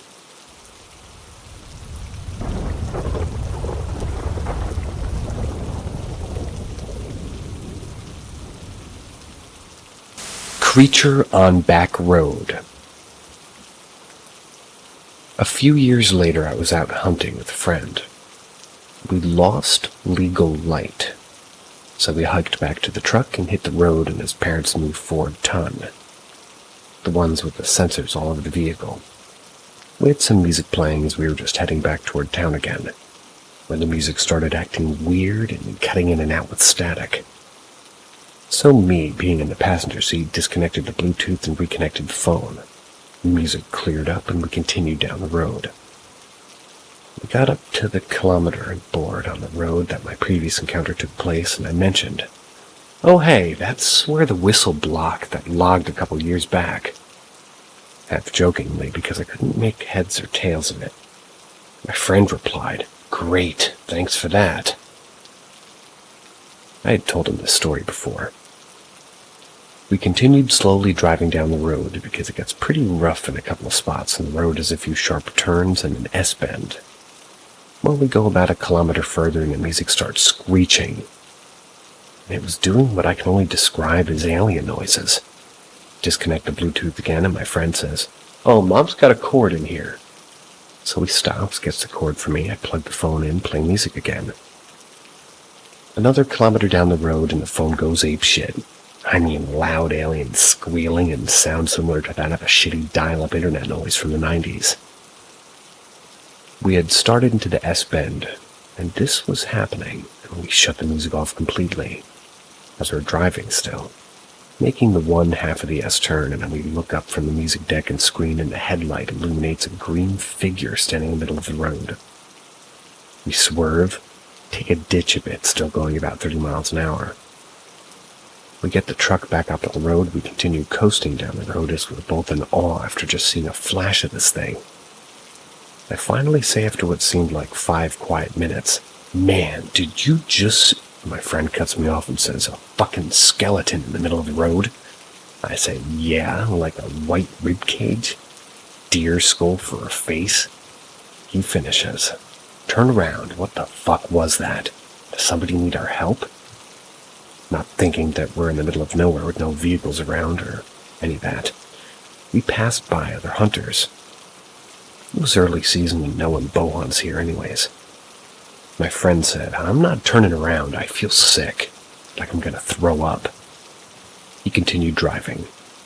We didn't see another vehicle until we hit pavement again. It was taller than the pickup, easily by a couple of feet. I'm 6'1" and my forehead's at the top of the window for reference. It has black surroundings, the white of the bones with long arms half stretched to its sides as if it was trying to, hit me. I watched this thing pass the passenger window and stared up at it as we wailed by it. It was definitely three-dimensional.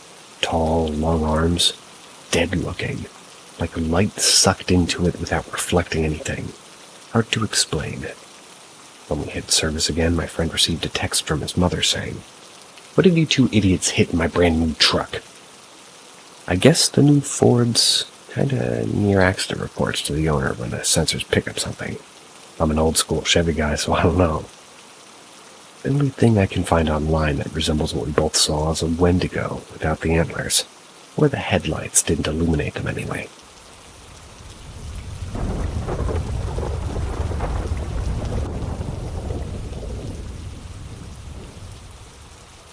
Saved from beyond the veil.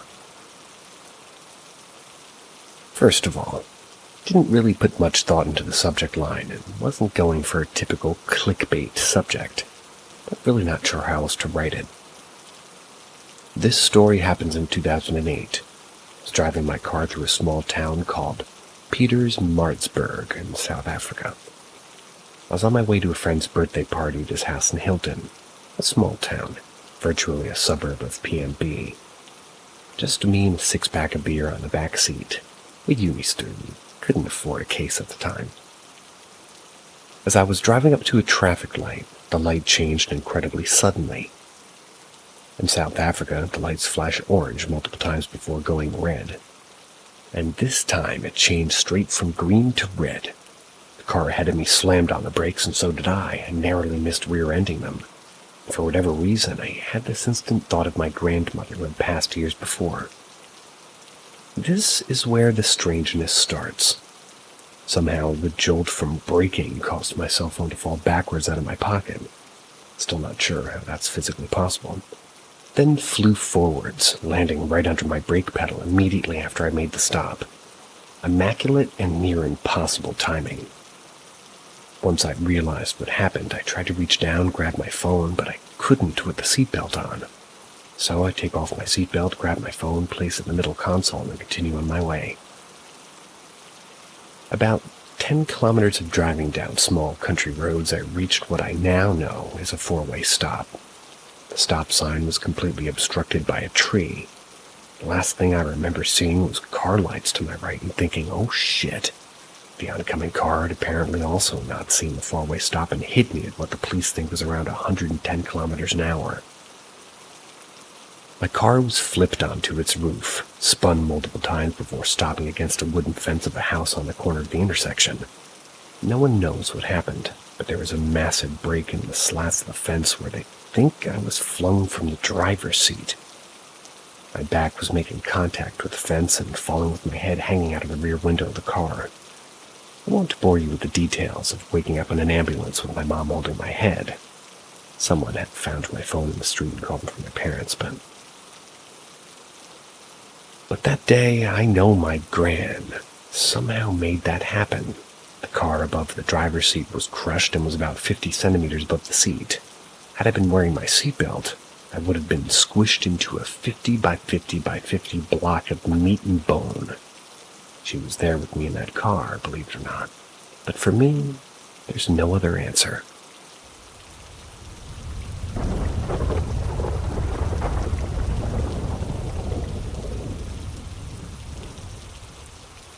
I think I may have fucked up. Need help with whatever the hell I'm dealing with. I'm making bad decisions. I always felt like there was something looming over my shoulder. To the extent when I was a kid, friends used to wake up telling stories about black figures in the night. And pretty much exclusively when I was around. I grew up, thought nothing of it, just that I was visually sensitive to light, mirrors, and shadows. A few years ago, I was in a bad car wreck. And after I healed up, I started doing a bunch of psychedelics. Started getting a little more open to spirituality. It was great. Then one day I felt a little weird and started noticing shadows again, especially in the heavily mirrored space in my family home. This is where I fucked up. I decided to do an absurd amount of mushrooms alone in that mirrored space with just candlelight. I thought confronting this whole illusion would get me past whatever irrational fear I was harboring. Drugs, candlelight, mirrors, weird visuals. I was really comfortable until I started coming down. The reflections stopped lining up the way they were supposed to, if that even makes sense. And I felt completely surrounded by some really negative energy. I tried to talk to it. I've never felt such a profound sense of dread in my life. Jumped up, ran like a fucking child, slammed my door, turned all the lights on, and curled up underneath my covers. I'm a 34-year-old man. I swear I don't scare easily. I had a full-blown anxiety attack. Passed out, woke up the next day. I felt this fucking presence all around me in the house and all the mirrors, so I walked outside, still just hanging over me. It's been like 2 years now. I refused to look into the mirror for like 3 months. Still won't look at multiple layered mirrors. I'm in therapy. Haven't been back to the house in over a year. Everybody thinks I'm insane, and I think I am too. Anybody know what the fuck I'm dealing with? How can I get rid of this nagging feeling that something is just wrong? Before anybody says anything, I'm not schizophrenic. Haven't used any psychoactive substances, including anxiety meds, alcohol, or anything else you can think of. At least since this episode.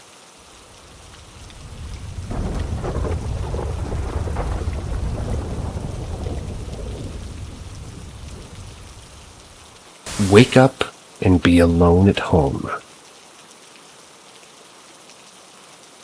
It's been a couple of days since I can't get this memory of my childhood out of my head. I don't remember exactly how old I was, but I was between 6 and 8, probably. I was in my old house, and like any day, I get up relatively early. Every time I woke up, there was somebody already awake, like my mother getting ready to go to work or my father in the kitchen. But this time, I woke up, got on my bed, I shared a bunk bed with my brother. I slept on the top one. I remember that it bothered him that I got out of bed like it was nothing because of the noise I made. But this time, I swear, I didn't hear any complaints. When I turned around, his bed was tidy. Thought he had simply gone to one of his friend's house or something like that.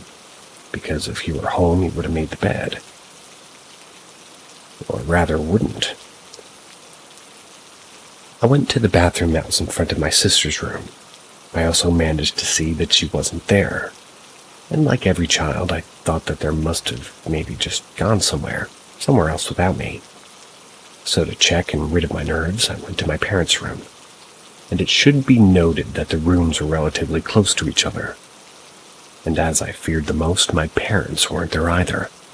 I got a little desperate at the idea of being alone, and I started to scream at my mother, but to scream loudly, and still no one heard me, stating that I was completely alone.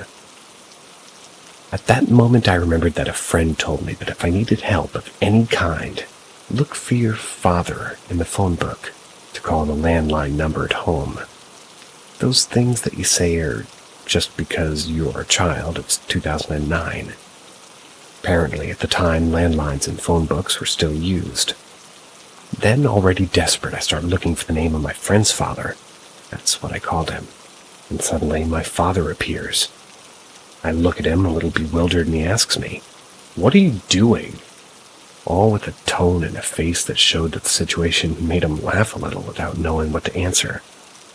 I told him that I wasn't doing anything. I take advantage of the fact that he goes to the bathroom, and I go back to check the rooms, and there was my mother lying down, my sister and my brother. I'm not a believer in paranormal things, but I still don't really understand what happened. Neither do I, because it was impossible not to have seen them in their beds. Plus, no one heard me scream. My father only heard me when I was on the phone. Did something similar happen to you?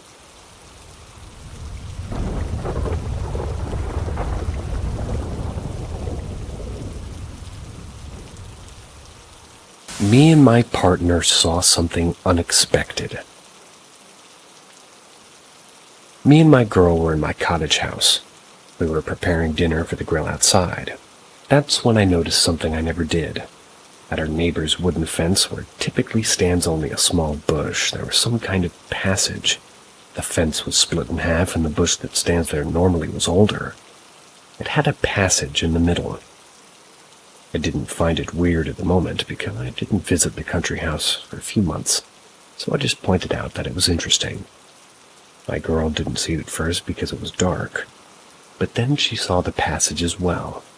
We had a debate if it was man-made or wind. Then I went inside to grab something and look at it at a closer distance. I recognized it was probably man-made trim of a bush. Then I told that to my girl and I didn't pay any attention to it. The next morning, when I went outside, the passage was gone, and the original bush was there.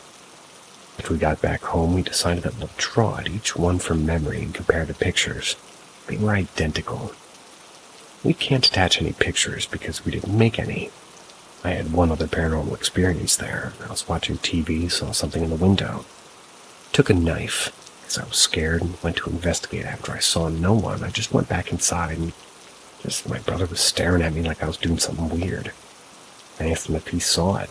He replied no, and then I told him that I saw some lady in white in that window.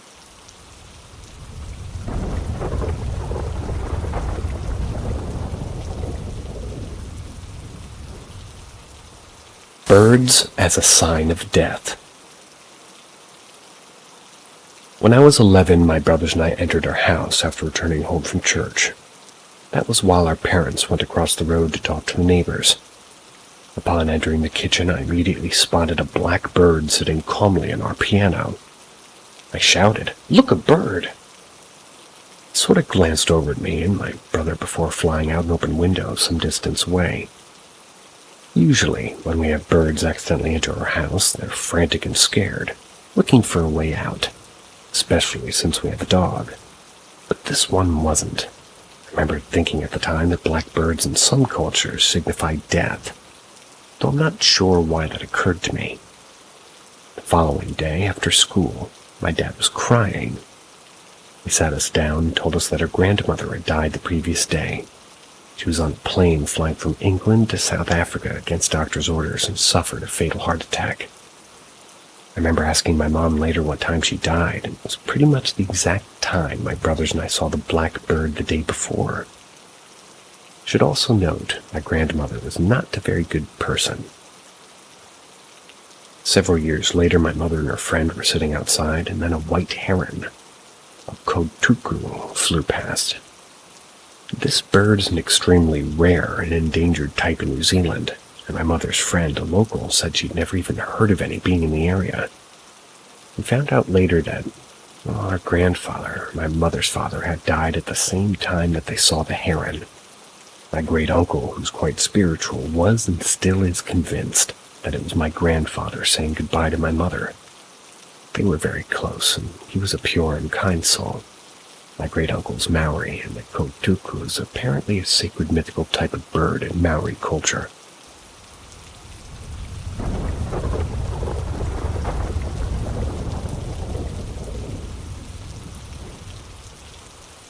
Did I meet an actual lady in white?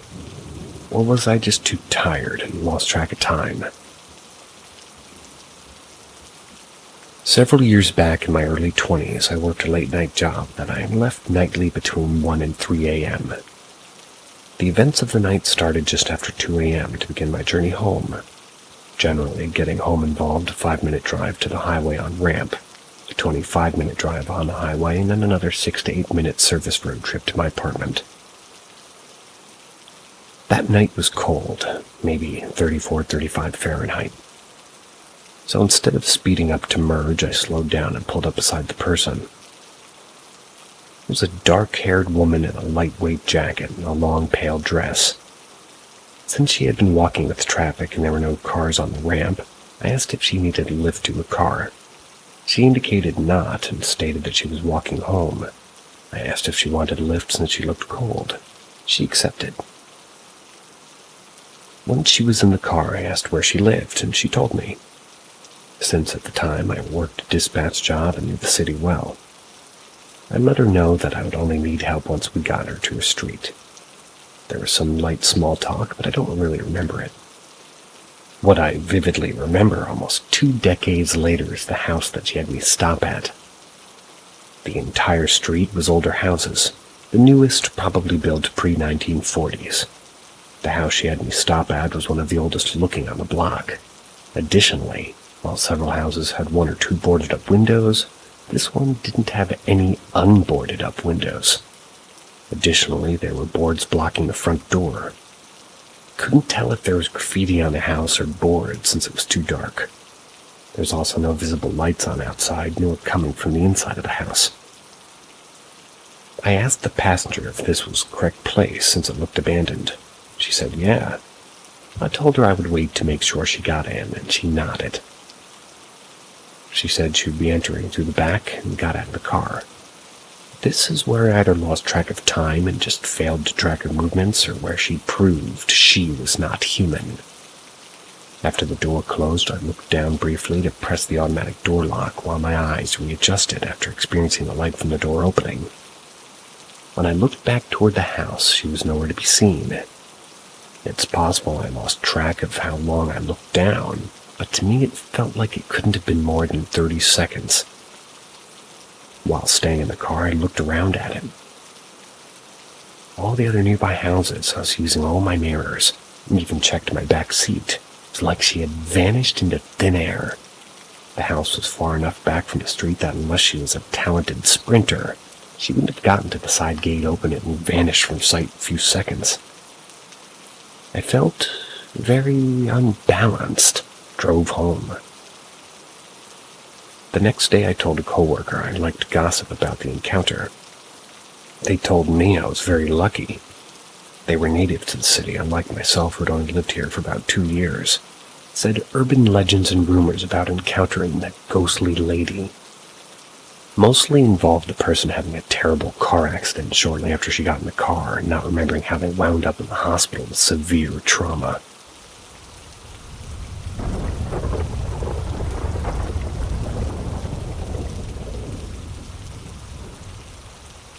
Merry Christmas. When I was between 10 and 13, I had a best friend of the same age. We'll refer to her as E.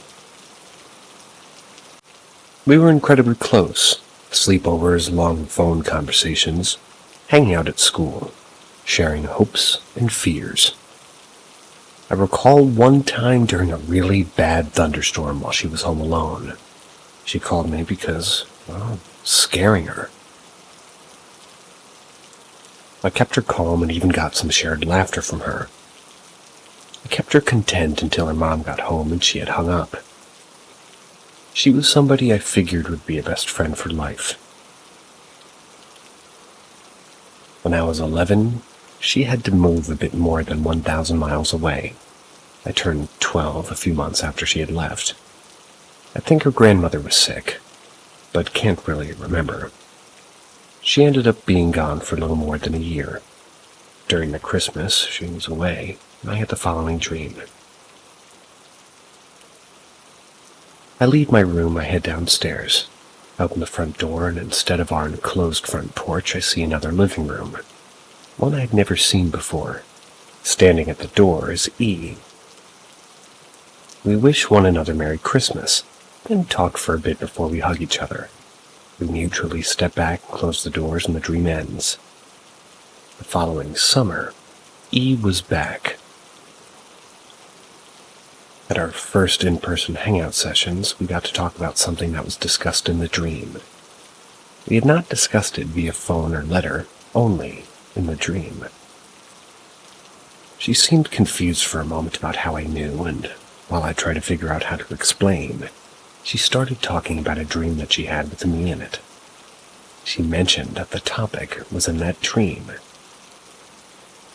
I then asked if the dream also included wishing each other Merry Christmas and a hug. She confirmed it did. After that confirmation, I started to describe the living room that she had been standing in. She was surprised by how much detail that I was having. She verified that the living room of the house is where she had been staying. We both agreed that somehow we had shared a dream or astrally projected to one another's, or at least somehow connected unconsciously over that Christmas. It was our own little Christmas miracle. I never experienced anything like that again, but it was a magical moment that I still remember over 30 years later.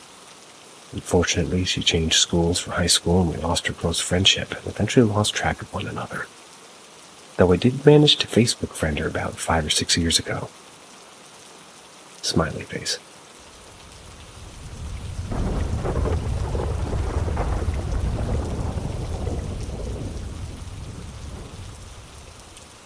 Accidental disclosure of a pregnancy at a funeral. My great-grandmother passed away when I was 12. At her funeral, I revealed that my cousin, we'll call him Jay, his fiancée was pregnant. The timeline heading up to this was mostly straightforward. Great-grandma had made a request as much of the family to be at her New Year's Eve celebration. She had a feeling she wouldn't be around for the next one. Most of the family showed up. Jay brought his fiancée, and this was the first time most people got to meet her. Only his dad and brother had met her previously. She was at most 5 foot and 100 pounds. Basically, just this tiny petite woman who was incredibly sweet. All the cousins had a good time, and overall it was a wonderful New Year's. At the end of January, great-grandma got sick and was hospitalized.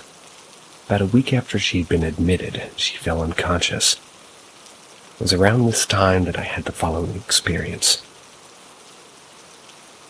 I woke in the night, went to the stairs. I heard my mom and grandma on the phone.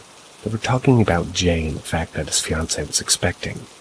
They mentioned Jay wanted to wait to see what happened with her great-grandmother before saying anything to the family in general.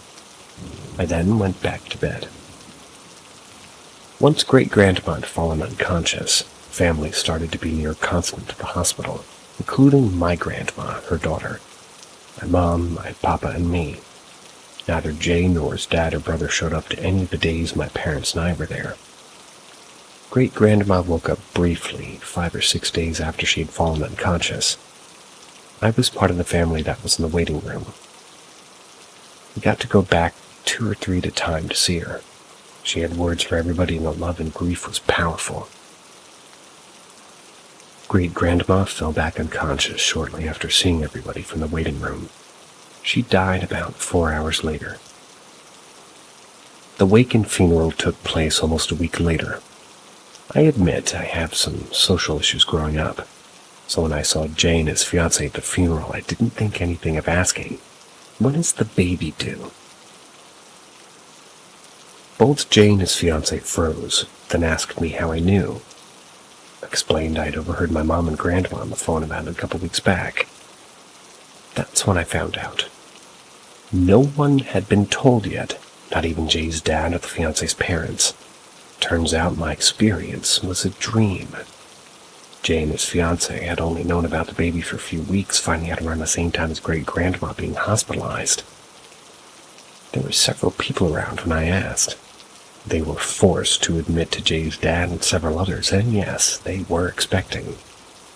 Luckily, the revelation did not cause undue family drama, but still, because I had dreamed a conversation about it, I revealed an undisclosed pregnancy at my great-grandma's funeral.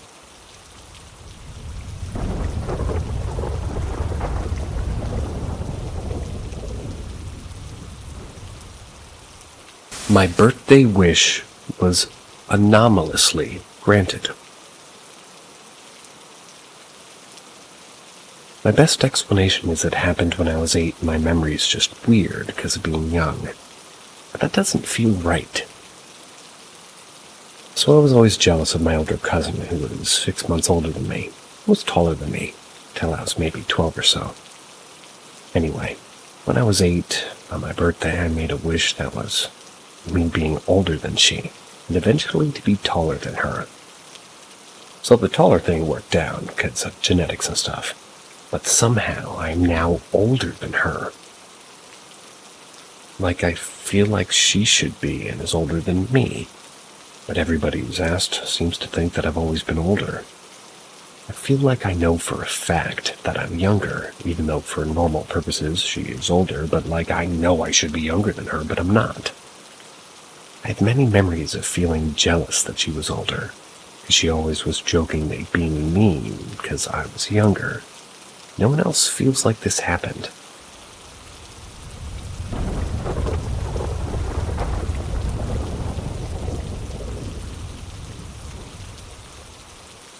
It's theirs. I have a house in Tasmania. It's on top of a hill, quite isolated and about 30 minutes away from anybody. The history of the hill is unclear, but about 90 years ago there was a bakery situated upon the hill, and of unknown reasons this bakery was burned down. Nothing remained of it apart from a concrete slab that we use for putting dead thorns and dead wood on. The actual house, built several years after the incident, was truthfully seen better days, but still in great condition, minus a few leaks that appear every once in a while. I called this house home for a number of years, but moved away, then returned, then moved, then returned. It was a circle that my entire family's getting sick of. Leaving the place, we cherish only to come back to it, but in worse condition. Growing up there, I had many memories of the outdoors. It was a large property, like 5 acres. These memories are full of laughter and delight, but of what I can remember of the inside of the building are filled with uncomfort and a sense of unease, especially as a young child. It was at this property that several strange and unexplainable things have occurred, both good and bad, and the creepy and/or unnerving. But to state that only creepy things took place there would be a lie. I've had several encounters, if you would, of scary nature, and even to this day I've had many people state that only scary shit happens when I'm around.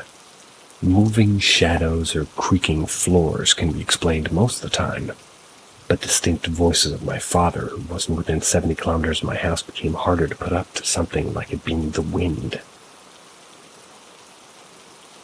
Getting to the title. At this property of mine, we have many things my mother would call spirits. And I don't care if you believe them or not, they exist, at least around my family.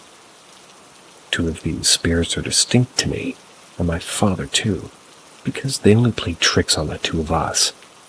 We've both seen them, respectively, but only ever when we're together.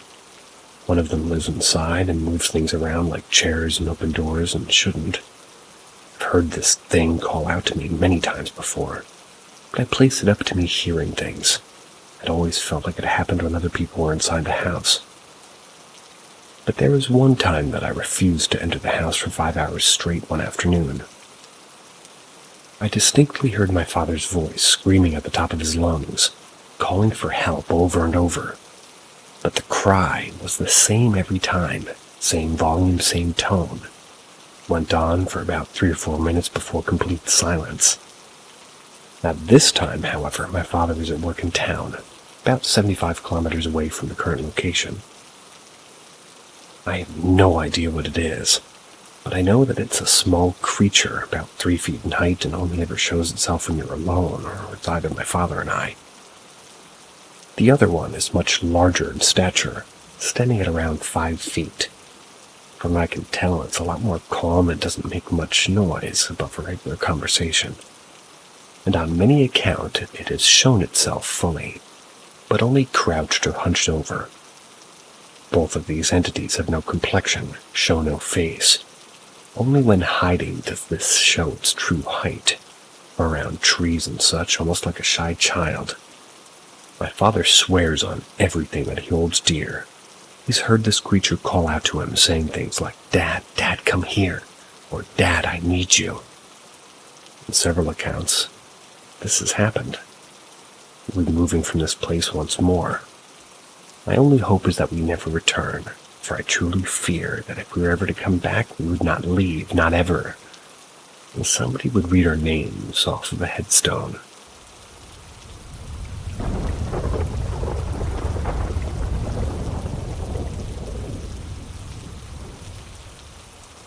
A Awakened by a ghost. I hope it's under the most appropriate thread.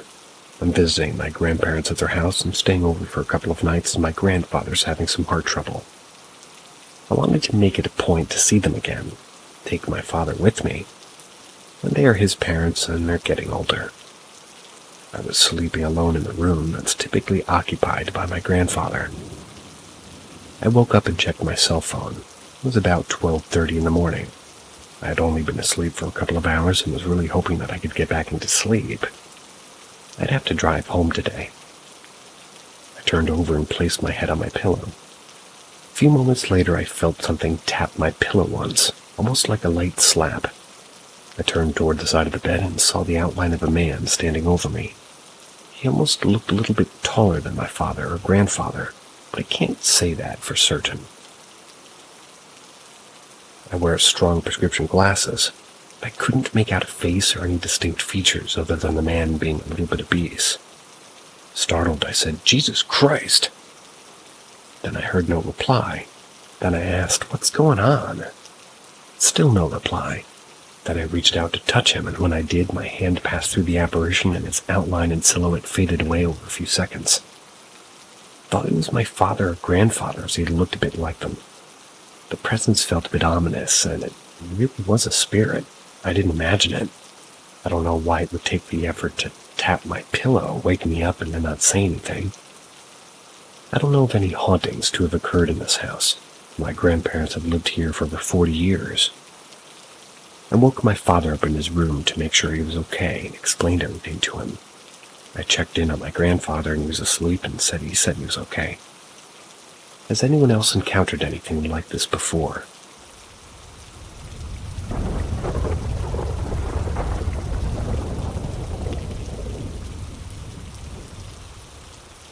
Black velcro orb in my face. This happened months ago, but I woke with a sensation of something very close. I woke up uncomfortable, and I believe I may have woke up due to feeling my space invaded with vibrating presence, maybe. Opened my eyes immediately to see a black orb. It was very close to my face. I sleep with my head to the side, and it was right there. I immediately freaked out and jumped up out of bed like a strong man would, while using my palm to push and shove the orb out of my face at the same time, too. I don't remember feeling the orb with my hand. Ran out of the room to try to comprehend what had just happened. Stood outside the room for a minute to try to reason with myself. Then went back inside to check under the bed behind the end table, etc., before eventually going back to sleep as I had found nothing. Funny yet strange, because if it were a spider, it would have not gone back to sleep there. To the best of my remembering, the orb was not moving, but still near my face. Its center was less active than the outer core of the orb, and I believe I saw it vibrating. The orb had hundreds or thousands of these smaller velcro strands. A very velcro fuzziness type of orb that vibrated so much it woke me up. I do not remember feeling it when trying to shove it away from me, but I believe it did move back. I was in shock and reacted as such. A little about myself. I'm very sensitive to emotions, and I think having an abusive childhood with a psychopathic father kept me on my toes. It usually does. Although abuse hurts and sets us back, I eventually found suffering as a gift to make us stronger, and I understand salvation now with Jesus, which is the most important thing. I've experienced a lot of supernatural things, and for some reason I believe it's now time to share and hopefully relate with some people out there. Please share your story or insight, please. Positivity is always amazing if possible. Please be kind. I will bump their last point there. The very last point, anyway. See ya.